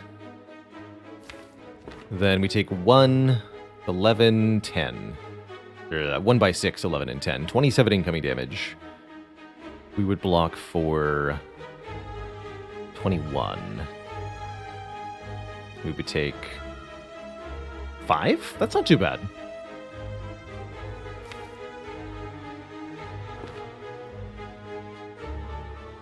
Okay, that's not worth spending a potion over. I've got lots of health.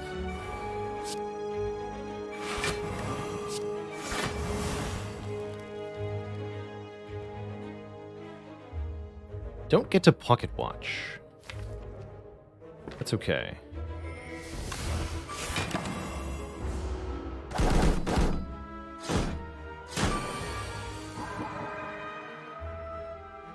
Could enter Divinity right now, but I don't think it helps to do that. Let's go Prostrate, Bolt. Then enter Divinity with an extra Smite. Here we go. These are 18 damage apiece, and you're not even threatening me. So kill you, kill you.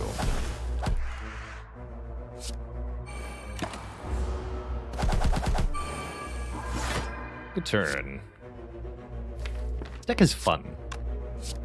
Like,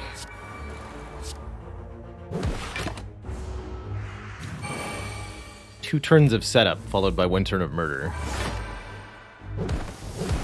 in a pattern. Pretty cool. Unupgraded cards are pretty stinky. I struggle to imagine ones that I'd want to add from here. Maybe something like a Carve Reality or something. I don't want a Flurry of Blows, that's for sure. I do want to transform 2 cards. 1 strike, 1 defend. Turn them into anything else? Anything else, really. Sounds good to me. Mostly we're ignoring these cards. Double Battle Him? I'm actually all about it. And the Sanctity's pretty good too. That's card draw. Here we go. Double Battle Him the deck. Let's make it work. Let's do it. With Black Star, too. I really like it. Okay, less combats then. Ritual Dagger. Ooh. Ritual Dagger.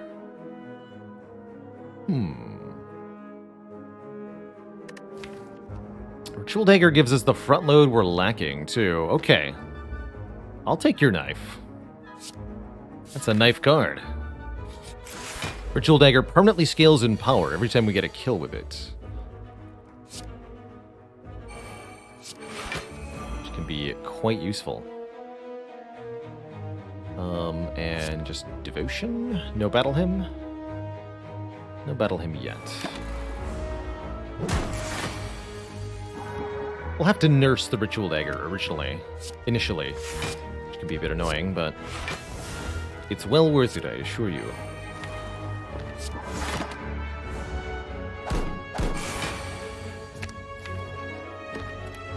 Okay, I want to do Miracle Battle Hymn Bolt.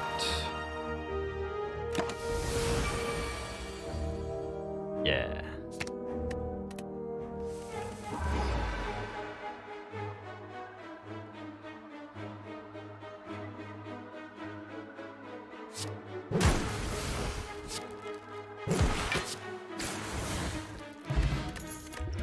And that's only the beginning.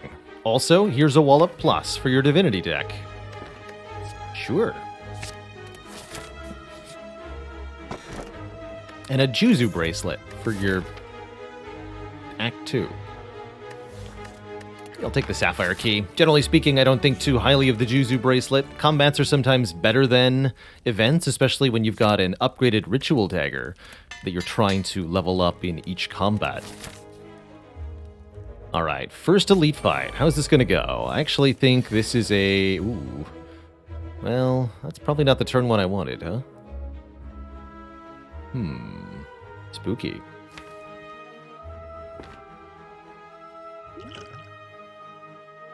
So we could Gambler's Brew, or I could do something else.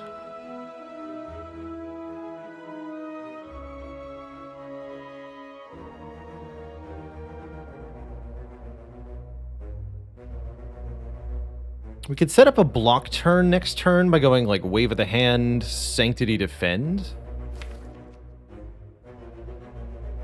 Maybe play one of the cards that we draw. This would have been a really good turn to draw Wallop.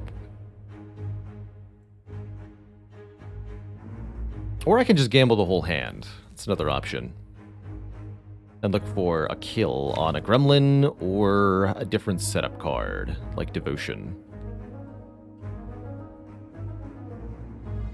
10 proves I need to not upgrade Battle Hymn, because it's definitely not a card I always want on turn 1. That's true.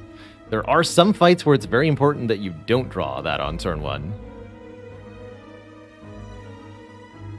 So if I'm Gamblerzing, am I also Gamblerzing the Miracle? That's the main question.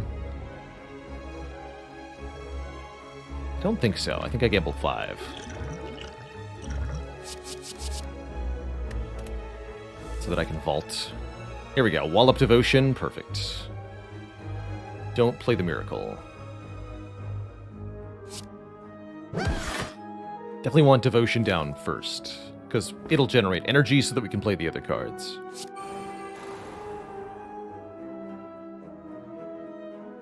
Could use Miracle to play Battle Hymn, but then Pocket Watch, not drawing, on a turn where we might get attacked by Grem later. I'd really like to be able to find Vault here.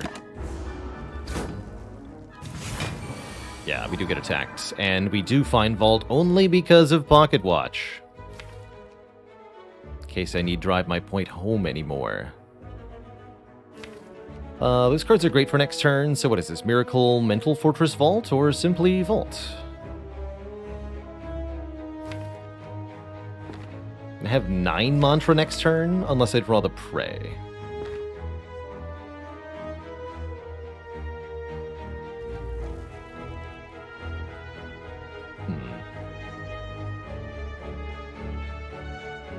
Well, I don't want to redraw the Fortress anyway.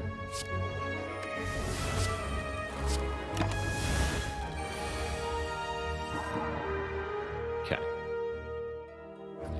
Unfortunately, that ain't it. So, it looks like I'll use the Block Potion here, too.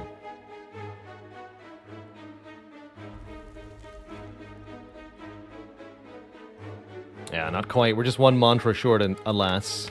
But that shows how capable this deck will be just very, very soon. Just not yet.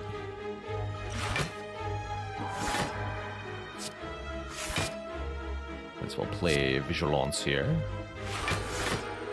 Take a reasonable amount of damage, not too much. And then this turn is super duper strong. Here's where we meant to be the whole time. Okay, finally play Battle Hymn. You die to a strike. What am I playing here? Could play only 1 more card if I wanted to. But that doesn't feel necessary.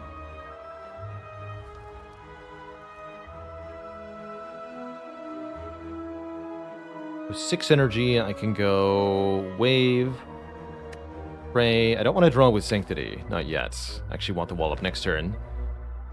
Let's go Pray, Wave of the Hand, then Strike, Sanctity, wall up.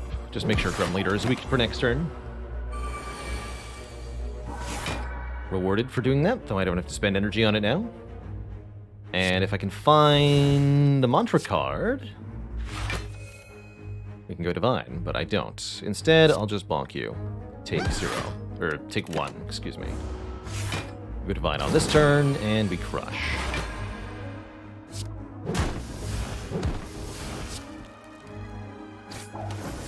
Okay.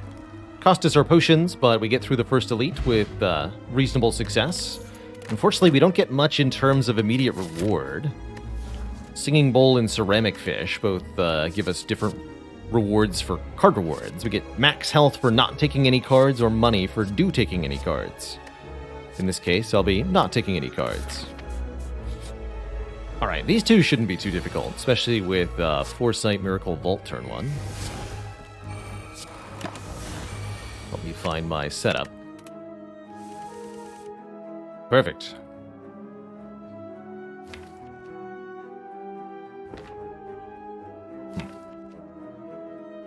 Get that draw. There we go. Battle Hymn, Devotion.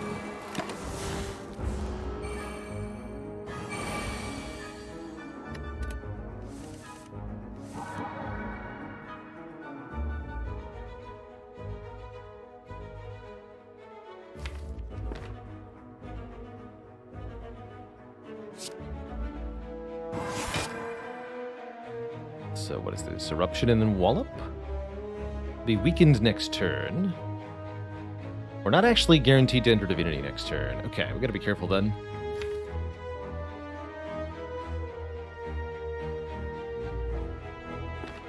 I could end up in quite a pickle. We have to draw the prey. So let's make sure we draw 8. So don't play Battle Hymn, just play Wallop and an attack, which I guess will probably be Eruption. And we're at 8 out of 10 to draw the prey, and even if we don't, we can draw Sanctity or Vigilance. Okay, so where's the damage go then? This would be 69 damage in Divinity, but minus 25%. I think we could... Actually, I'm gonna do... Oh, we'll have Smites in hand, right? Yeah, we can kill Chosen next turn if I draw the dagger. Okay, so Eruption Wallop on Chosen. We want to kill Chosen first here.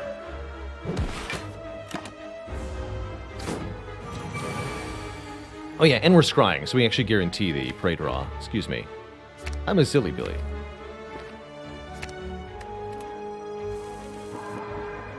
We draw exactly all of the cards in the draw pile. Meaning, it is time to be divine. Do I play Mental Fortress before I do this? No. This is 51, 27, 13. So Smite. Dagger kills the Chosen. Smite's Strike is only 53, so we have to block.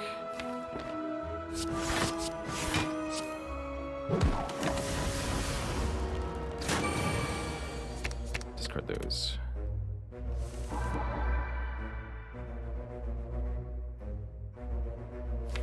Alright, can I...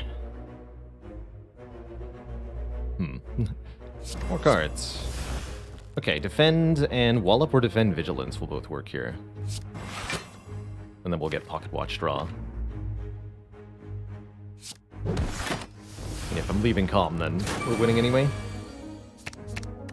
And then back to Divinity here. Okay, this line worked out really well for this fight.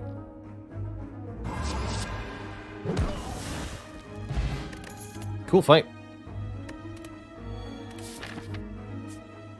Will we survive this elite, though? That's the question. It's the Slavers. But I've got Eruption Ritual Dagger turn 1. I don't know if I actually want to use it, though. Yikes.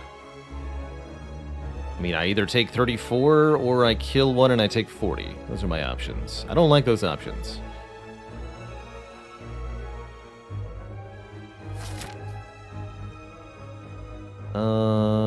Yeah, I don't like those options. Maharaja, thanks so much for the 2 months of support. Appreciate you keeping it cozy. Yeah, it's about the same life loss either way, really. Might as well kill one while we can.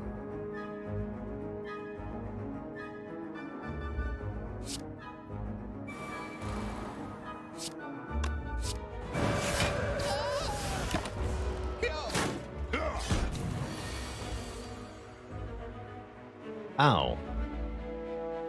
And yet, I think we might be okay now.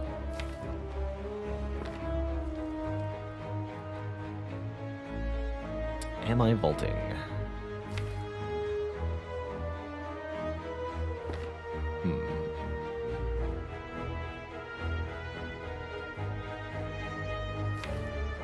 Vault says draw this stuff. If I wallop strike strike, I can murder you.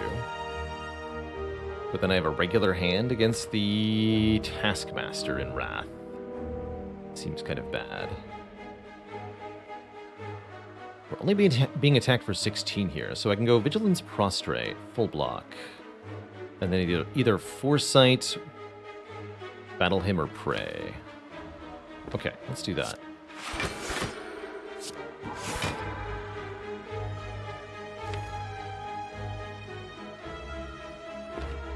Next turn we're going to be attacked for a lot more, though, so we have to figure out how to block well with that. I think Foresight can help. I think Prey is also a very good idea here.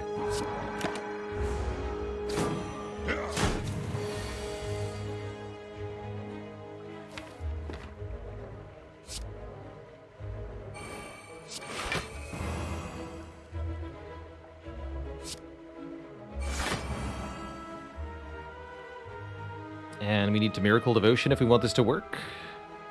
I think so, yeah. Although I get way more draws if I don't do that. Alright, I'll don't do that. I think we're okay here. Yeah. Perfect.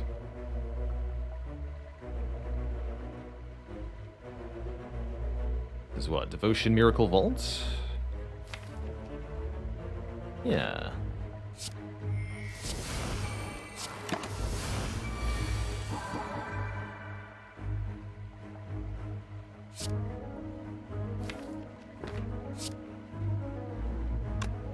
Let's try to get Battle Him in play here. Seems kind of urgent. Been really fapping about on those for a while. They seem important. Alright, can we stop the flow of wounds here? Is that possible? Do 59 damage. I mean, with Battle Him, I don't think it matters. I'll kill you first, then.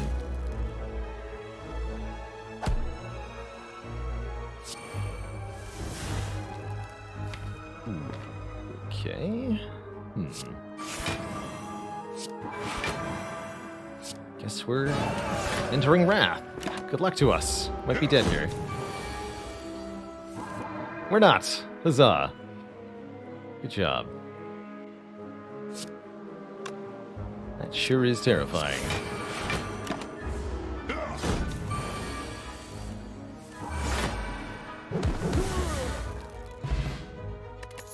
Alright, we survive. We have an Orichalcum, which is going to help a lot. A Snecko Oil, which is really good with the Vault. Not going to be suckered into taking a Protect here. We're going to take more max health. I think what we're going to do is change path here. Try to just get to a shop. Ultimately, having the shops after the elites this act was a bit brutal. We weren't able to cash in on 400 gold. But I think we can still survive and win the act if our fights are at least a little bit agreeable. And this one looks pretty agreeable to me. I'll take it. Ooh, that was actually wrong. I should have just waved the handed and let Orichalcum block. But either way, we get Battle Him down. Perfect.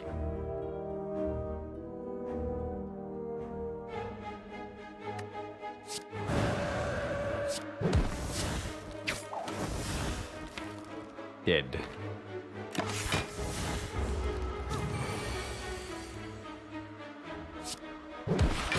Simply dead.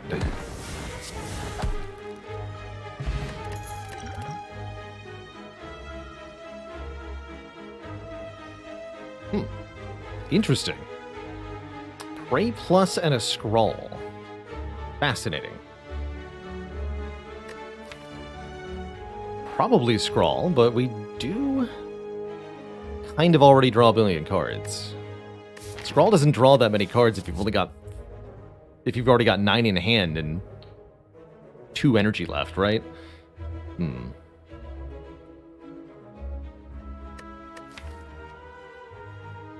I don't think it's another Prey. That doesn't feel right. But with the upgrade on it, maybe. Heck it, let's try it. Double Prey. Double Merchant. Double Fun. Definitely going to take a Bank of Preparation here. Our turn 1 is one of our weakest turns.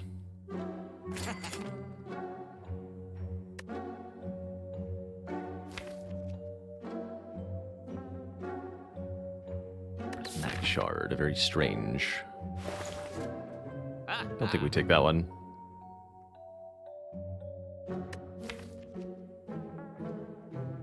Trying to think of what we would be able to multiply.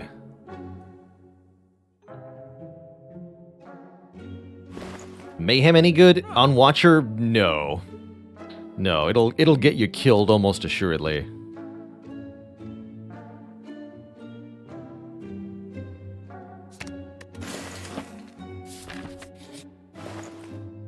Aha. They were trying to convince me not to take membership card, but I know better. I know better.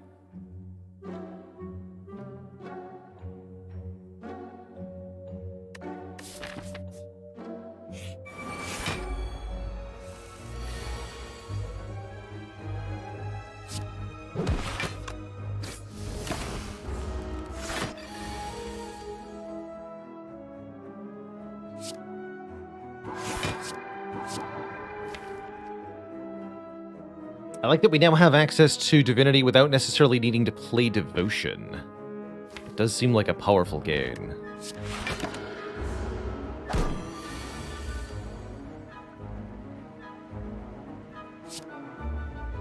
This hand seems pretty crap, though.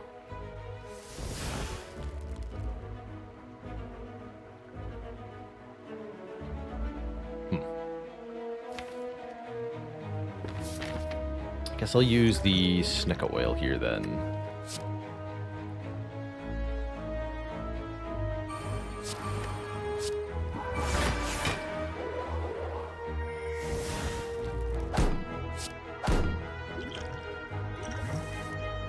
Yeah. Good potion. And just more max health. It'll make this upcoming rest even better.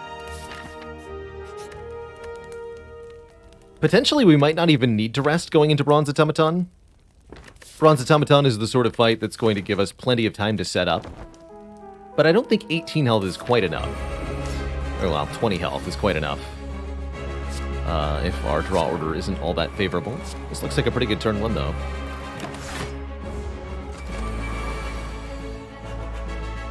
And a very good turn 2, also.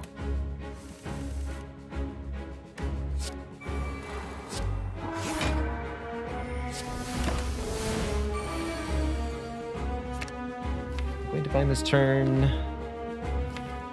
Yes, I am, because we have an upgraded Prey. I don't think it's going to be enough to kill, though.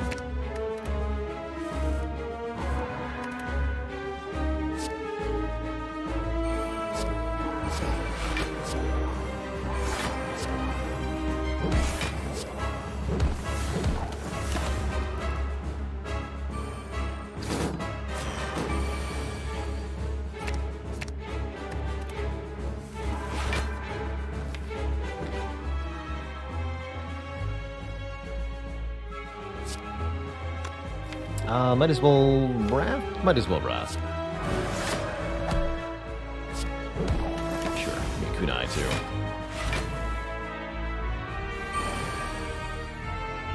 Guess they could have technically taken my Prey away.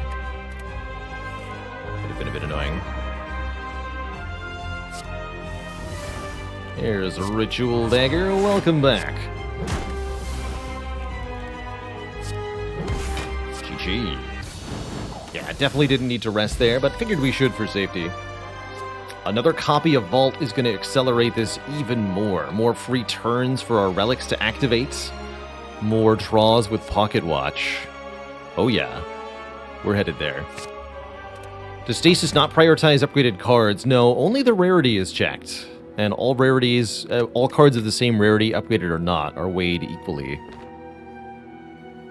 Feels like we want more energy, so probably Philosopher's Stone.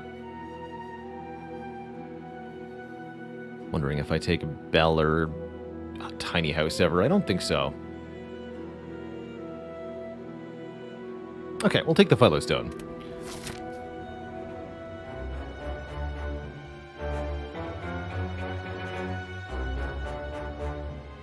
Three elites. A couple ways to do it. I like the fires. I'd like to make these vaults 2 costs. They are too expensive. I want to be able to play 2 1-cost powers and vault. I guess this way, huh?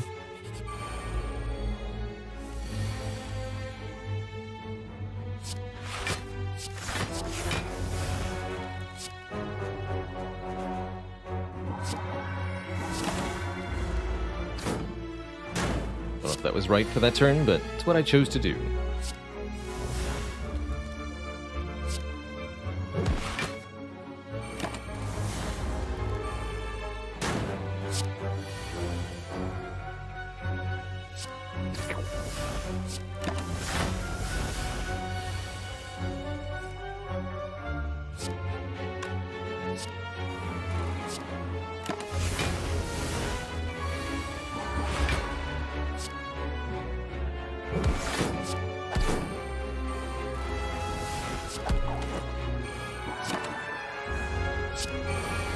We're a little short on actual attacks. Again, that's what the battle hymns are ostensibly for. Oops. But they've proven tricky to get into play.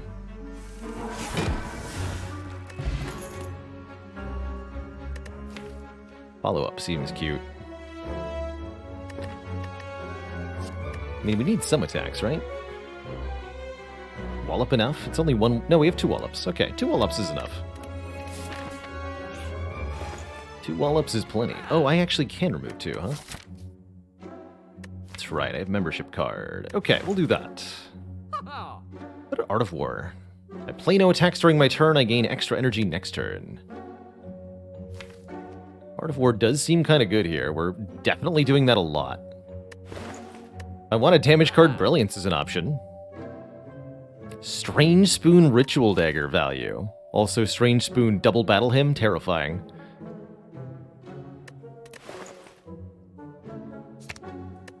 I will take this Art of War. I think that's actually quite good. Especially with Vault. Vault Art of War is going to be amazing. Time to spin the wheel.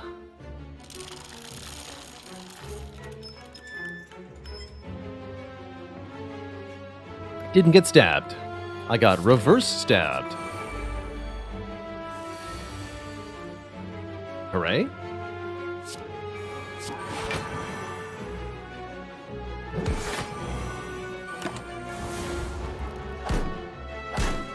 Oh, I should have played Battle Hymn too. Still good.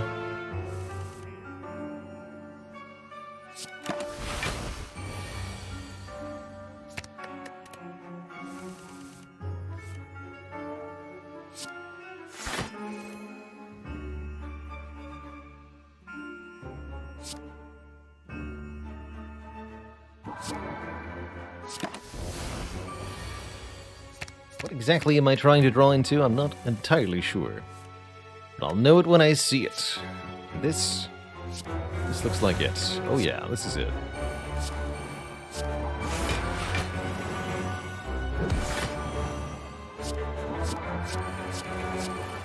There we go.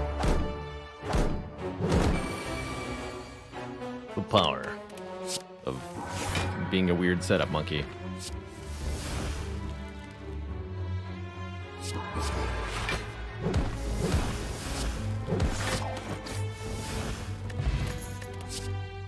Worship. I don't need more. Get out of here.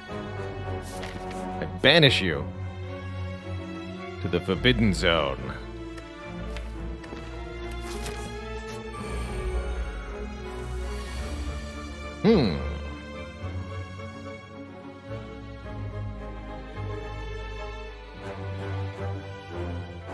Looks like we need to use the Ritual Dagger to block turn 1 against this thing. Okay, that's fine by me.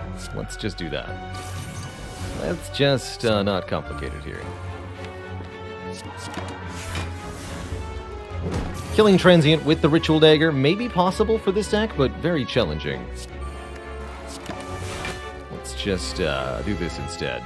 Make my life a lot easier.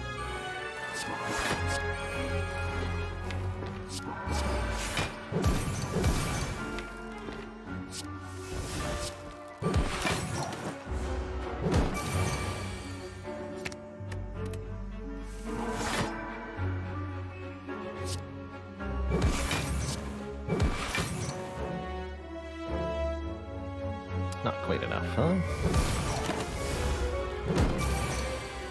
Perfect. We can vault this turn.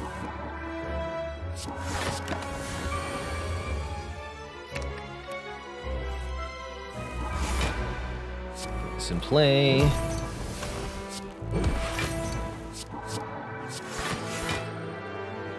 Vortex.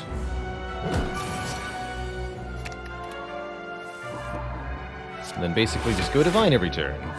It's great. You love it.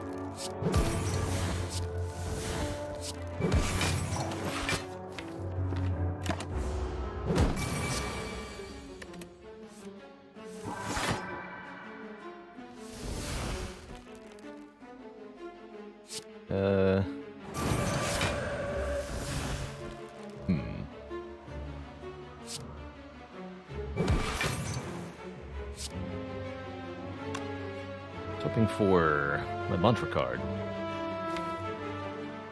You know, those ones? The ones in the draw pile. If I just smite here, we reduce this by another 48. That's still going to hit me really hard. Alright, I'll gamble here, but I don't like it. On the record as not liking it. And Prostrate was the top, so I could have just played the Sanctity, of course, but there's no way to know that without Frozen Eye. Dang it, Sanctity. Have you ever used Worship to power an infinite? No, and one of the big reasons is that Worship is a 2-cost card. You got to play it twice to get into Divinity, which gives you 3 Divinity. So you're paying 4 energy to get 3 back. It's a pretty crap deal. Most of the other mantra cards can at least generate energy, but Worship is always negative unless you make it cheaper. Now, with Madness or Establishment, things can be different.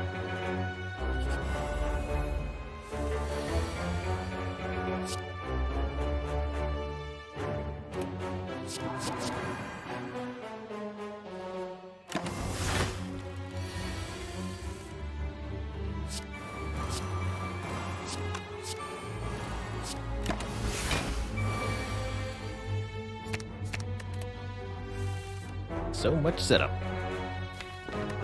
So little time.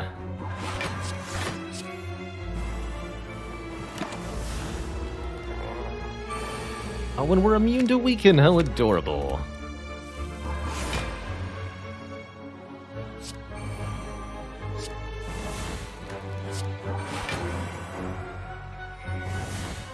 Actually get back into Divinity if I want to, so we can play Eruption and then Pray again. Only if I thought I was going to do enough damage to kill this turn, which I super do.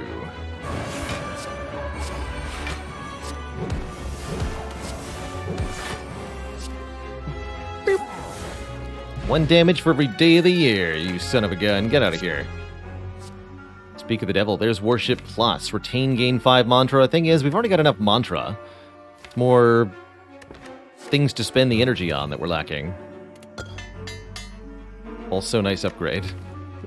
Did I want that Fear No Evil Plus? Maybe. Maybe I did.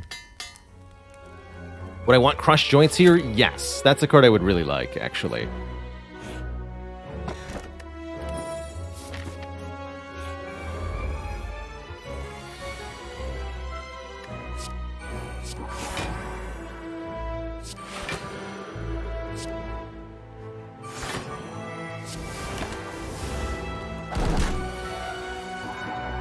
Fight's a little spooky here. Without much control over what it does. can't weaken me, beast. You're dead. 189 is the damage I deal to you. And now I am 100 hit points. The chunk.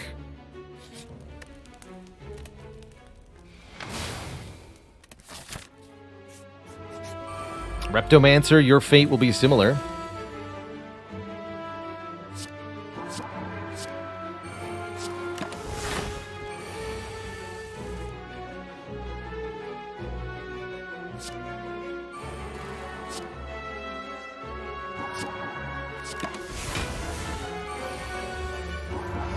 Dare I say identical?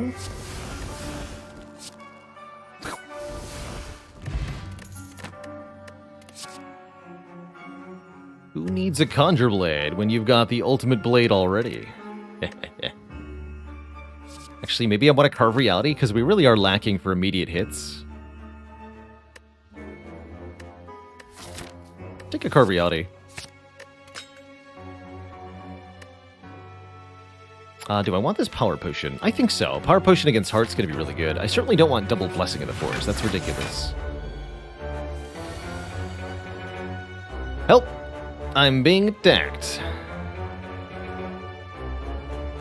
Spooky.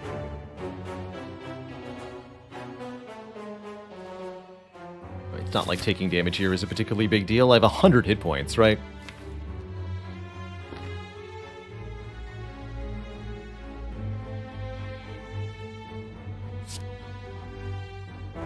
Still, it's quite a bit of damage headed my way.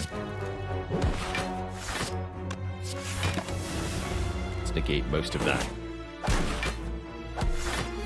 Leaves us vulnerable this turn, but we managed to draw the vault, so all is well.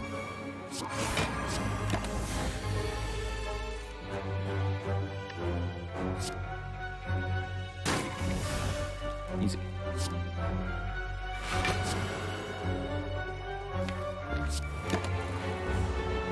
I guess I could have played another card there, knowing I was going to draw the vault here.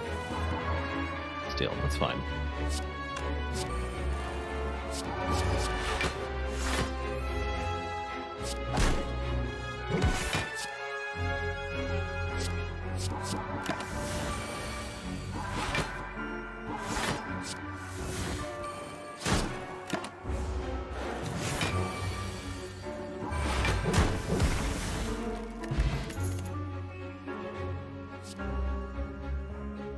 Straight fasting. Empty mind. There's like vague use for another prostrate, but it's not a hugely important pickup here. Especially unupgraded. Continue to take max health. Nemesis! Greetings, old friend. You're a bit of a challenge to block for. Deceive Sanctity for second tier. I can limit it to one more card, then I get more draw next turn, so probably just wall up an end turn here. Skip the Prey, the Battle Hymn, the Foresight, and all that. Nemesis will give us some turns to set up here, hopefully. Yeah, there's one. Perfect. Prey, Fortress, and I could get a Smite in hand with Carve here. Seems like a reasonable choice. No Art of War that way, but that's fine.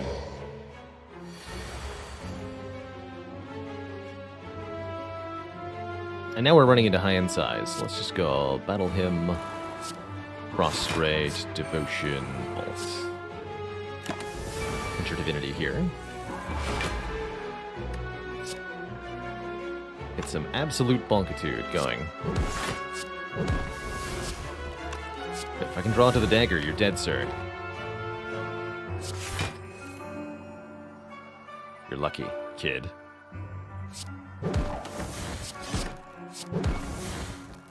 Could kill you where you stand, but I have desires beyond your comprehension. So you may live for now. Don't make me regret this, kid. I seem to be regretting this.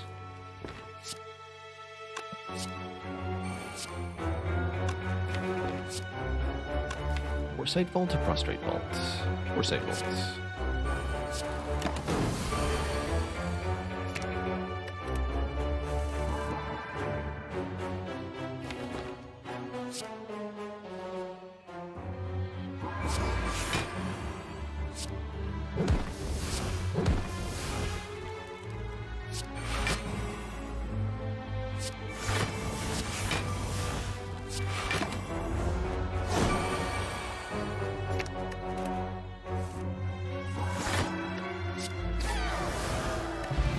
Got him. Tropic Brew seems okay. On our pressure points are a weave? I don't think so. We take 2 more max health, discard this, pick up the Entropic Brew, and proceed into the Awakened One fight. Awakened One gains strength with every power we play, so we'll have to make sure if we play powers that they're truly worth it.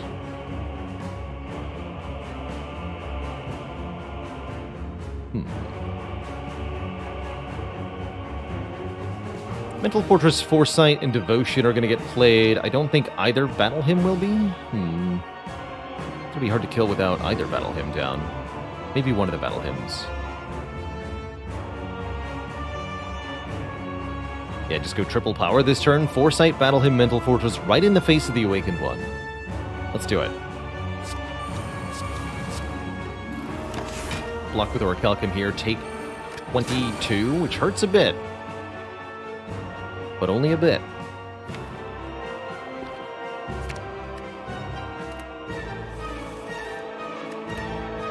And then we go Devotion. I'm going to double Vault here to get advantage. So let's go Wave of the Hand, murder one of these nerds. And Vault.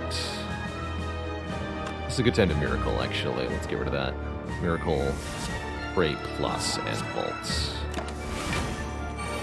Use the Scry to guarantee that on this turn, I'm able to Vault again.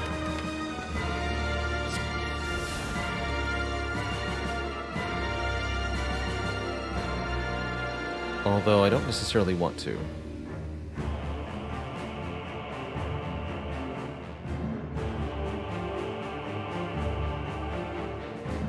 Yeah, let's just double Divinity here.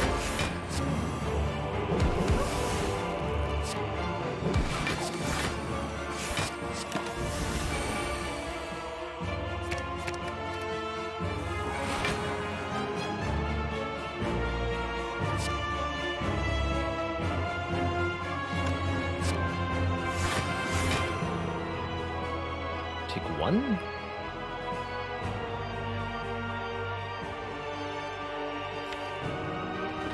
Or play the safety. Let's play the safety. So I'm going to have hand space issues anyway.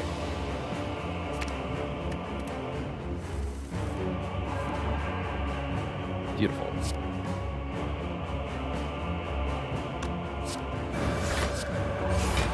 I might actually want to remove Eruption. Although its ability to give us Mental Fortress block is at least somewhat noteworthy here. It absolutely bonked you, heathen. Get out of here.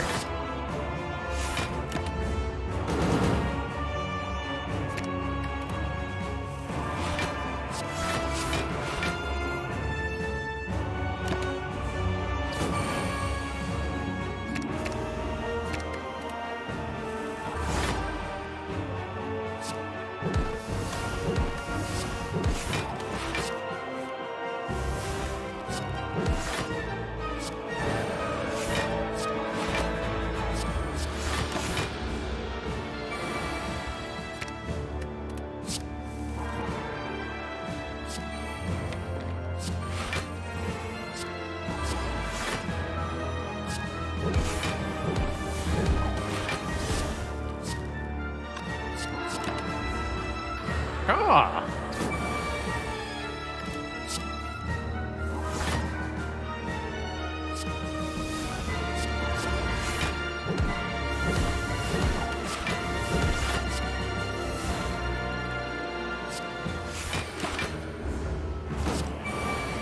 Ah! Just go divine every turn. Doesn't matter. I don't care. You're not my dad. Get out of here. Bye. GG.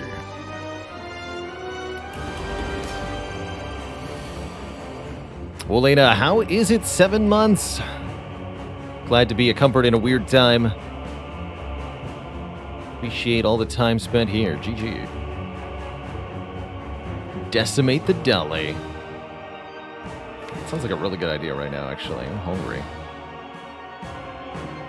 Do we begin to pray? I think can wallop vigilance on this turn, but that feels, I don't know, inadequate? Insufficient? It'll have to do.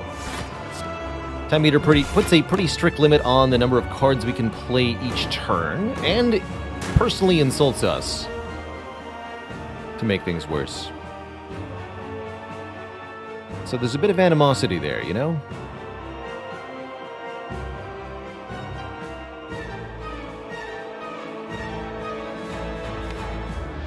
I'm not going to play this vault yet. The Wallop, Deceive, Prostrate, and I think I want to use the Pocket Watch to draw again, so let's just take some more damage. It's not like we don't have health. This turn's the spooky one.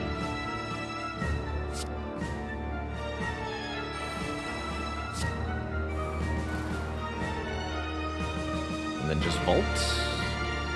No Foresight? No Foresight. I want a Pocket Watch on this turn again.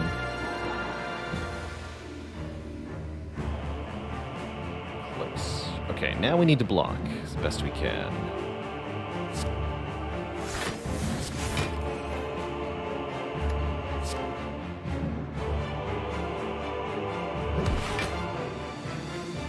Perfect block? Perfect block.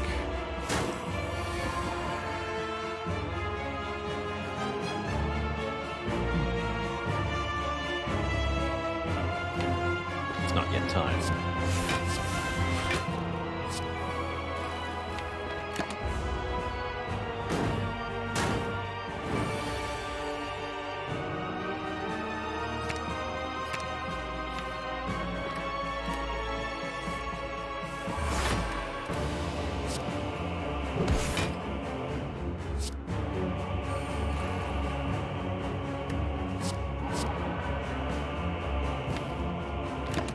Slimed are becoming a bit of an obstacle.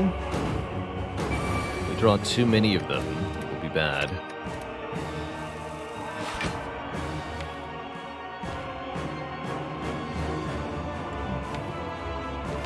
Should have played that Prostrate, huh? I see.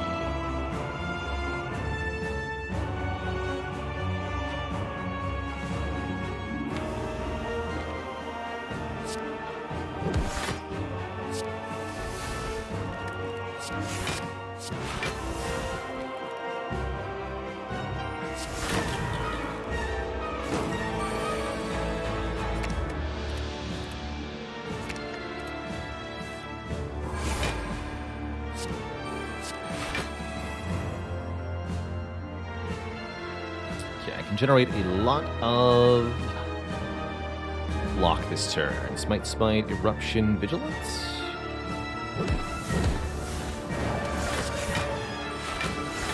Seems good.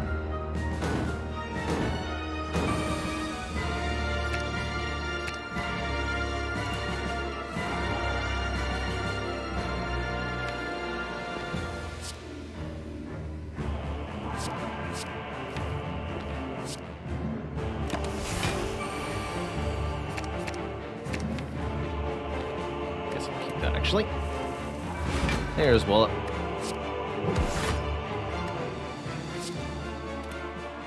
Bring you below half to make my life easier. Let's just go Battle Him Slimed then. Phase transition the time meter, so we get another setup turn here. Bank 2 energy for next turn.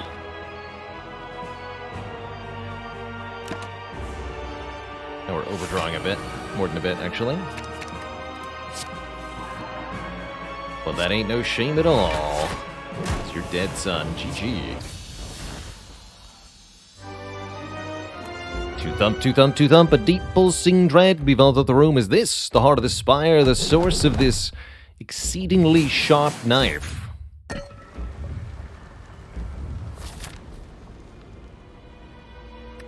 Base damage on this dagger now 93, so with Wrath Stance alone, enough to kill Spire Spear or Spire Shield. Don't have a lot of healing effects. I'm just going to take a rest here to get up to the full HP. We'll heal 2 from Blood Vial, but that's it. I'd like to... Oh, no, wait, we have Meal Ticket. Excuse me. Meal Ticket. I spotted it. Okay, so upgrade Foresight, Prey, or... I don't think we actually care about Wave of the Hand. If we play Wave of the Hand, the enemy's weak, no matter what. Let's upgrade the... Let's upgrade the Foresight. Get more Scry.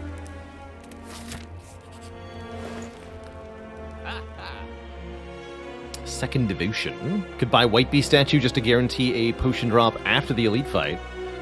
It's kind of cute. Wheel Kick is the sort of attack we're actually lacking. Why don't we take a Wheel Kick plus and remove Strike? Is Dupe Pot better than Power Pot? Yes. Cool. Dupe like Devotion or something. Ooh, Foresight to describe these burns away. Yes, please. Let's go Devotion, Foresight, Vault. Don't mind if I do.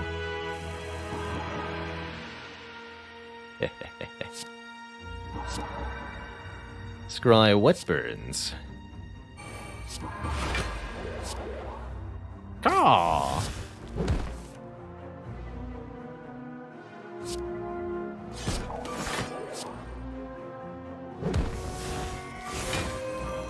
Yeah, I got them both on turn 1. Nice. Eternal Feather and Vajra. Okay. And a Vault. Yes, I'll take another Vault. Actually, or the Crush Joints I've been asking for. Do I unironically want Crush Joints? I think it's actually overkill, right? You can't do more than 200 damage to the heart per turn, so... Well, I'll take it. I want the Wallops to hit harder, actually, is what I want. But yeah, I don't think it actually does that much.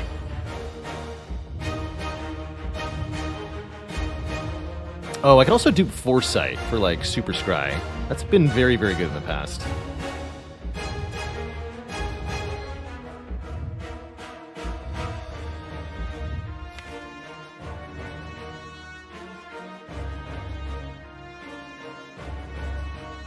Yeah, that's actually been some of my favorite in the past. Let's do that. Choose your hand every turn, pretty much.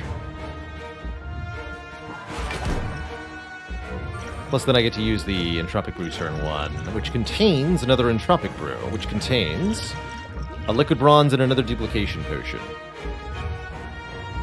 So what are we duplicating with this Duplication Potion? I guess I get both best of both worlds. Good job, Entropic Brew. Dupe Vault. Could do Vigilance Miracle Vault, get rid of the Miracle.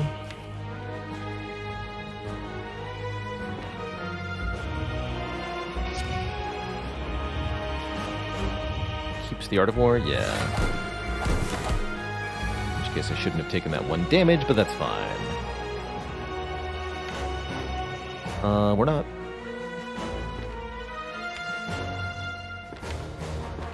Vaulting again, right? Oh, I skipped the vault. Yeah, that's right.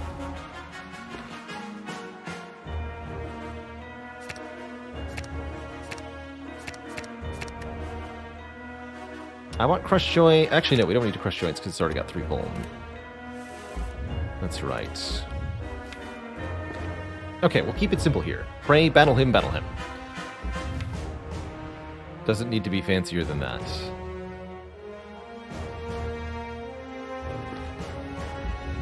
Don't like that we drew the Wallops here, but that's fine.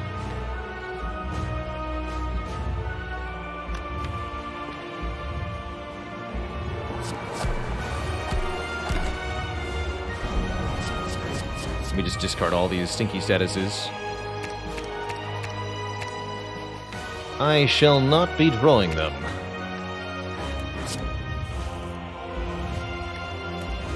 Also dupe Mental Fortress, that seems pretty good too.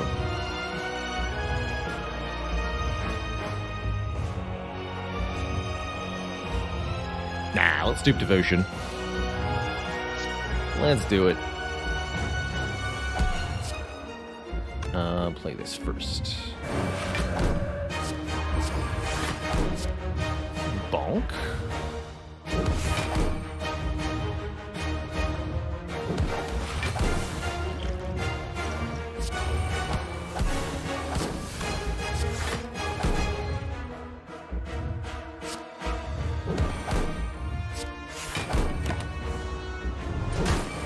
Five.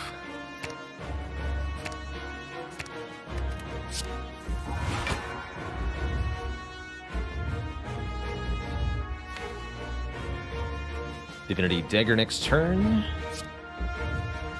Too many smites in hand, though.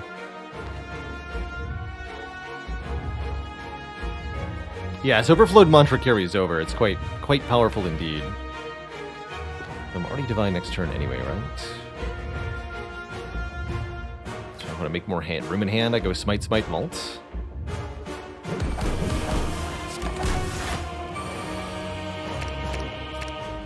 Discard all this garbage.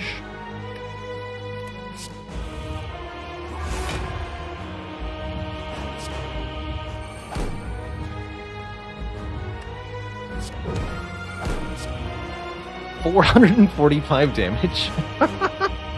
That seems like too much.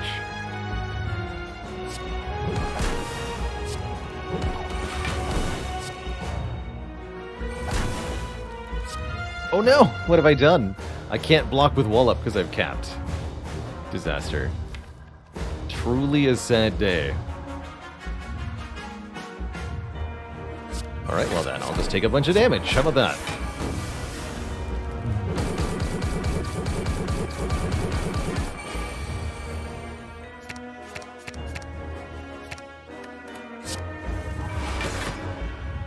Guess what? I'm Divine.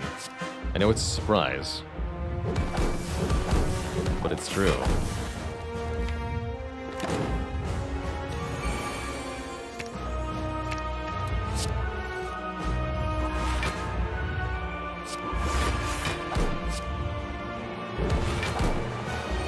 Be back for you, Dagger, I promise!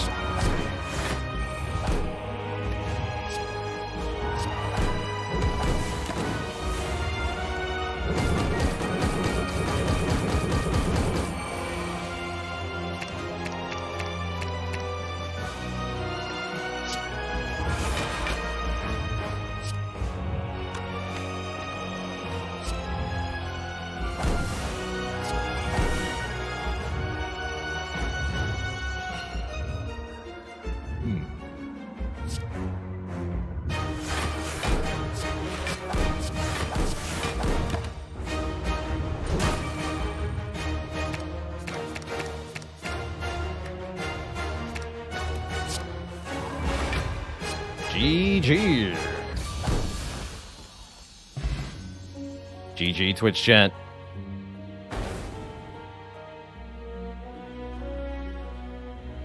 GG.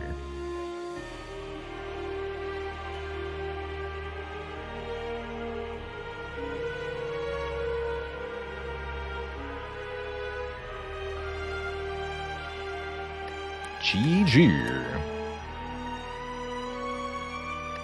That was pretty fun.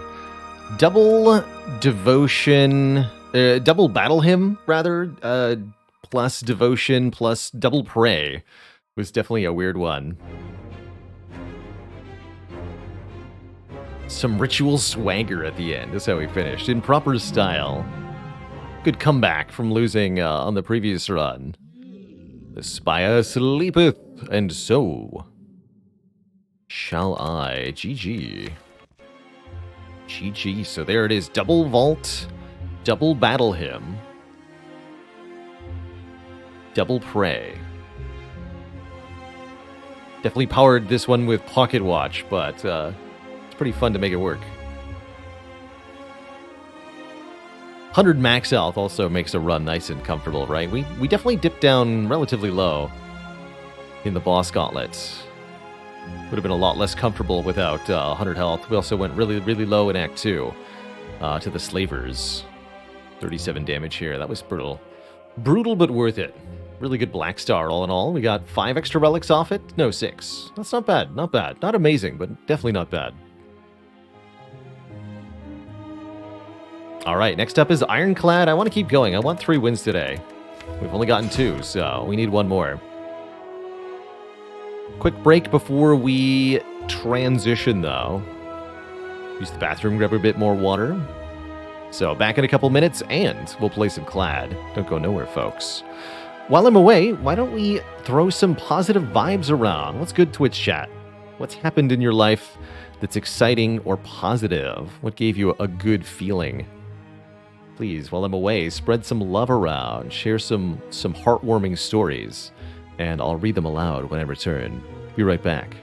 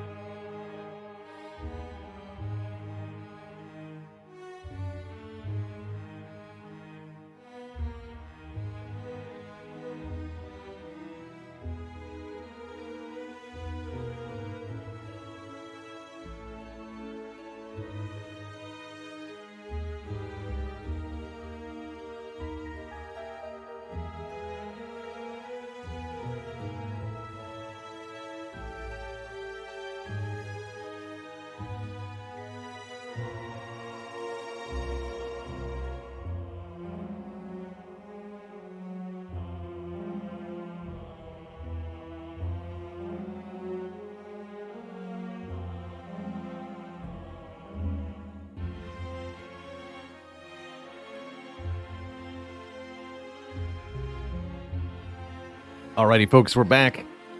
You read some of these positive vibes while I was away. Taze on Day just got booked for their first DJ gig. Good luck. Here's hoping it's the first of many. Root Reducer transferring to a new exciting team at work, leading a big project. Also good luck. Don't worry if you're nervous, it's normal. Johnny Biscuit doing their first game jam. It's where you try to make a game in a constrained period of time, right? Those are fun. Never tried anything like that. Fluffy Fupper ate a spicy chicken sandwich. It was pretty tasty. I had some pumpkin curry yesterday. I talked about that as we were ending stream. Turned out amazing. It's pumpkin, butternut squash, spinach, chickpeas, steak over jasmine rice. So good. Head Up Casual's about to get some Buffalo Wild Wings. Also tasty. I love wings. Mark McCarr watched their local soccer team beat an intercity rival in person. Nice stuff.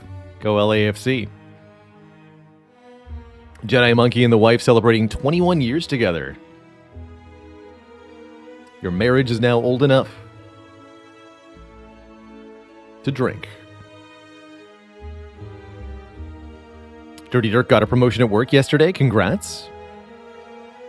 It's Chili Chili having game night with friends from college. That's me next Sunday.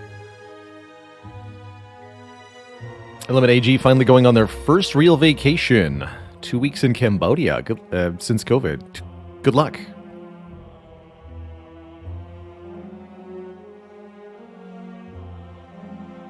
I hope you're able to find what you seek in Cambodia. Hornlick is recovering from pneumonia and just booked a flight for 3 weeks in Vietnam. Also a lovely part of the world to visit. Southeast Asia.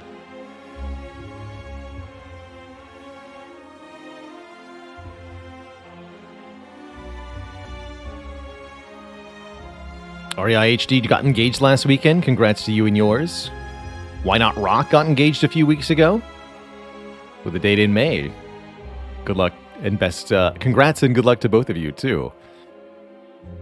Atlas WW is getting authorship on a couple of research papers as an undergrad work and help.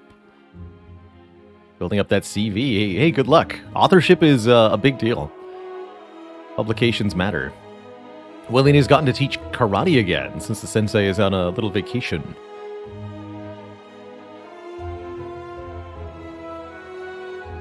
I had a friend who karate instructed for a couple of years. She really liked it. Virtual256 says, my sweetie and I had the morning free and had a fabulous breakfast and morning date together. Always nice to find time in your day for you and your partner, wherever in the day it might be. Morning, evening, a few hours in the middle of the night, you know, whatever you've got. It's good.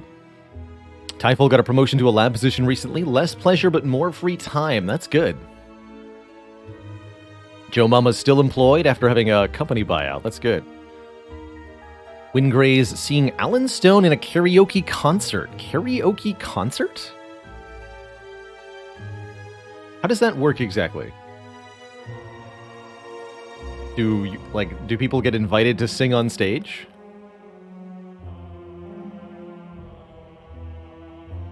Midway Monster found out through the grapevine that a cute coworker has a crush on them. Good luck. I'll put in a good word for you. Bebron got married last week. Also congrats to you and yours. 6 Pints Deep made pumpkin soup. Good old pumpkin bisque.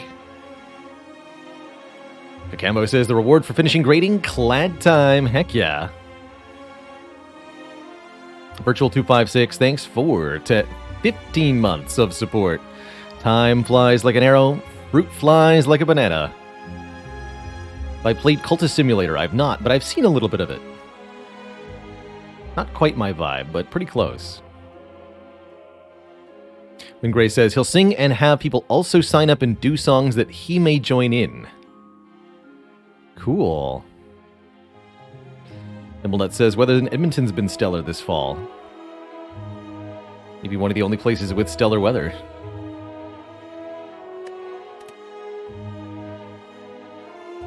Play some Clad, shall we? I'm in a boppin' sort of mood. What does that mean? I think it means transform 2 is what it means. Take 2 of our starter cards, turn them into different cards. How have the runs been going today? We ended up losing our Watcher streak, unfortunately, but otherwise we've had some really fun runs. Our winning defect involved Meteor Strike Necronomicon, so that was pretty satisfying. What do we got? I'm going to turn 2 strikes. Suzarak Boss, Hexaghost. Yeah, transform 2 strikes. Ironclad has so many attacks that either you're likely to get new attacks or... yeah, that's pretty good. Clothesline Armaments, very solid improvement to the starter deck. Or if you don't get attacks, you can just pick up new ones as you proceed. I'm actually really happy with that pair. That mean I get to go 3 Elite? Probably. Armaments helps with an upgrade deficit, too. Yeah, Clothesline's not my favorite card. It's just not that much damage for 2 energy. But the weakness is a really valuable status effect, especially later in the run.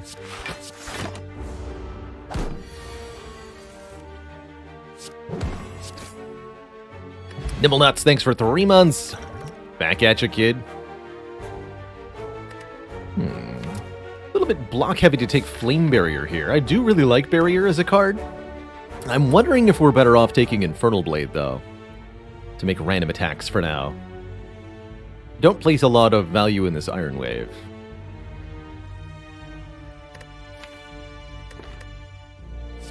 Take an Infernal Blade over a Flame Barrier.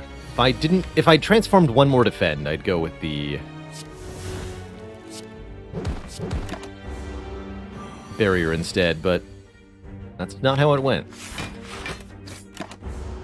I think we got too much block for me to take a Flame Barrier.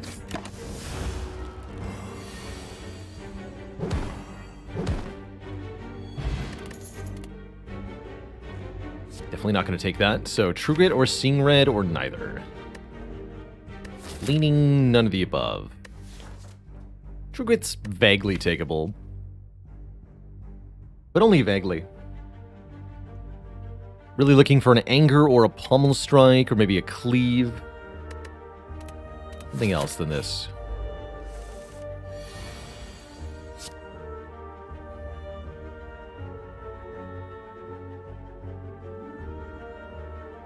I can either upgrade what I get from Infernal Blade, or I can upgrade the Infernal Blade. Play it and both strikes, which I can do anyway, right? There's no point in upgrading the Infernal Blade then.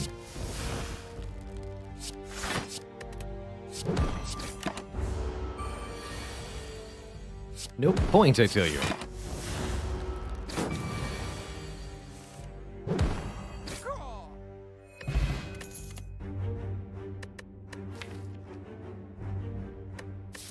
Dark Embrace versus Blood for Blood. This early on, actually, I think Blood for Blood is a very good pickup. Blood for Blood gets cheaper each time you take damage. Very useful for these early elite fights, especially. As much as I'd love to take Dark Embrace there, I think the Blood for Blood is the better pickup to help us beat Hexaghost by drawing it multiple times. Only got 1 potion. Let's take another fight for the first elite. We are going to charge kind of brazenly forward here. Fight multiple elites. Lone Wolf and Cub, thanks for 7 months of support. Mucho apreciado.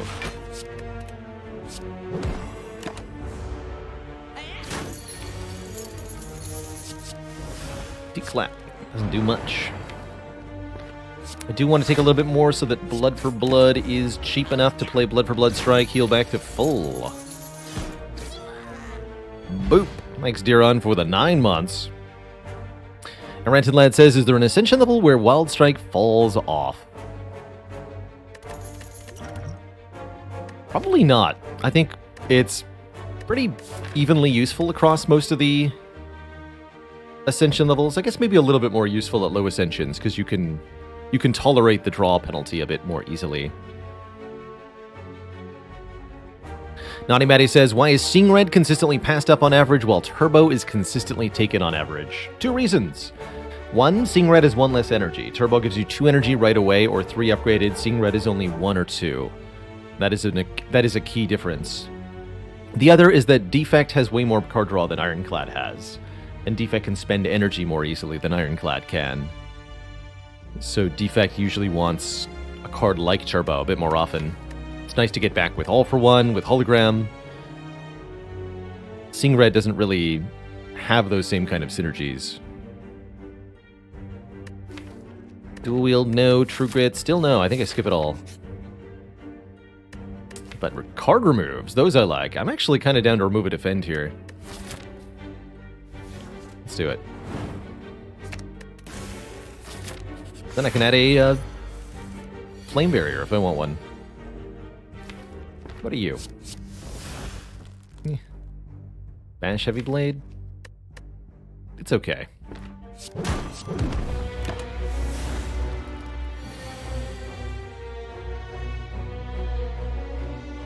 This would be Clothesline, Defend. I'm thinking about using a potion here. Colorless or Skill? Let's go colorless. Bomb. Bomb should mean this fight's well in hand.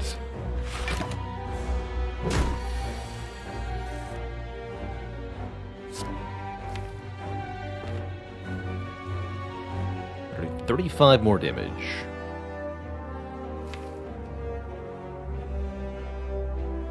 Do that.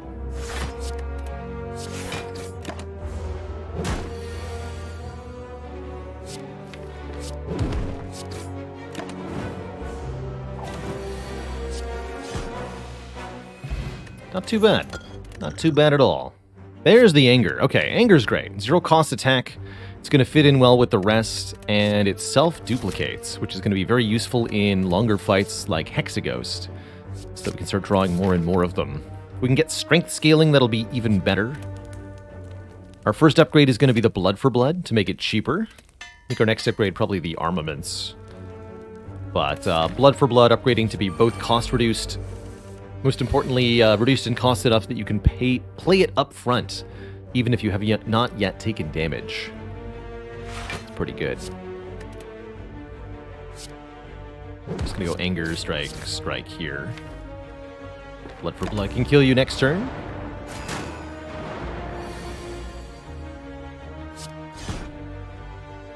Block 5.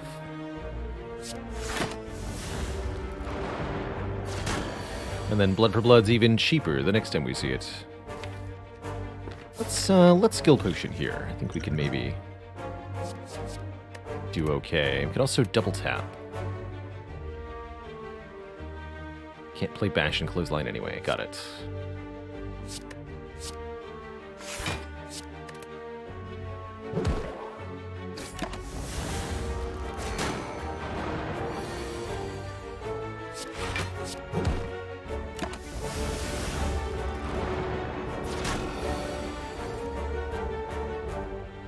Cool.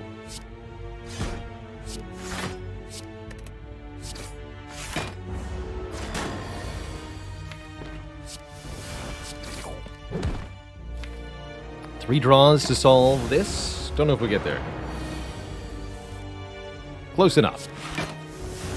Take half. Not bad. 43 health, leaving this elite fight. It's pretty good. Get Orichalcum, automatic block, which is very, very, very helpful. We're offered a Headbutt to put a card back on top. Honestly, pretty okay with what we have so far. Want to keep this deck a little small, if possible. My highest character win rate being the Ironclad. No, my highest win rate character is the Watcher. But of the non-Watcher characters, I think Ironclad wins in part because of his higher max health, and in part because the Ironclad has a whole lot of breakable strategies in things like Dark Embrace, or Corruption, or Feed, that can lead to the Ironclad being very, very strong very quickly. If I'd known I was going to get a Smooth Stone, I would have taken that True Grit, but here we are. What is this? Body Slam. You got it, kid.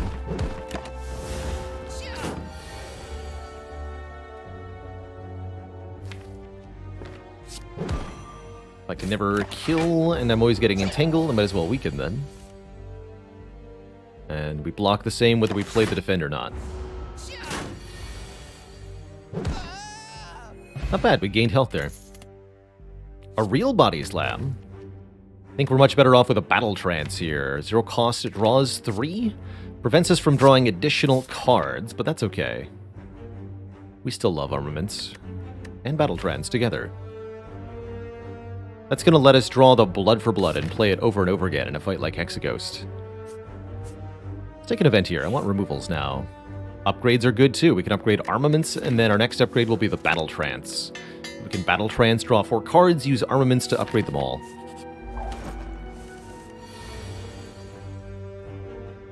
This is a sufficiently awkward turn 1 with the knob that I'm willing to use. Actually, this is a good use for Snecko Oil. Draw 5 cards and randomize the cost of our hand. Play the Anger and then drink the Snecko Oil. Draw, hopefully, Blood for Blood, Bash, Clothesline, and make some of them cheaper. Yes, we got a cheaper Blood for Blood. And armaments can upgrade everything else. Clothesline, Orichalcum full blocks next turn, so we're pretty much here. Arma, Strike Plus, Infernal Blade Plus. It was just an Anger the whole time. Okay, that's pretty good. Question is, do I need to play the Bash to kill the Gremlin Knob next turn? We can deal 21 damage, bringing Knob to 24. How often do I draw 24 damage? Very often. Well, actually, this is 3 cost. Not that often. Okay, and I only take 2 to play the Bash. Let's play the Bash.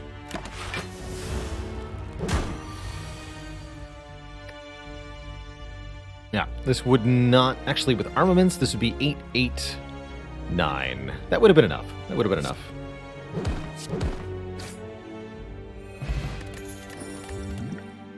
Pretty crap relic so far. Do we take a second battle trance? Usually think 2 is the limit. Don't know if 2 is actually good here. Let's find out. I'll take a second battle trance. No strength to double. Don't really want fire breathing here.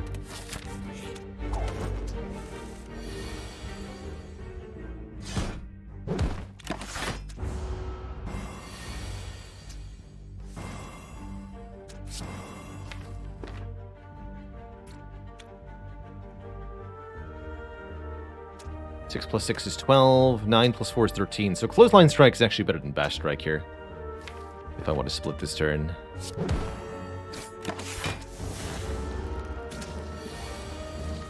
I regret it all.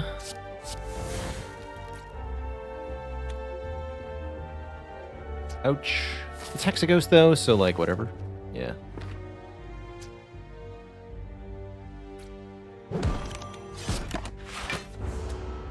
Seems fine. Who needs hit points anyway? I mean, really.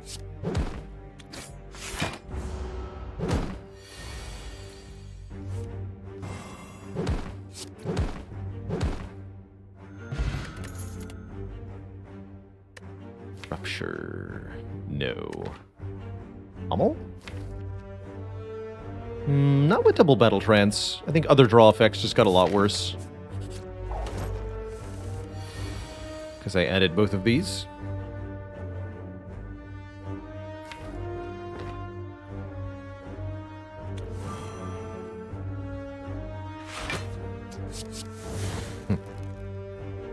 Okay. Strike, strike, drop kick, cannot kill. Just take a little bit here. That's fine.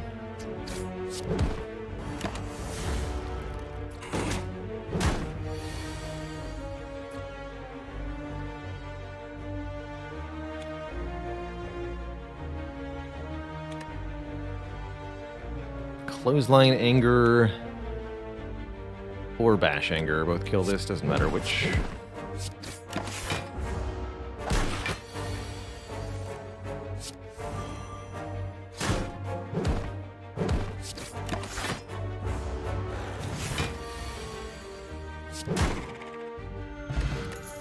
Power Potion. I think we have much use for a War Cry here. Power Potion over Swift Potion? Do I need a potion for Hexaghost? I don't think so. So let's keep both of these potions for the future. Okay. Upgrade one of the 2 battle trances. Let armaments upgrade everything for Hexaghost.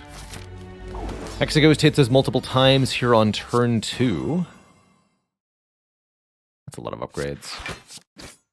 And from there, Blood for Blood should be nice and cheap, and the goal is just play and draw the Blood for Blood over and over again. As well as Anger here. Bonus points if I can upgrade this Anger. Yeah, perfect. Perfect draw. Even more perfect. Look at that. Every card is now upgraded because this one armaments, pretty much. And now Blood for Blood is free. Get him.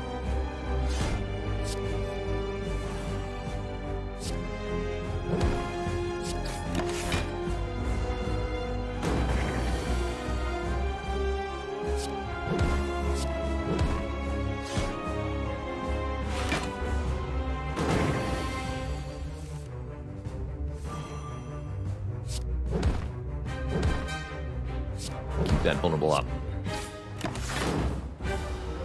I have a favorite card. Singular card. That's described as my favorite. Might be Feed, honestly. I just love being able to gain max health. But I also like some of the colorless cards that can generate other cards. Those are pretty fun. So Reaper is here. Reaper gives us health for striking enemies. It's only really good with strength, though, which we currently lack. Madness, I like that. Yeah, really smoked Hexaghost, and that's mostly Blood for Blood's fault. But also the fact that we're down several starter cards, right? 3 strikes, 3 defends, and again, double Battle Trance is really, really powerful card draw to get us back to that Blood for Blood. And the way the armaments lined up, too, that was even better. Do I like Immolate here? I do. I think we need some area damage for Act 2, and lacking anything else, that's what I'm going to pick here.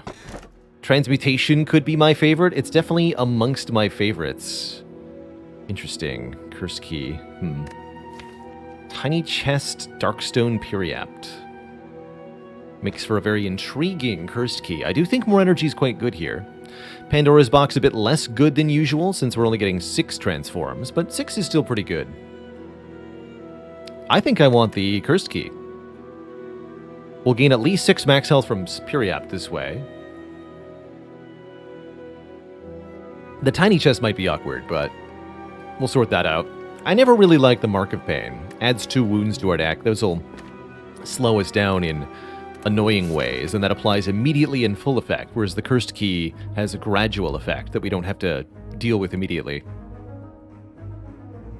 It'll make it pretty hard to open this chest, though, hey? Maybe I go here? Definitely want to avoid question marks where possible. We're not going to be able to avoid them entirely, or are we?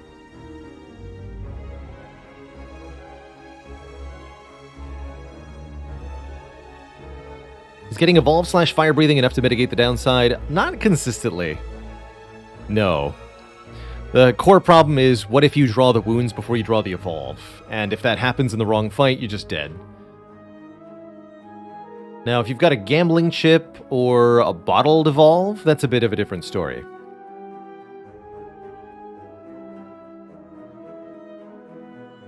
But just Evolve/Fire Breathing on their own, it's really not as much as you'd want it. It's not as effective as you want it to be. Period.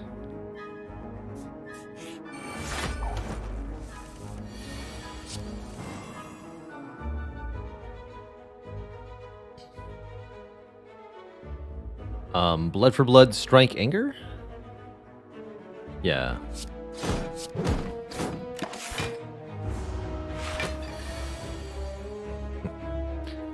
Good thing we've got Orichalcum, I suppose.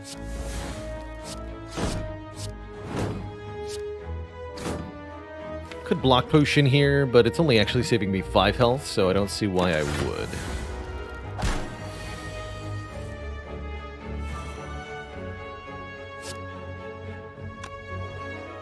Armaments, Clothesline, Strike kills here. Guess I should have used the block potion. I'll take double block pot. These are pretty stinky. Lex Ninja, thank you so much for 3 months of support. Oh my. Okay, we block one of their attacks with Clothesline, one of their attacks with Orichalcum, and then Blood for Blood is free, I guess.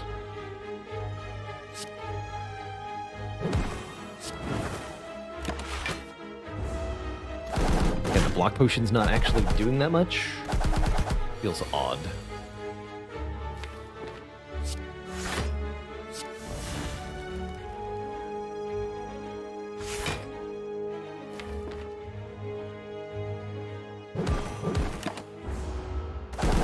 Want Immolate to kill them both when I draw it again? Hopefully soon.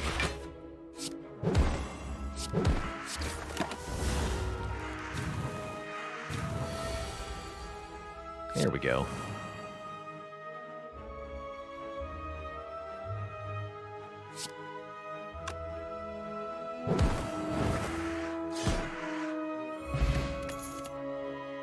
Rampage Palouse. Could take an Inflame for a bit of strength. Unupgraded, it's fine. I wouldn't call it great. Wouldn't even really call it good. I think I'm going this way. Let's get a strike out of this deck while we still can.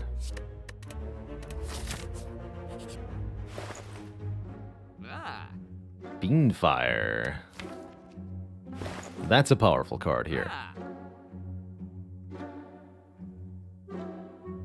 Fiendfire lets us exhaust our whole hand to do damage proportional to the hand size. Very nice with the battle trances, drawing so many cards.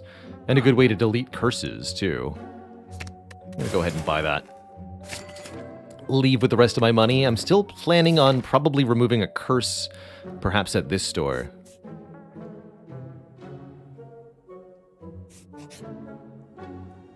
We can trade our strikes for bites, but I've only got 2, so no. Jugwort, not today. Ah! Hey, block potion, get in here.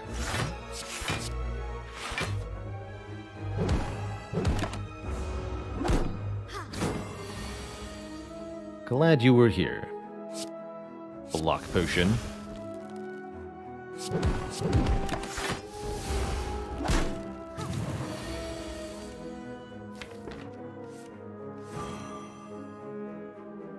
Bash. Immolate won't kill without the armor, though.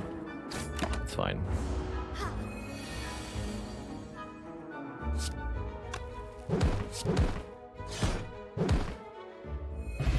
Okay, crushed them both easily. Second chance at Inflame here. Do I want an Inflame? Got Fiendfire. I don't think I do. Wait, who's our boss? Collector. Yeah, I don't think I do.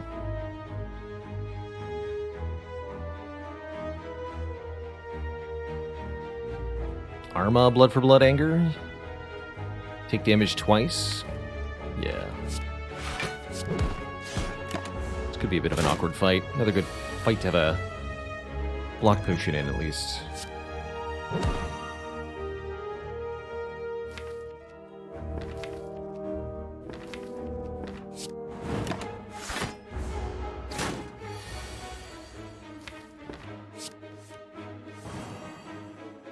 Good. Oh. Oh my.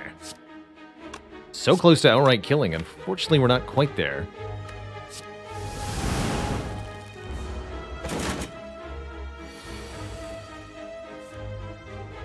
You gotta be kidding me. Why?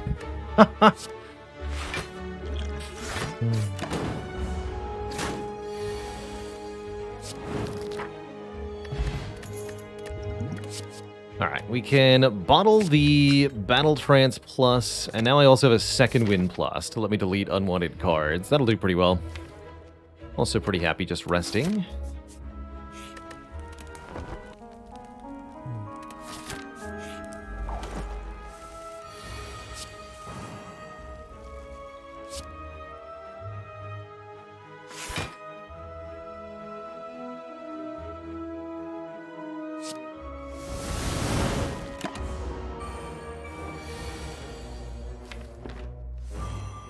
Ooh, second wind can get rid of Infernal Blade. I like it.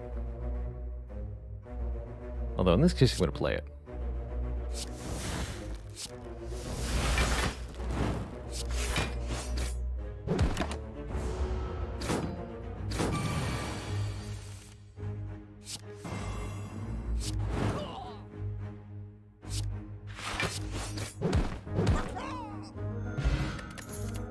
Great triple cultist fight.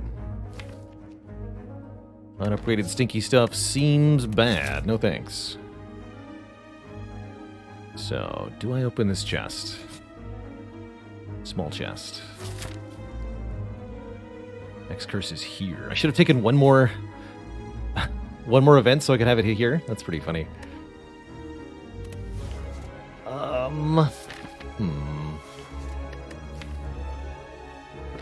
Okay, I'll skip this one then.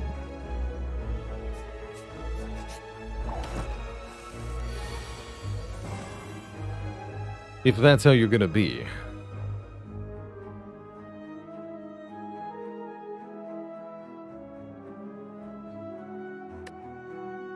$31. So with Bashamilate, Flex Potion, we can kill the red guy. Sounds good to me. What about, instead of Bash, we play Infernal Blade Strike? As long as Infernal Blade does literally any damage to the red slaver, that's just as good.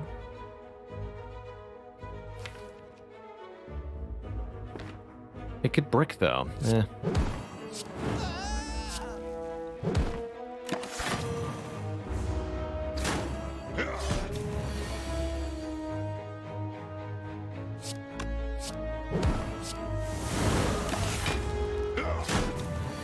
Orichalcum has been so good this run.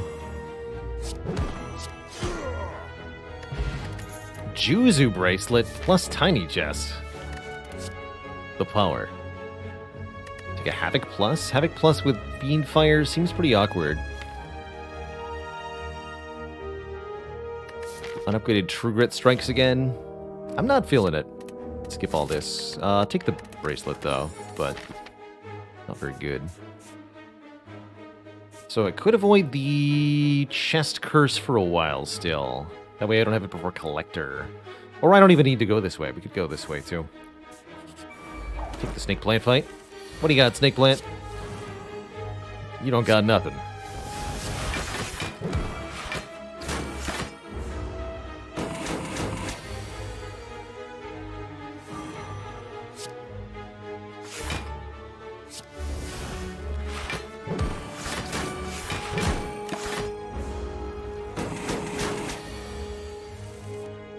Healing off the Snake Plant. Easy fight.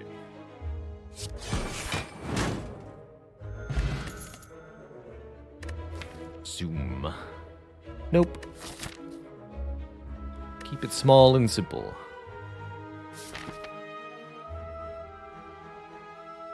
So, take the money or fight another elite. What am I even upgrading? The other battle trance? Let's fight another elite. The Book of Stabbing rematch. This time, it's personal.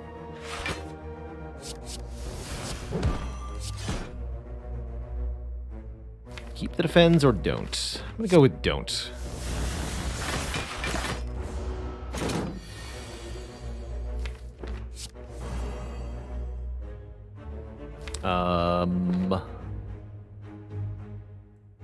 Clothesline Fiendfire? Clothesline Anger Fiendfire. That sounds less insane. Less likely to get me an empty deck that I can't do anything with. Case in point.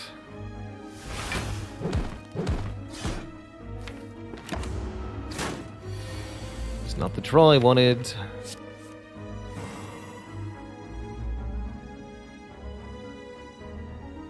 Bash, Anger, Anger, Clothesline is what? 10 plus 18 plus 18.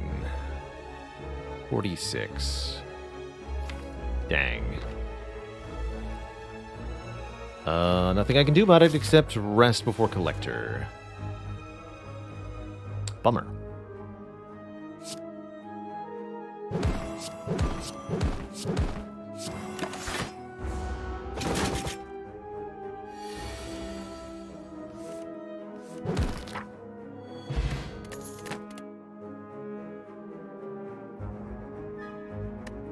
There we go. Okay, we're fine now. As long as I don't die here, which seems very unlikely.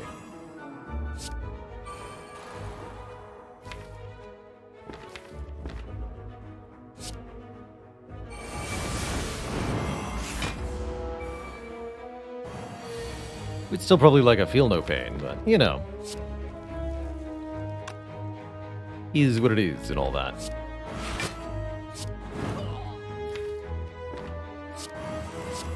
Good.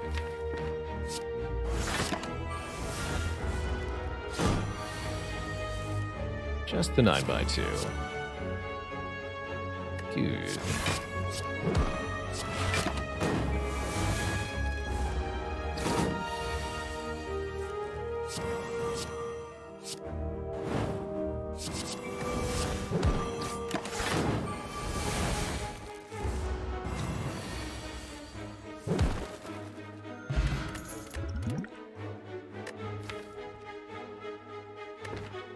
Cool.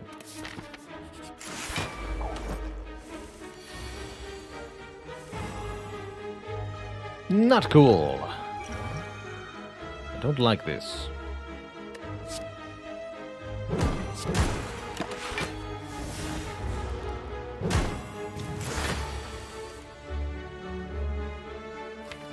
Not at all.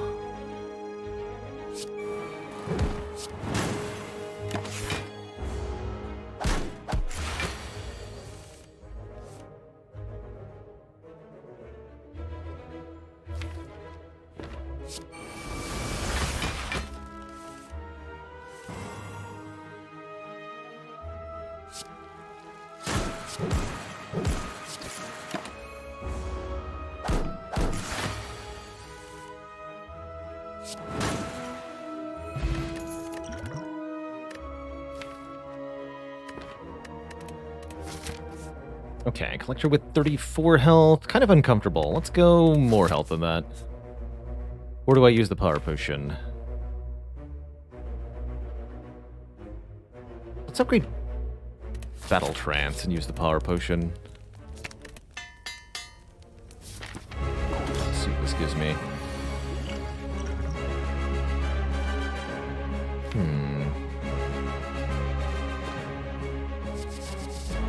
Those are not very good. I guess Evolve is best because of the Immolate.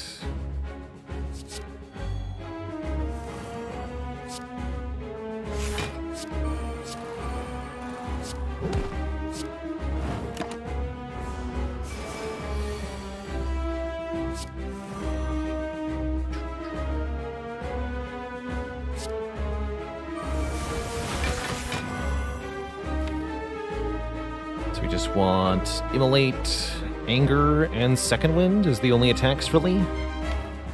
No Bash or Clothesline. Clothesline's pretty good in this fight. But I want to destroy these cards, so goodbye.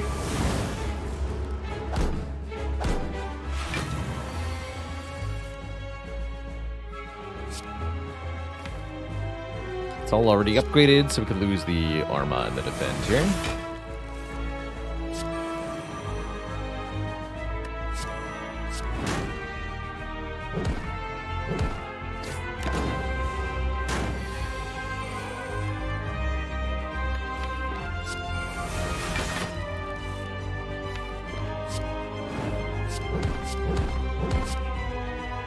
Bash would have been a good addition, in retrospect. Please don't kill me. Oh god, I'm going to die. Help!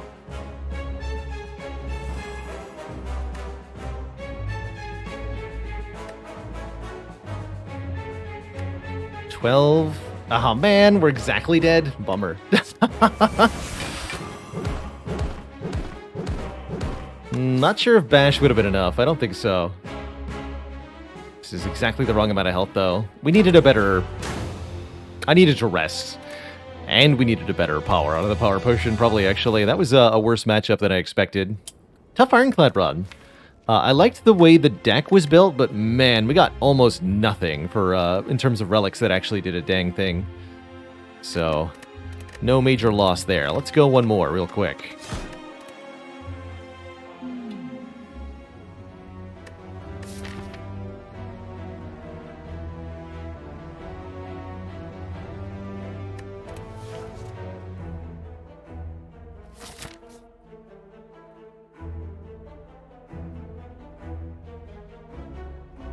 YOLO. Yeah, the Orichalcum did a lot, but basically nothing else did. It's somewhat of a bummer. Tiny chest certainly wasn't helping, right? I need to play another.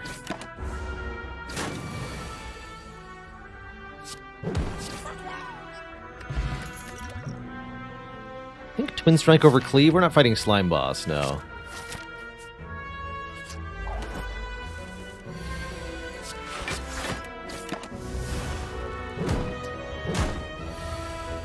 Would the Mark of Pain have been better? No. No, we would have been just as dead. Possibly earlier, actually. We might have died in Act 2 before getting to the boss.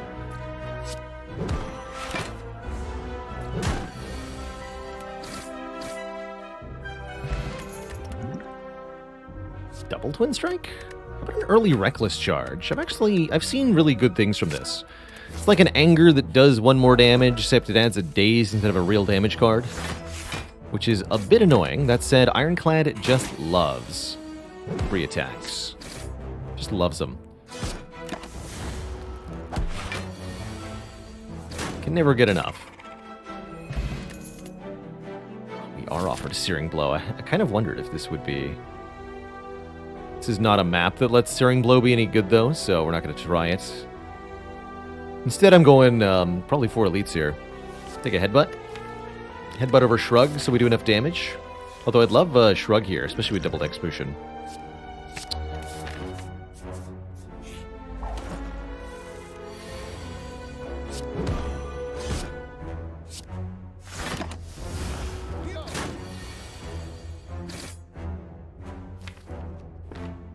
Be weak next turn, so this is 4, 4, 6. Okay.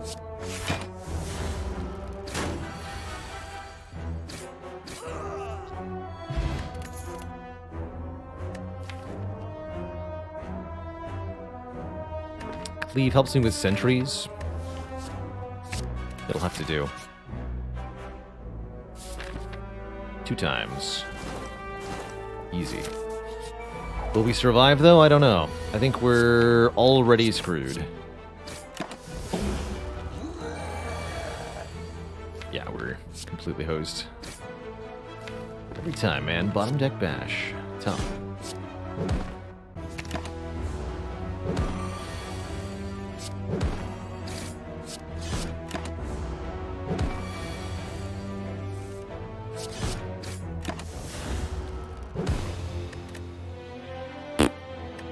One more time. That was the worst elite for us with the worst draw order. Going into the Burning Elite was very aggro. In retrospect, like, even without retrospect, I think that was probably about 50% chance to be dead. But that's how I'm playing right now. Win fast or lose fast. Let's go. I guess we can try to snipe? Yeah, we could try.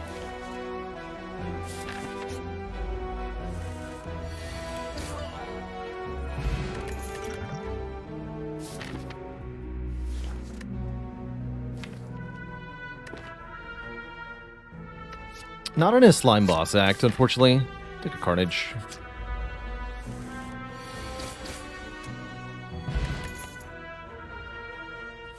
Early Metallicize can be pretty good. Not usually something I'll pick up, but I'll take it here.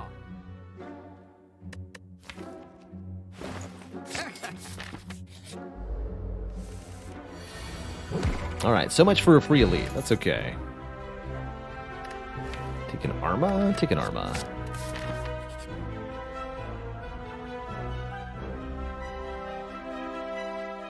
Legend. Take a free Bludgeon, sure.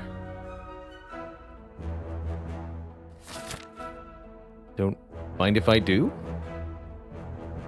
Upgrade Bludgeon, fight a... Actually, no, let's go 3 elites now. That sounds good.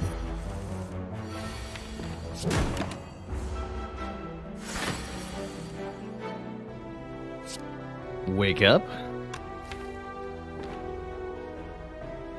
Could also go Discovery Carnage here. Discovery seems pretty powerful. Ugh. Except when it's not. Should just play the Bludgeon.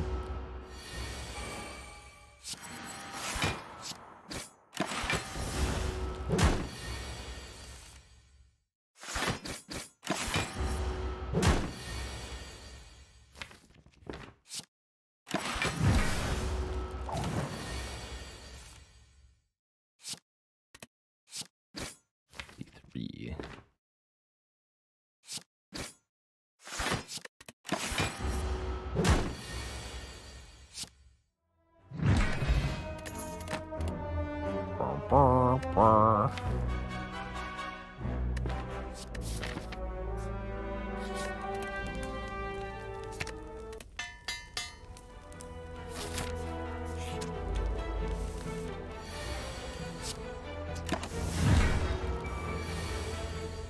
Where'd your friend go?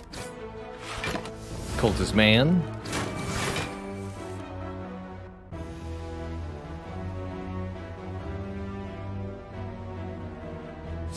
Where'd your friend go?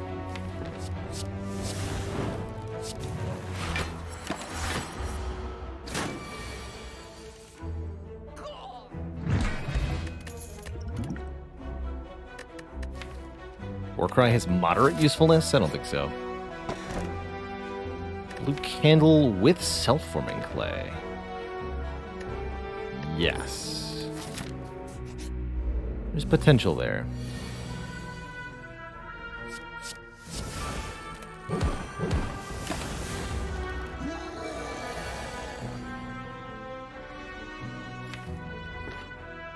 Can Swift Potion if I need to for Bludgeon. Let's just go Metallicize Carnage. Take 5, win the fight. Take a Dark Embrace again. We're fighting Slime Boss. Yes, I'll take a Dark Embrace again. Especially with Blue Candle.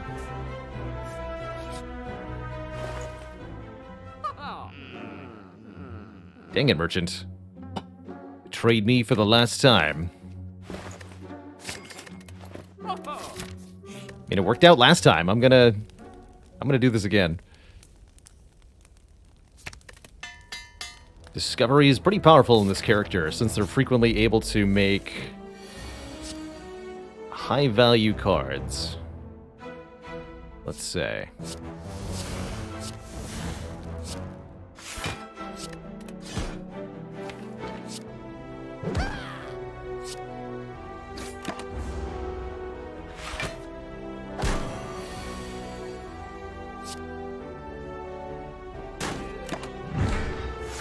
No wizard shenanigans today, please. Not in the mood.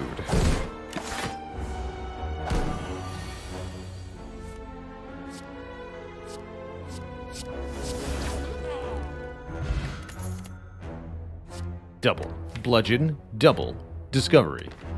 I don't think we want 2 bludgeons. Headbutt has maybe some utility. I'm happy not taking any of this. Build your own Nillaries, that's right. The amount of times we got Barricade and Demon Form last time seemed pretty good. Gives me 3 block next turn. Actually useful. Incredible. Imagine getting value out of the blue candle. Simply imagine. Is it better to double Discovery than it is to Bludgeon? Let's find out.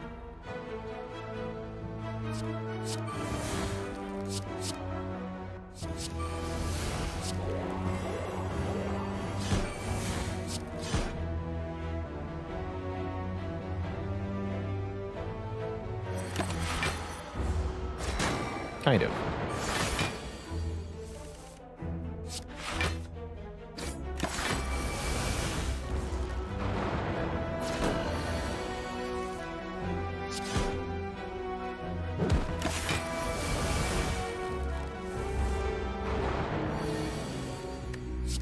smoke. Art of War can make good energy.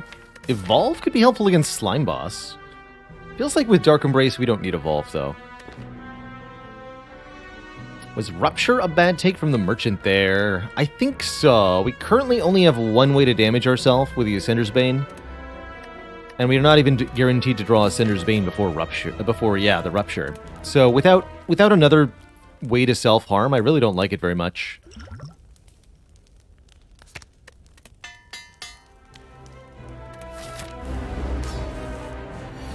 Demon form.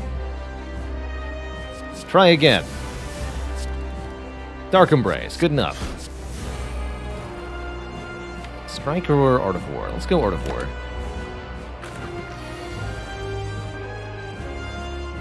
Art of War was a strike. 3 block next turn. Do I need it? We're playing Arma Carnage. We're fine.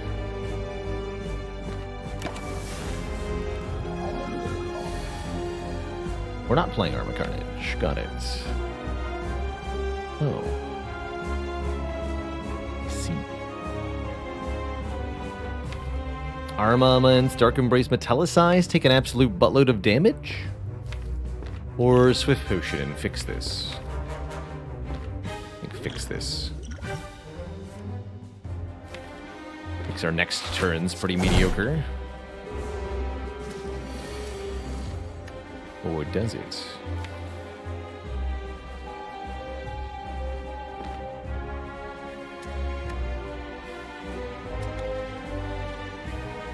This is guaranteed attacking next turn. If I split you, this could go all sorts of bad. Oh well. Yeah, all sorts of bad indeed.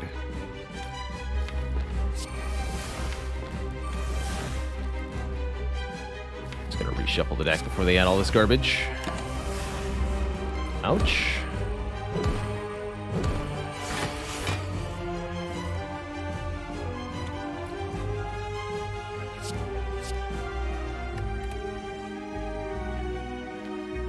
Power through has to be good enough here.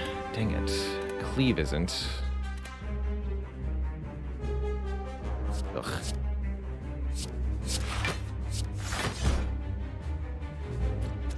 That's exactly the right amount, and we get to Art of War again.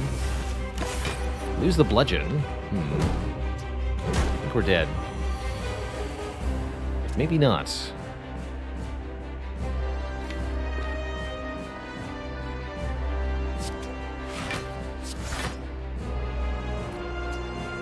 Live on 1 currently.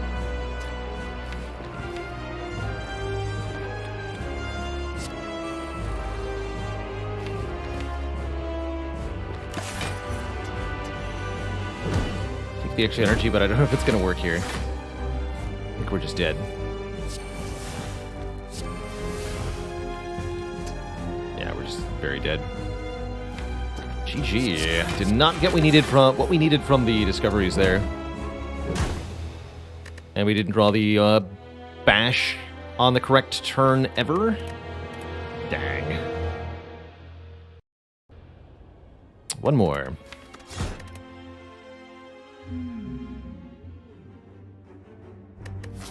At least we get a real starting bonus this time. Another 4 elite crap path.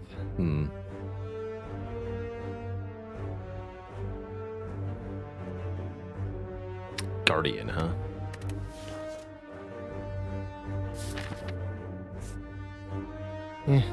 Alright, that makes 4 elites more reasonable. Sure.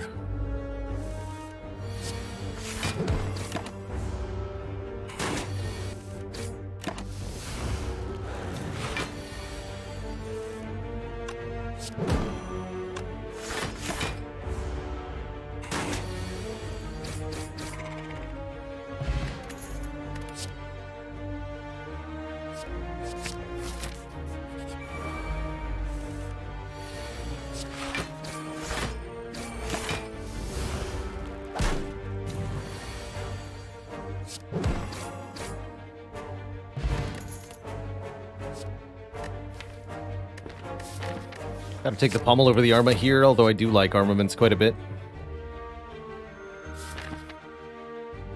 Cool.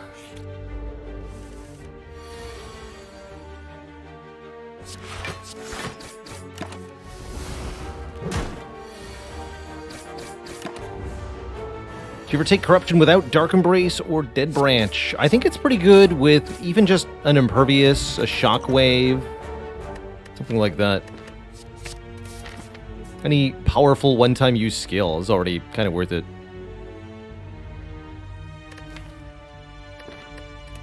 We'll avoid that shop, actually. Now that I've got a Variable...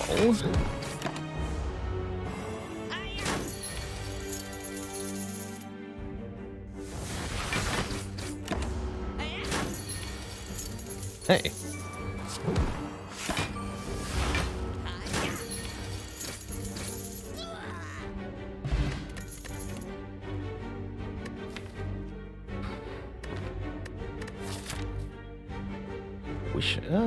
Screw it, I'll just take a Reaper anyway. I wish I could take a Reaper. Just do it. Just take the Reaper.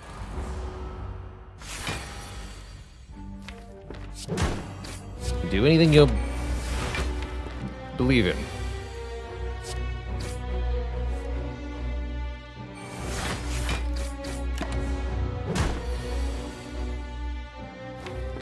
Lagavulin seems to be extra strong. For some strange reason.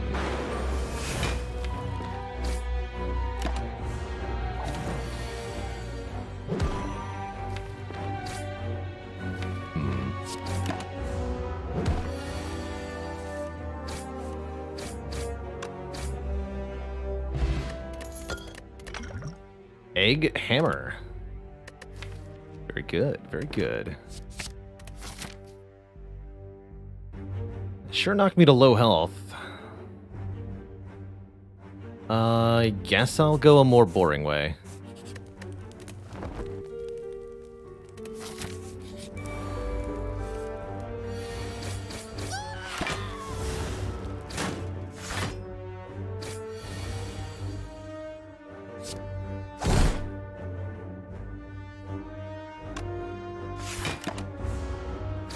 Not right.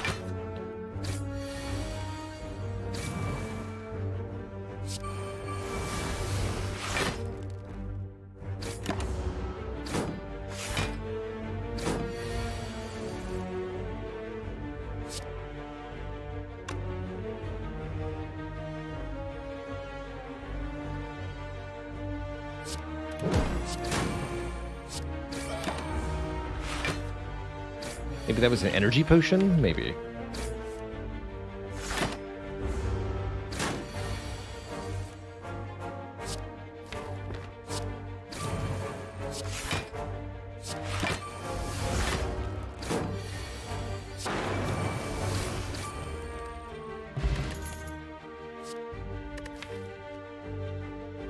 Flex Plus or True Grit Plus? This is a good True Grit for me, but I do like Flex with Reaper. And I like Red Skull with Reaper, too. Actually, because of that, I'm going to recall, not rest here. If I'd known I was getting Red Skull, we could have gone this way. This shop will be fine, though.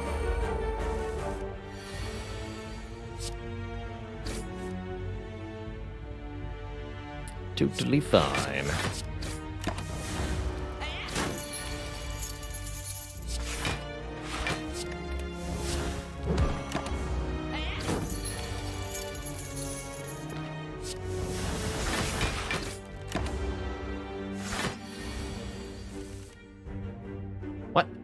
Really? Bye. Come on. To redraw all the block cards? How annoying.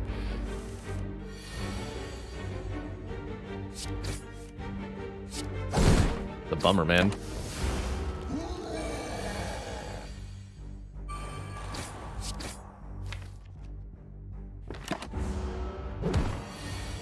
Since we don't always kill. And indeed, here we don't. Let's shrug into Energy Potion. Or just use the Fairy.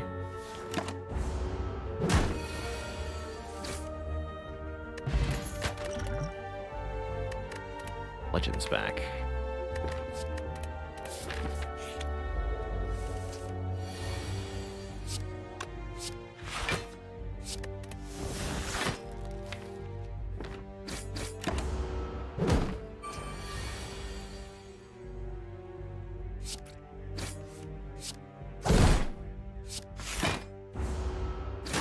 Whoops. Slow down a little bit, I guess.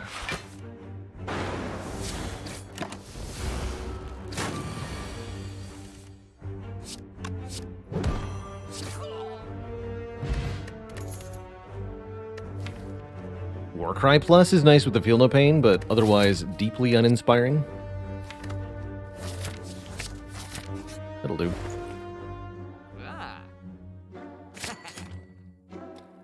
And so will that.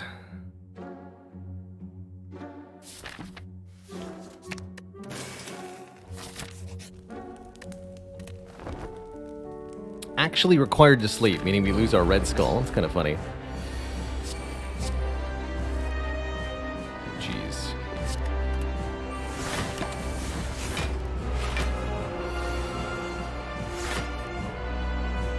These draw orders are something else, though.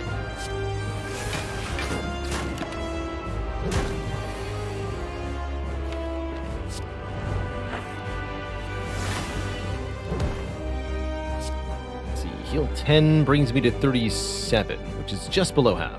Perfect. Keep the red skull. Lose a strike, lose a carnage. Let's do that. Let's just get this down to a small subset of cards. With 3 strength, we should be pretty comfortable here.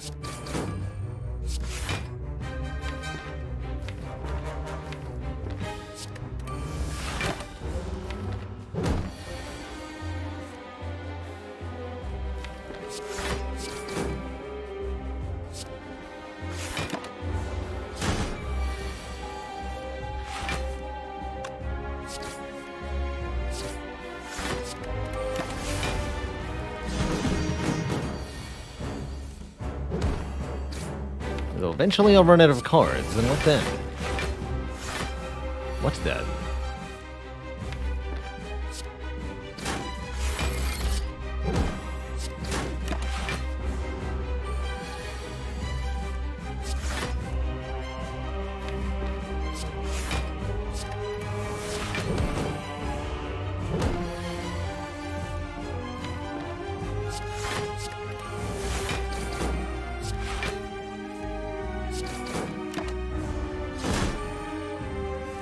Guess I can always loop, shrug, and pummel strike. Nothing wrong with that. Pretty good, actually. And if we get a sundial, it's infinite. Although, only if I upgrade the thing. Demon Form Reaper. Sounds like a winning combination to me. 2 strength per turn. Yes, please. Could take Immolate for area damage in Act 2, but I want the strength instead. Coffee Dripper Fusion Hammer is a bit awkward. Doable with Reaper, but awkward. Could remove cards, shrink it down a bit. 4 energy with Offering is still pretty good. Cage seems fine. Yeah, we need a shovel or something. Take a cage here. This run is feeling a bit cagey.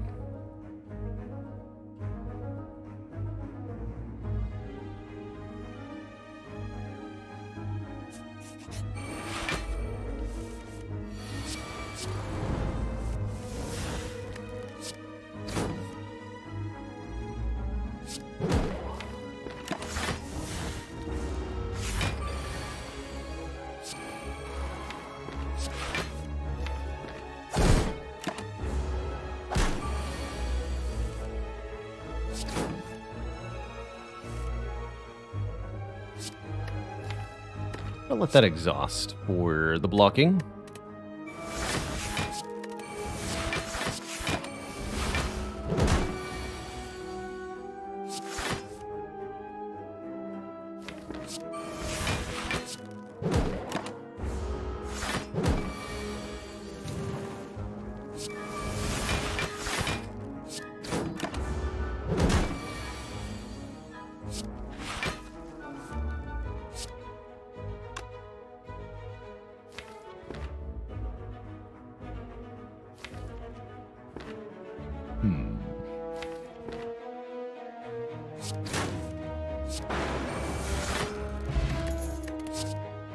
Yo, Battle Trance Plus. Sign me up. Flame Barrier is not too bad either, but one Battle Trance is excellent. I'll skip this speed potion. Flame Barrier would have been nice here, though. Let me tell you.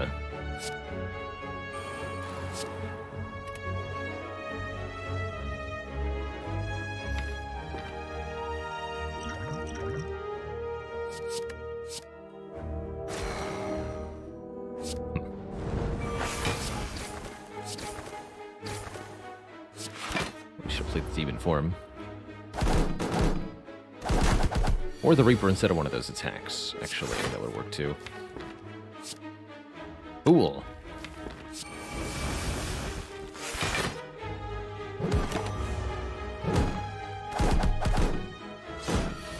I think I learned my lesson last run, right? Never don't play Demon form.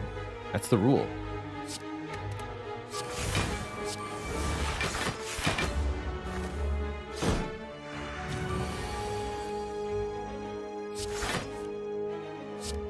Actual rule.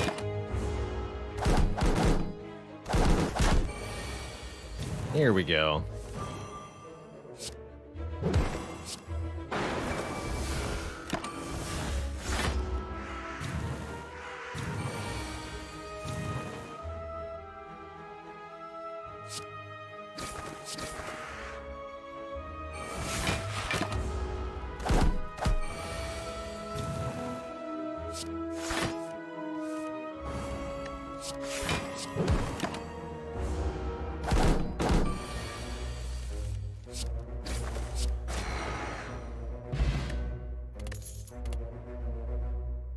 Just remember this simple mnemonic. A, B, C, D, F. Always be casting Demon form. And taking Heavy Blade Plus to go with it, I guess.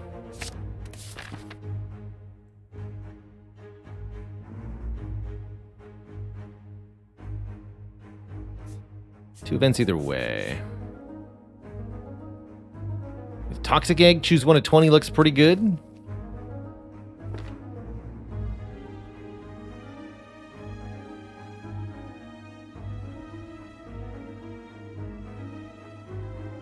This is a use case for seeing Red Plus. Or Armaments Plus. Armaments is one of the only ways we could upgrade that Demon form. Give me that.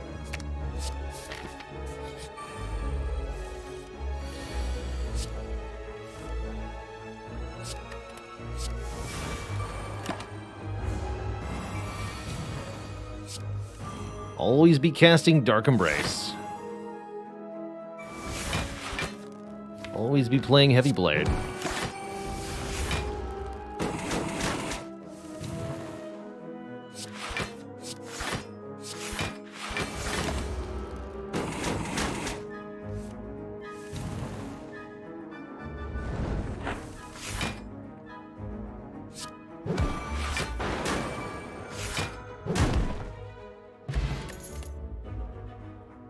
These are fine. Like maybe consider a ooh, never mind. Just upgrade the Demon form with an upgrade shrine. Easy. Easy every time.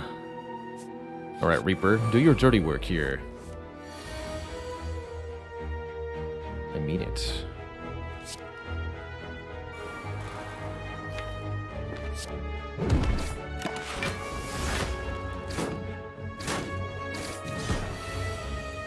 Either going to go really well or really badly. Let's find out which. Sooner rather than later.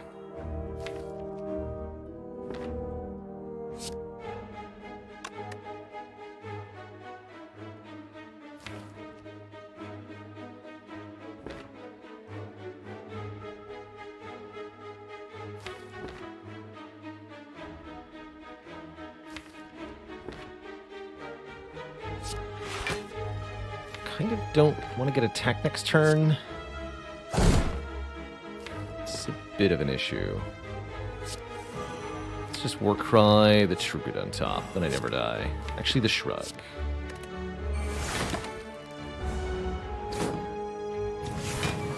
Oh good, we're going to 3.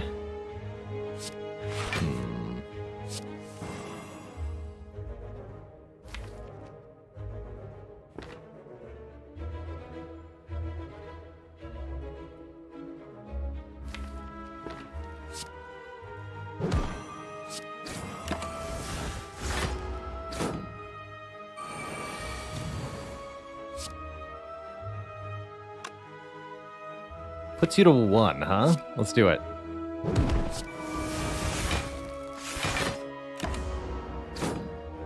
Show me the Reaper.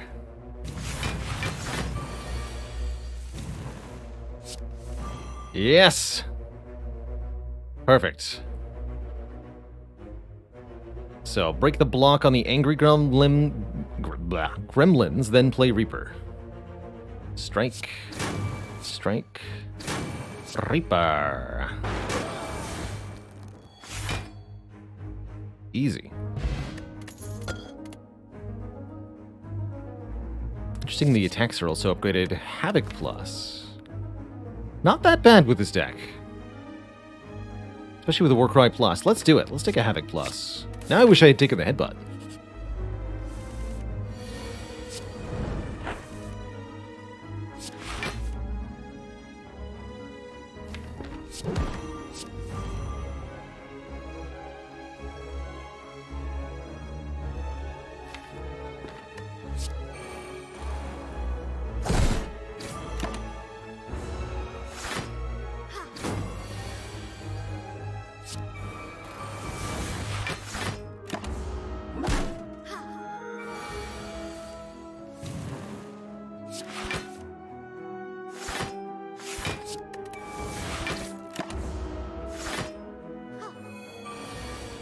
Then we just want to dispatch the knight, heal off the mystic.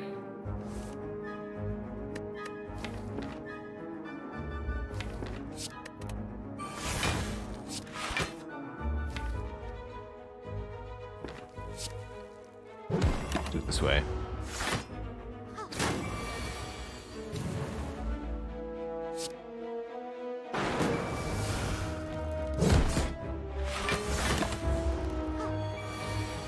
Quite full health, but good enough, certainly. Has more energy on turn 1 sound. Pretty good. Let's let the happy flower go a bit.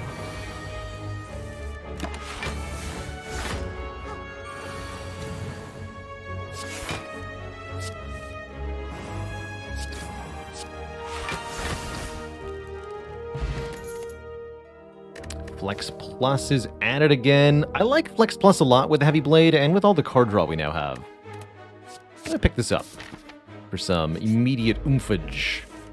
Because you never know when it's gonna be exceedingly useful to you.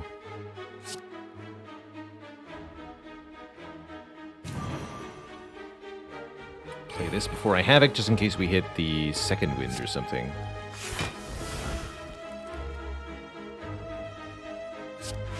Let's see, 32 plus 13 is 45. If I use the energy potion, I don't really feel like I need to. Let's just take some damage then.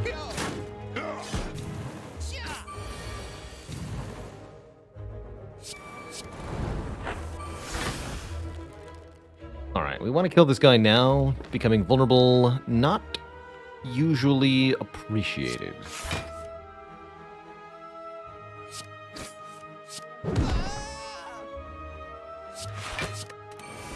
Be back for Reaper.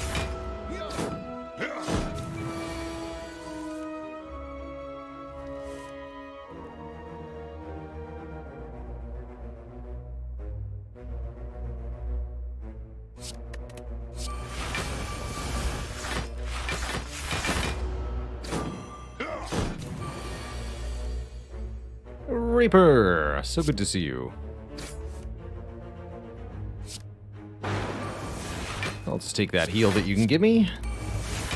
We'll be on our merry way. Thank you. 55. Okay, kill the middle guy with that. 70, in fact. Great fight.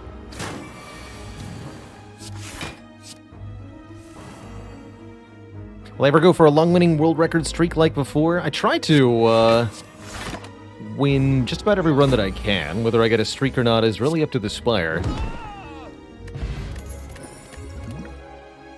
And that's why we don't take the Coffee Dripper, but it is why we take the Dark Embrace. Whenever a card is exhausted, draw a card.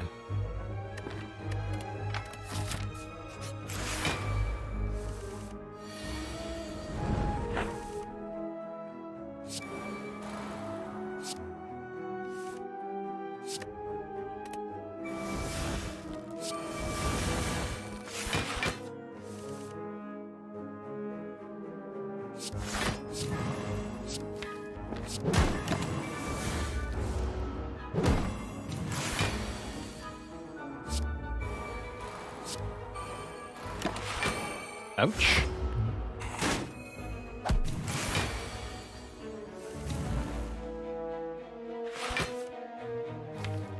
I don't really want to hit Reaper off the top of the deck, do I? Now I can Havoc.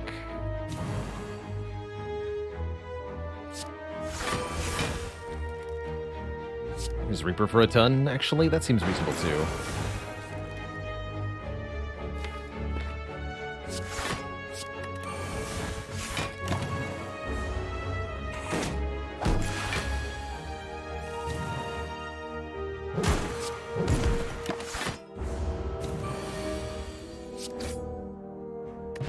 Very good fight. Disarm Plus or Sentinel Plus? I'm thinking Disarm Plus. But both are very good. Toxic Egg has really been paying dividends here. Gremlin Leader strikes again. Can Gremlin Leader inflict any harm whatsoever?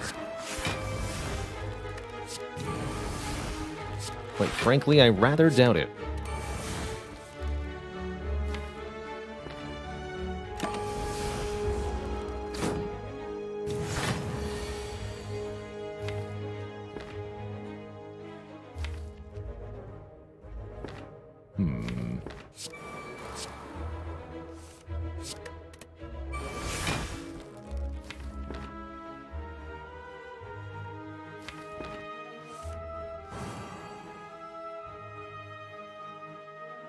Can't delete the demon form. I should probably use the energy potion to play the demon form. Let's do that.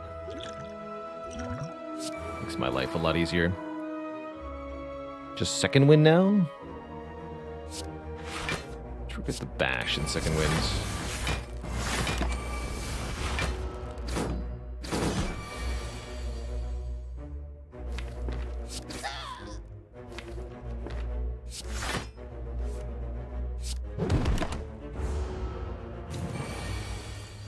Get 'em, boys.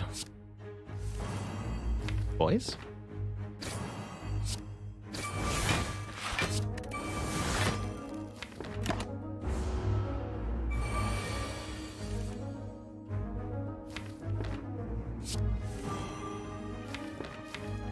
Second wind is the top card, and I don't think I can change that. But I can Havoc the second wind.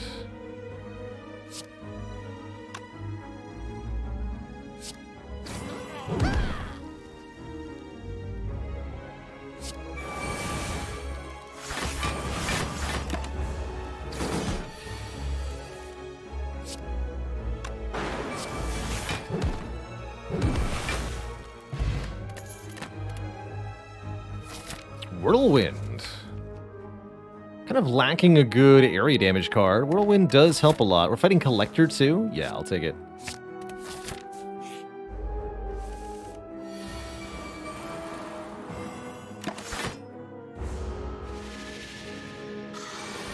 I will happily take it.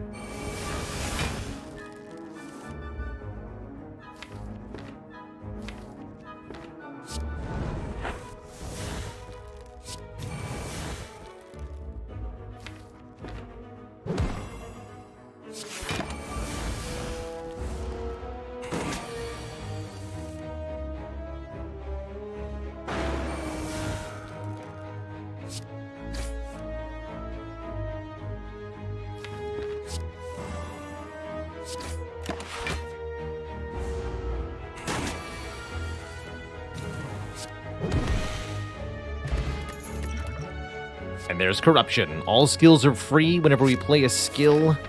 Exhausted. So I've got Corruption, Feel No Pain, Dark Embrace, and some other stuff too.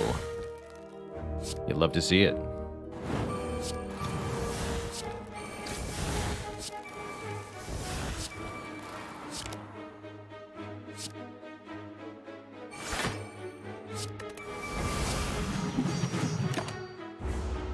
The Triumvirate, that's right.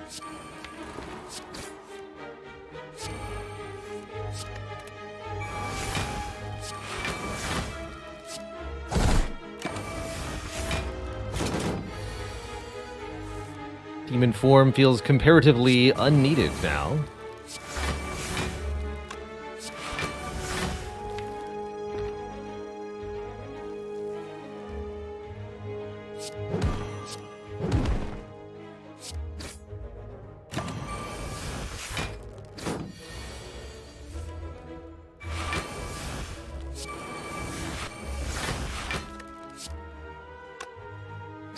May have forgotten that there is no more flex once I use it, but we got there.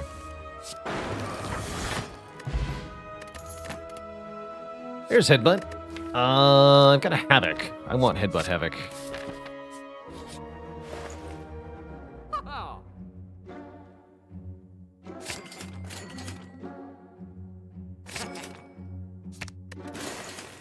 Seems good. Empty Body Plus is a skill. I'm gonna pick that up, just in case. And we're off to Silly Land, I suppose.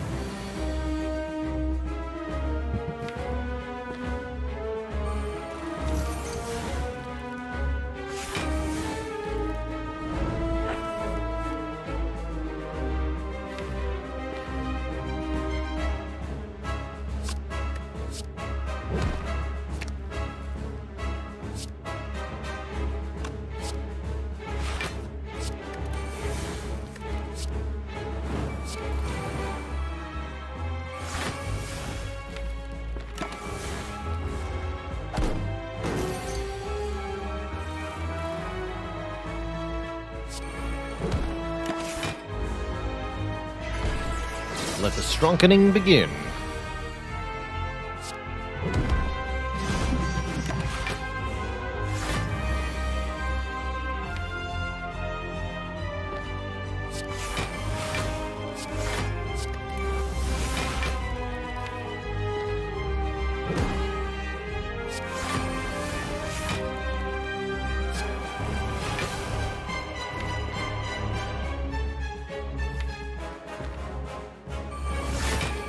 Okay, no heavy blade lost. Good.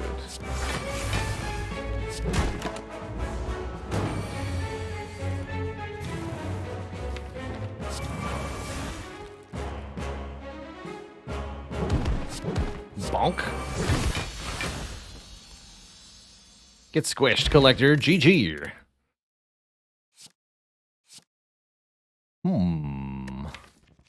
Corruption, Alpha, Beta, Omega. Seems kind of hilarious. Scrawl Plus, also absurd here. I don't know what I take, but those are amazing.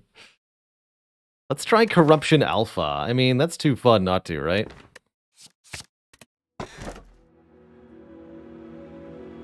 And how do I feel about energy? We do have 4 energy per turn. Astrolabe, transform and upgrade 3 cards.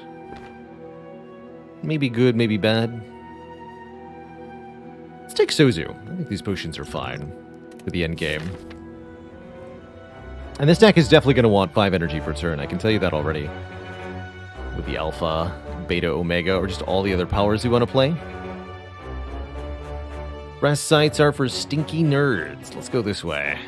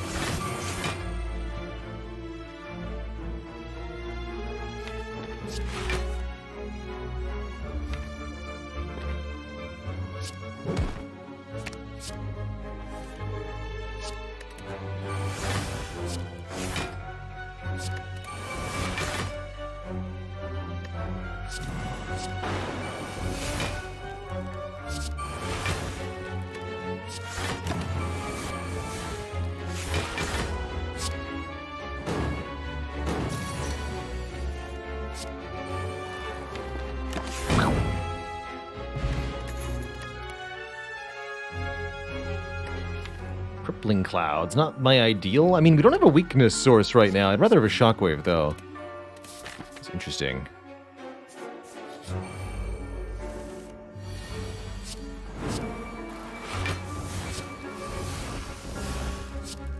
Wait, what? 2 cost? No, it's secretly free. Got it.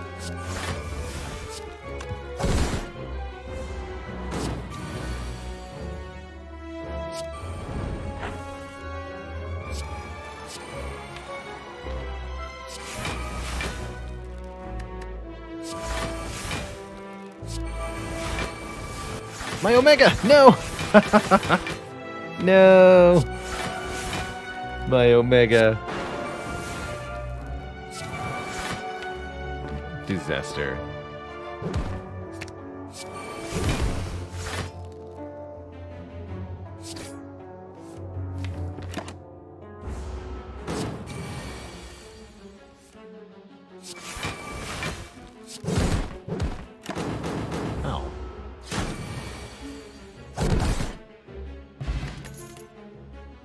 Skim Plus or Acro Plus. Look at these cards. Draw 4 cards or draw 4 cards. Discard 1 card. I feel like Acro is actually better for this deck. The discard creates space in hand. Lose my only Essence of Steel ever to get a random relic? Or 85 bucks. I'll lose the potion. For a shovel. Hell yeah. We can now dig for relics at rest sites. You betcha.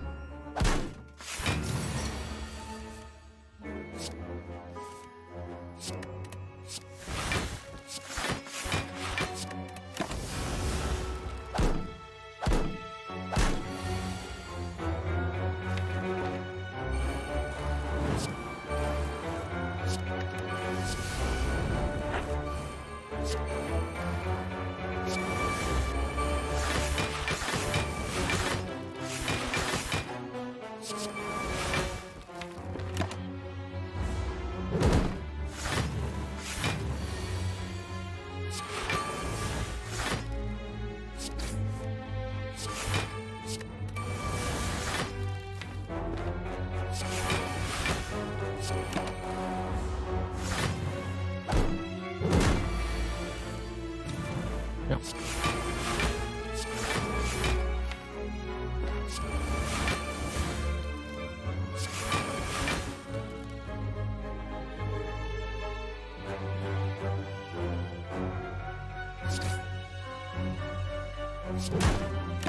Next turn's gonna be the perfect turn to Reaper back to full.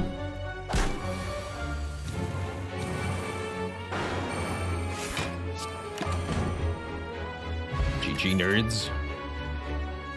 Take another flex just cuz. Not without a limit break. Elites are still better than rest sites, even though we can dig.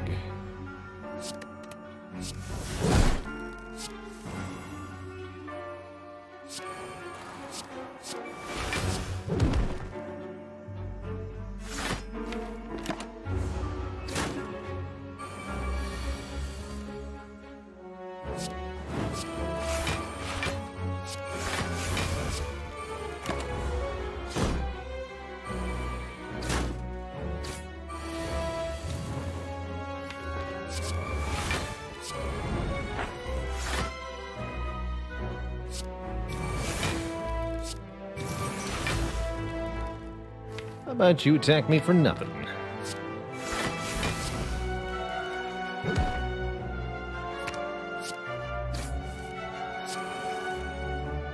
Alright, put the Omega in play.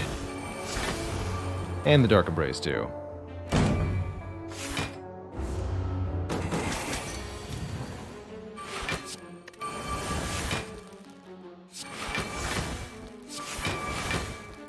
Reaper next turn.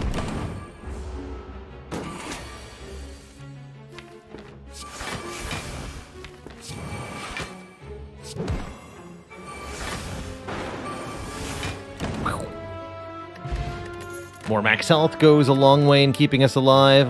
Turbo plus, concentrate plus. Both very interesting as well. Let's take a turbo.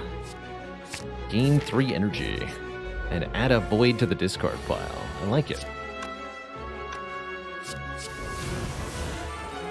Of course, Dark Embrace was the top card. I was thinking, what if Second Wind is the top card? That's what I was thinking.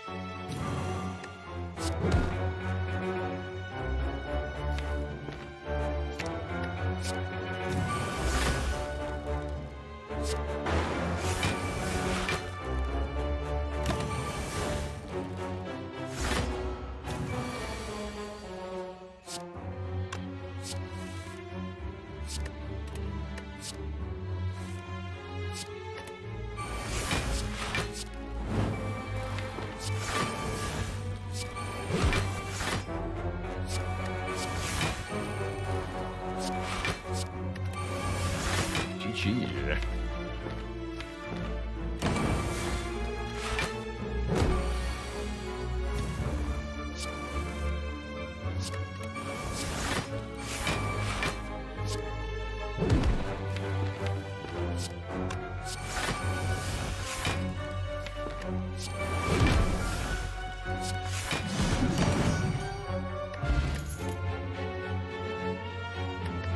Still don't have good weakness, so Clothesline's actually a little tempting.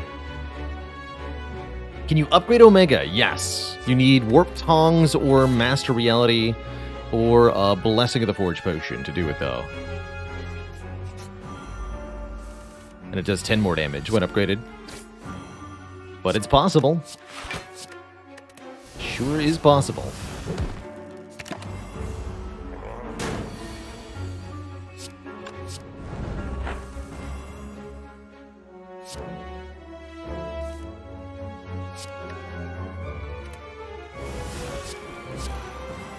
Corruption into play, so I have more cards that I can play this turn.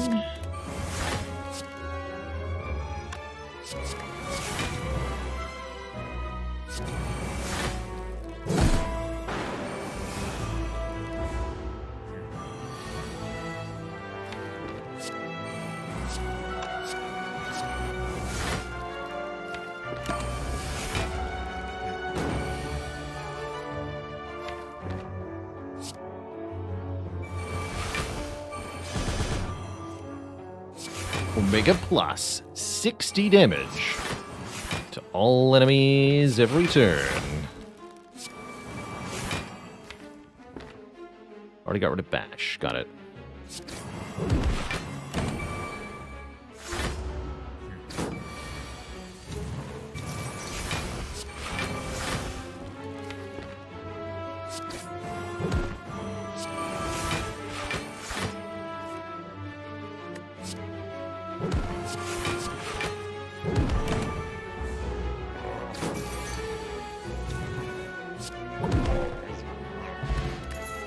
Potion Belt.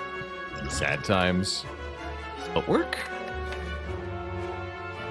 We never answered the question about weakness, though. Let's take a blind here. Blind is weak to all enemies. And will be quite useful. Still got a couple elites, so Preserved Insect seems reasonable, if nothing else.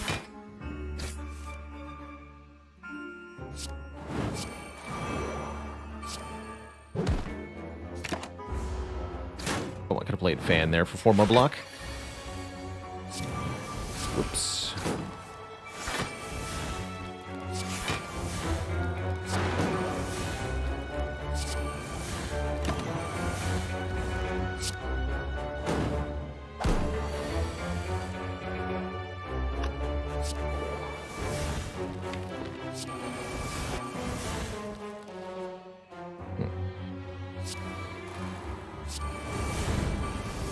Ow. Very well. That is how it must be. Here's Omega. Slightly further down.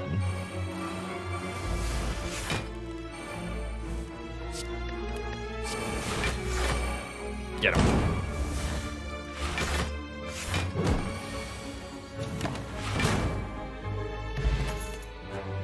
Omega Ironclad. Backflap's nice. Especially with the Corruption Dark Embrace. Piercing Whale is like a worse disarm. Dark Shackles. We've already got Strength Reduction. Give me a backflap. It's flapping time. Don't you know? Time to flap our wings.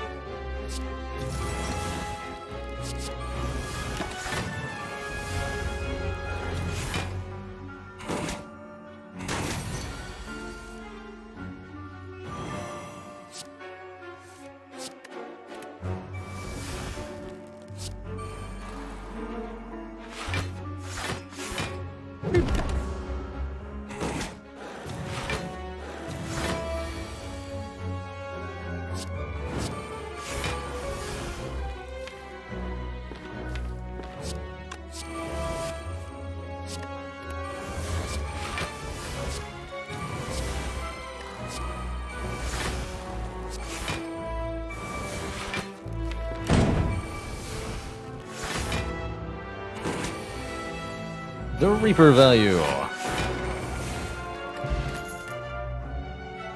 2 cards in 1? Actually, the Insight is quite nice, because it's also a exhausting draw card.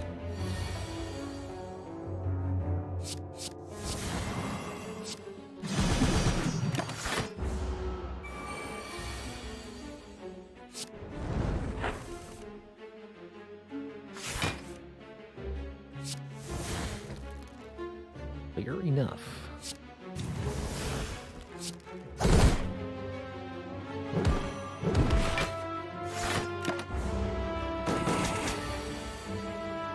One and a 2. Just put the big powers in play. That's why we took 5 energy per turn. Without Sozu, I wouldn't be able to do turns like Dark Embrace and Demon Form.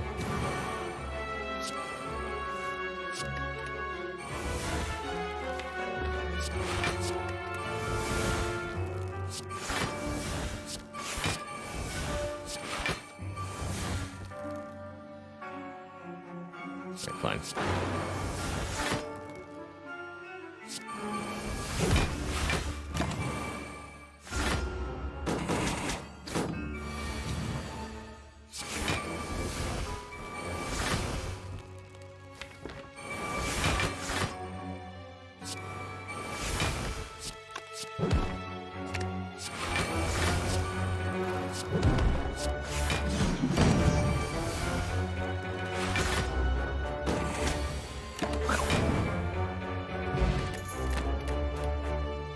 Vision Plus. That doesn't do anything. I wish it did, but it does not. We have no orbs, alas. Could take a Flame Barrier Plus. That's not too bad here. I'm just gonna skip, though. Let's dig up a relic. Birdface turn. Heals us 2 per power we play. Oh, it says exhaust on it, right? How can you say no? How could you say no? I mean, really, can you even say no?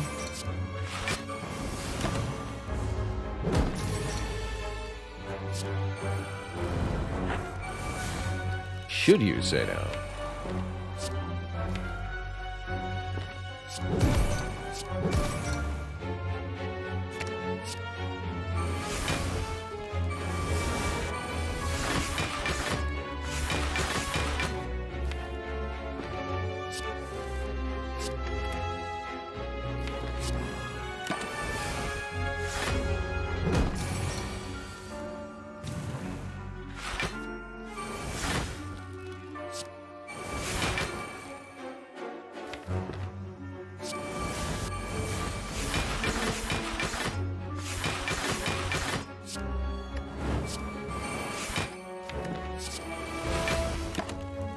Double Void Omega. Good turn.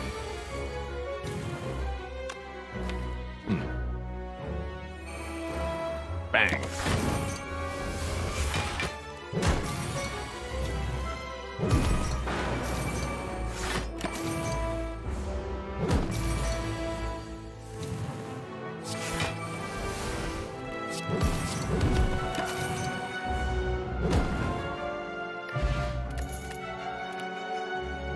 Food sequence? Caltrops Plus.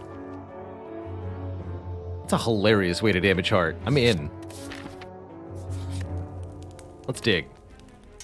Self-forming clay. Whenever we lose health, gain block on the next turn. Amazing for the Ironclad late game, generally speaking.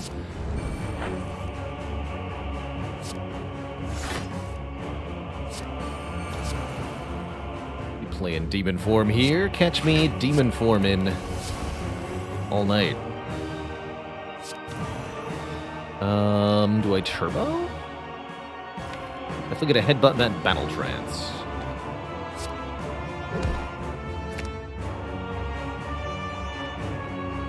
Play the turbo.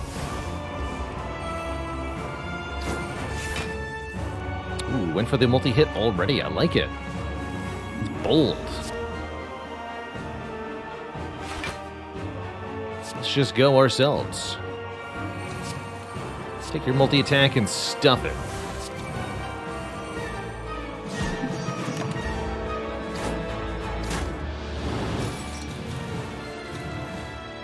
I'm immune to your nonsense.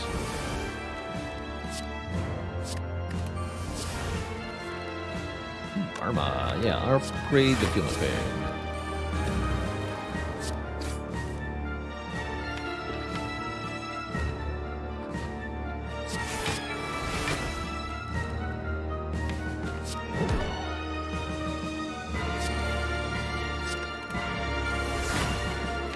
Let's play this.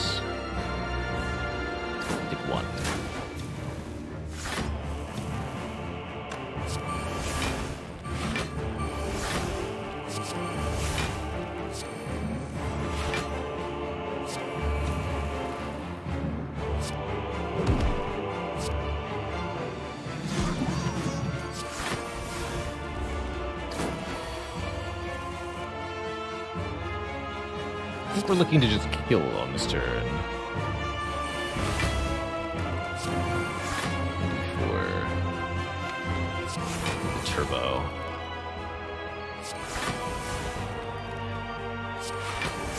There it is.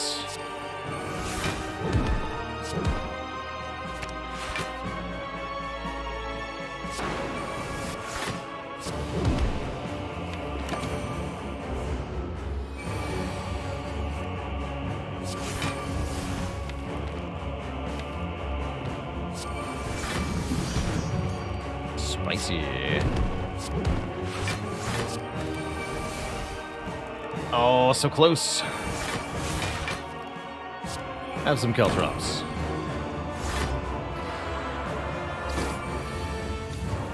GG. Alright, one boss very decisively down with a very silly Ironclad deck. Can Donu and Deka fare any better? Pro tip? No.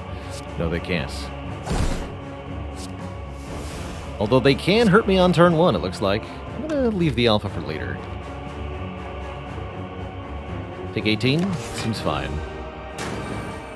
Would have been a good moment for the Unceasing top if we had it.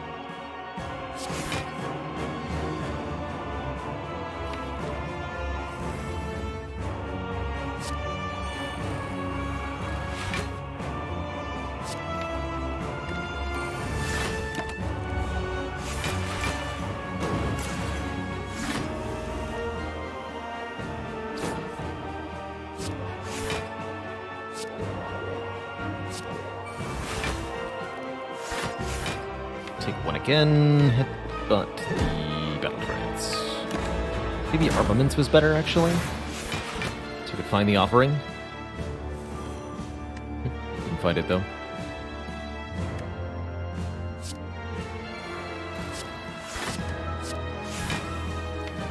Nothing we can't get back with the Reaper. It's time.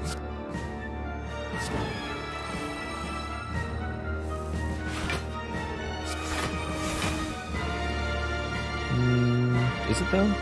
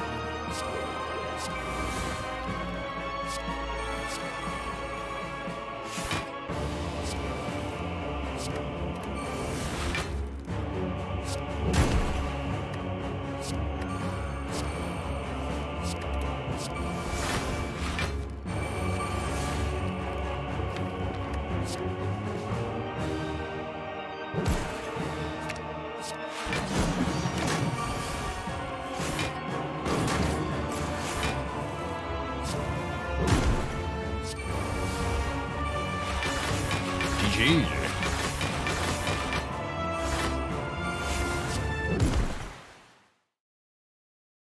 Ba-bonk.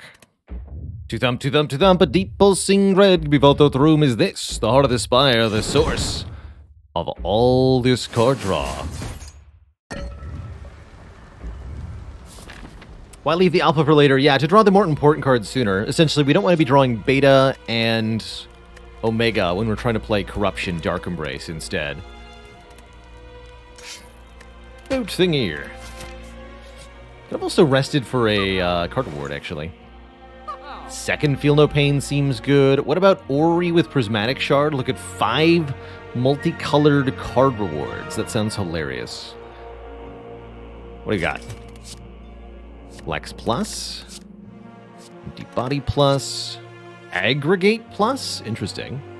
Crescendo Plus has got power to it. Grand Finale. Oh my. Let's make this a Grand Finale deck. Grand Finale Omega. Let's go.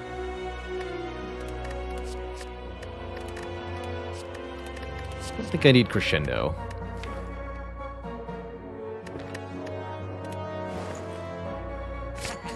Give me that as well. And one more Warcry. Alright, we're good.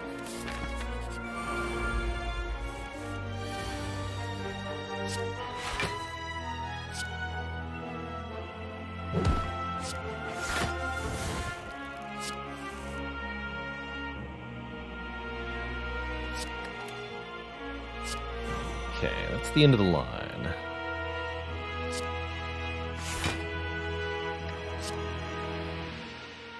Not too bad. So here, for example, I don't want to play the alpha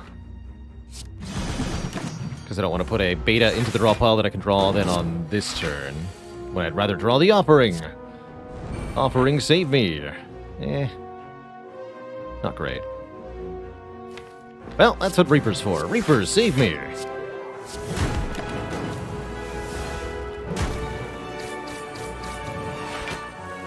Ouch.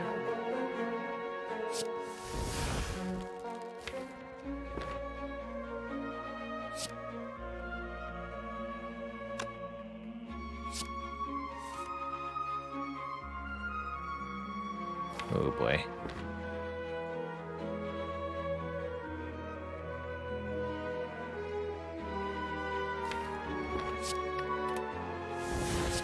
Oh, no, order is wrong. I guess I could have Dark Shackle first. Okay, we have to get a lot of health back. That's going to be difficult, but not impossible.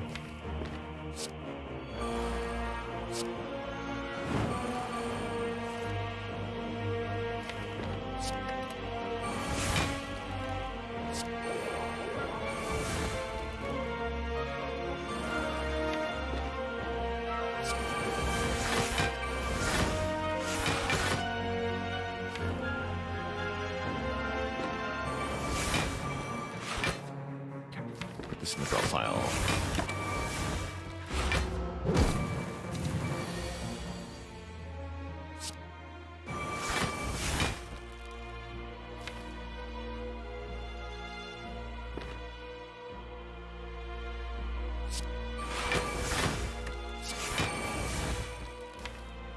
Okay, they'll both get block by weight, whereas I can Reaper this turn for quite a bit.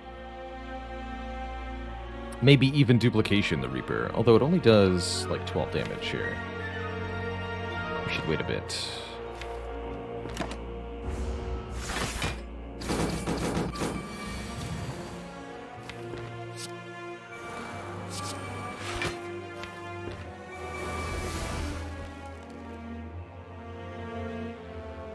Guess there's no waiting, huh?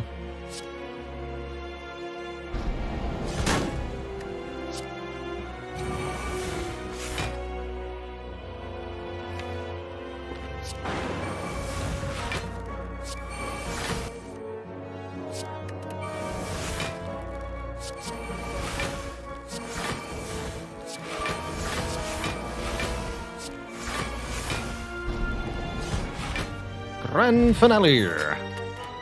So half health seems a bit challenging as long as... That'll be good enough. Yeah, as long as we don't completely break the draws, we should be fine here.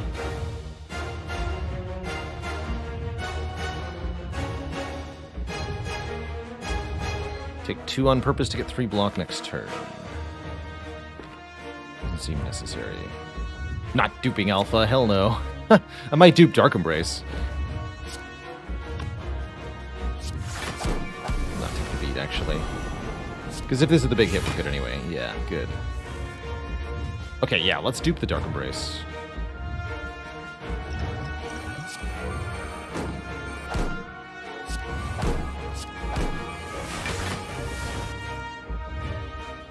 Great job.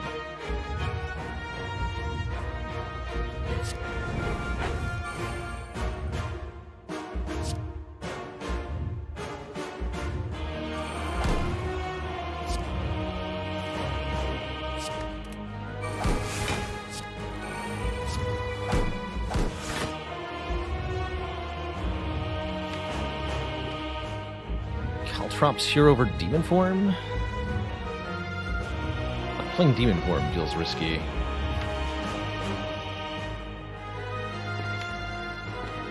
Like Demon Form.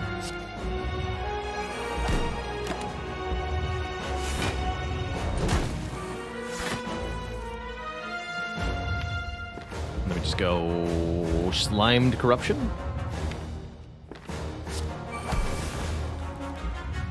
Armaments Corruption.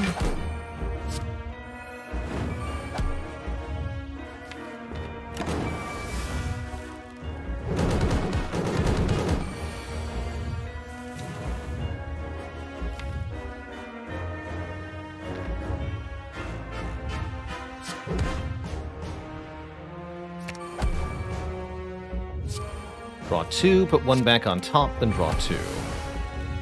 Grand finale! Make sure you're weakened through the next attack cycle, too.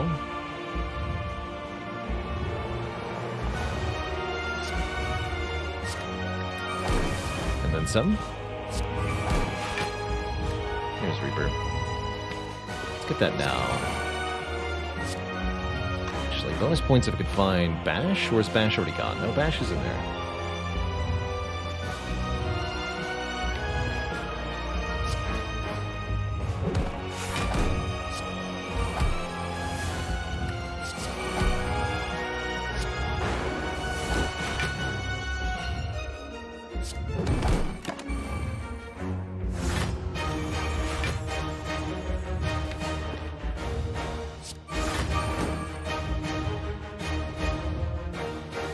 Grand finale.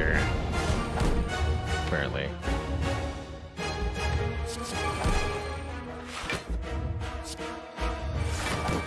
Omega Plus.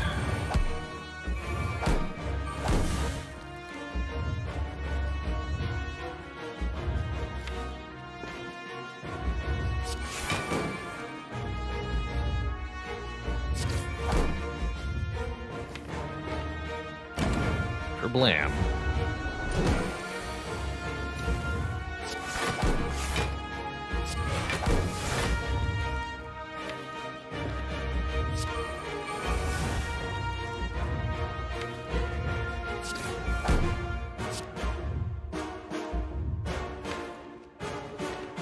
Bash, headbutt the bash, havoc the bash.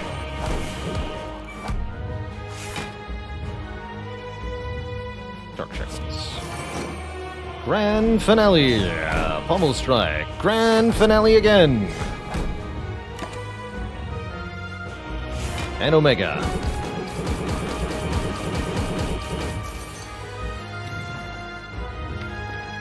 And guess what? Grand finale!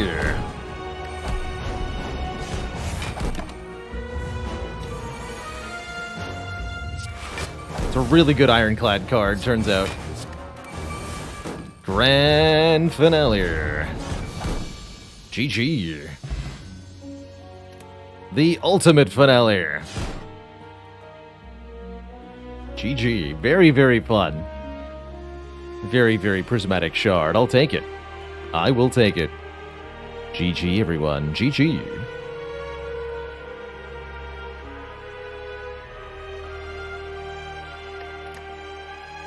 The classic Sozu shovel into Grand Finale Omega.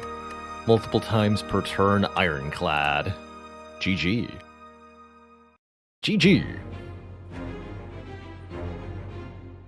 Most destructive and fun decks you've seen. Yeah, no kidding. Now what? Has it been done? The Spire sleepeth. And so... shall I? GG, Twitch chat. Yeah, Jorbs just got on.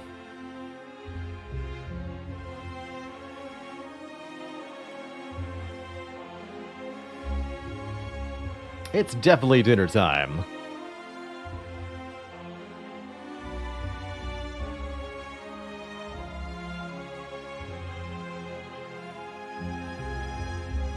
Eastern style meatballs today. Hoisin sauce with meatball. I'm going to throw you all over Jorbs' way. Jorbs is streaming some wonderful Slay the Spire. If you haven't caught it, Jorbs and I did a collaborative talk a while back where we spoke strategy. Since then, I've taken more Act 1000 cuts than I can remember, and it's worked out pretty well, so I'm pretty happy with that so far. Looks like he's doing some random whale bonus starts. As usual, no backseating in Jorb's chat. Sit back, relax, have fun. Don't try to tell him what to do, though. We will be back, of course, not later than noon Eastern Standard Time tomorrow for our Saturday stream, our last of the week. Hoping to see many of you there. Temptress, thank you so much for the 2 months. Fun slay. See you later, Peace Man, French Fry Apocalypse, Mathematician, Midway Monster, Steph Soror, Friggy, Abitos Koto, Atlas, Spirit Sparrow, and everybody else. Thanks so much for watching. Ta-ta for now. See y'all in Jorbs' chat. Toodaloo, everybody. Have a good one. Bye-bye.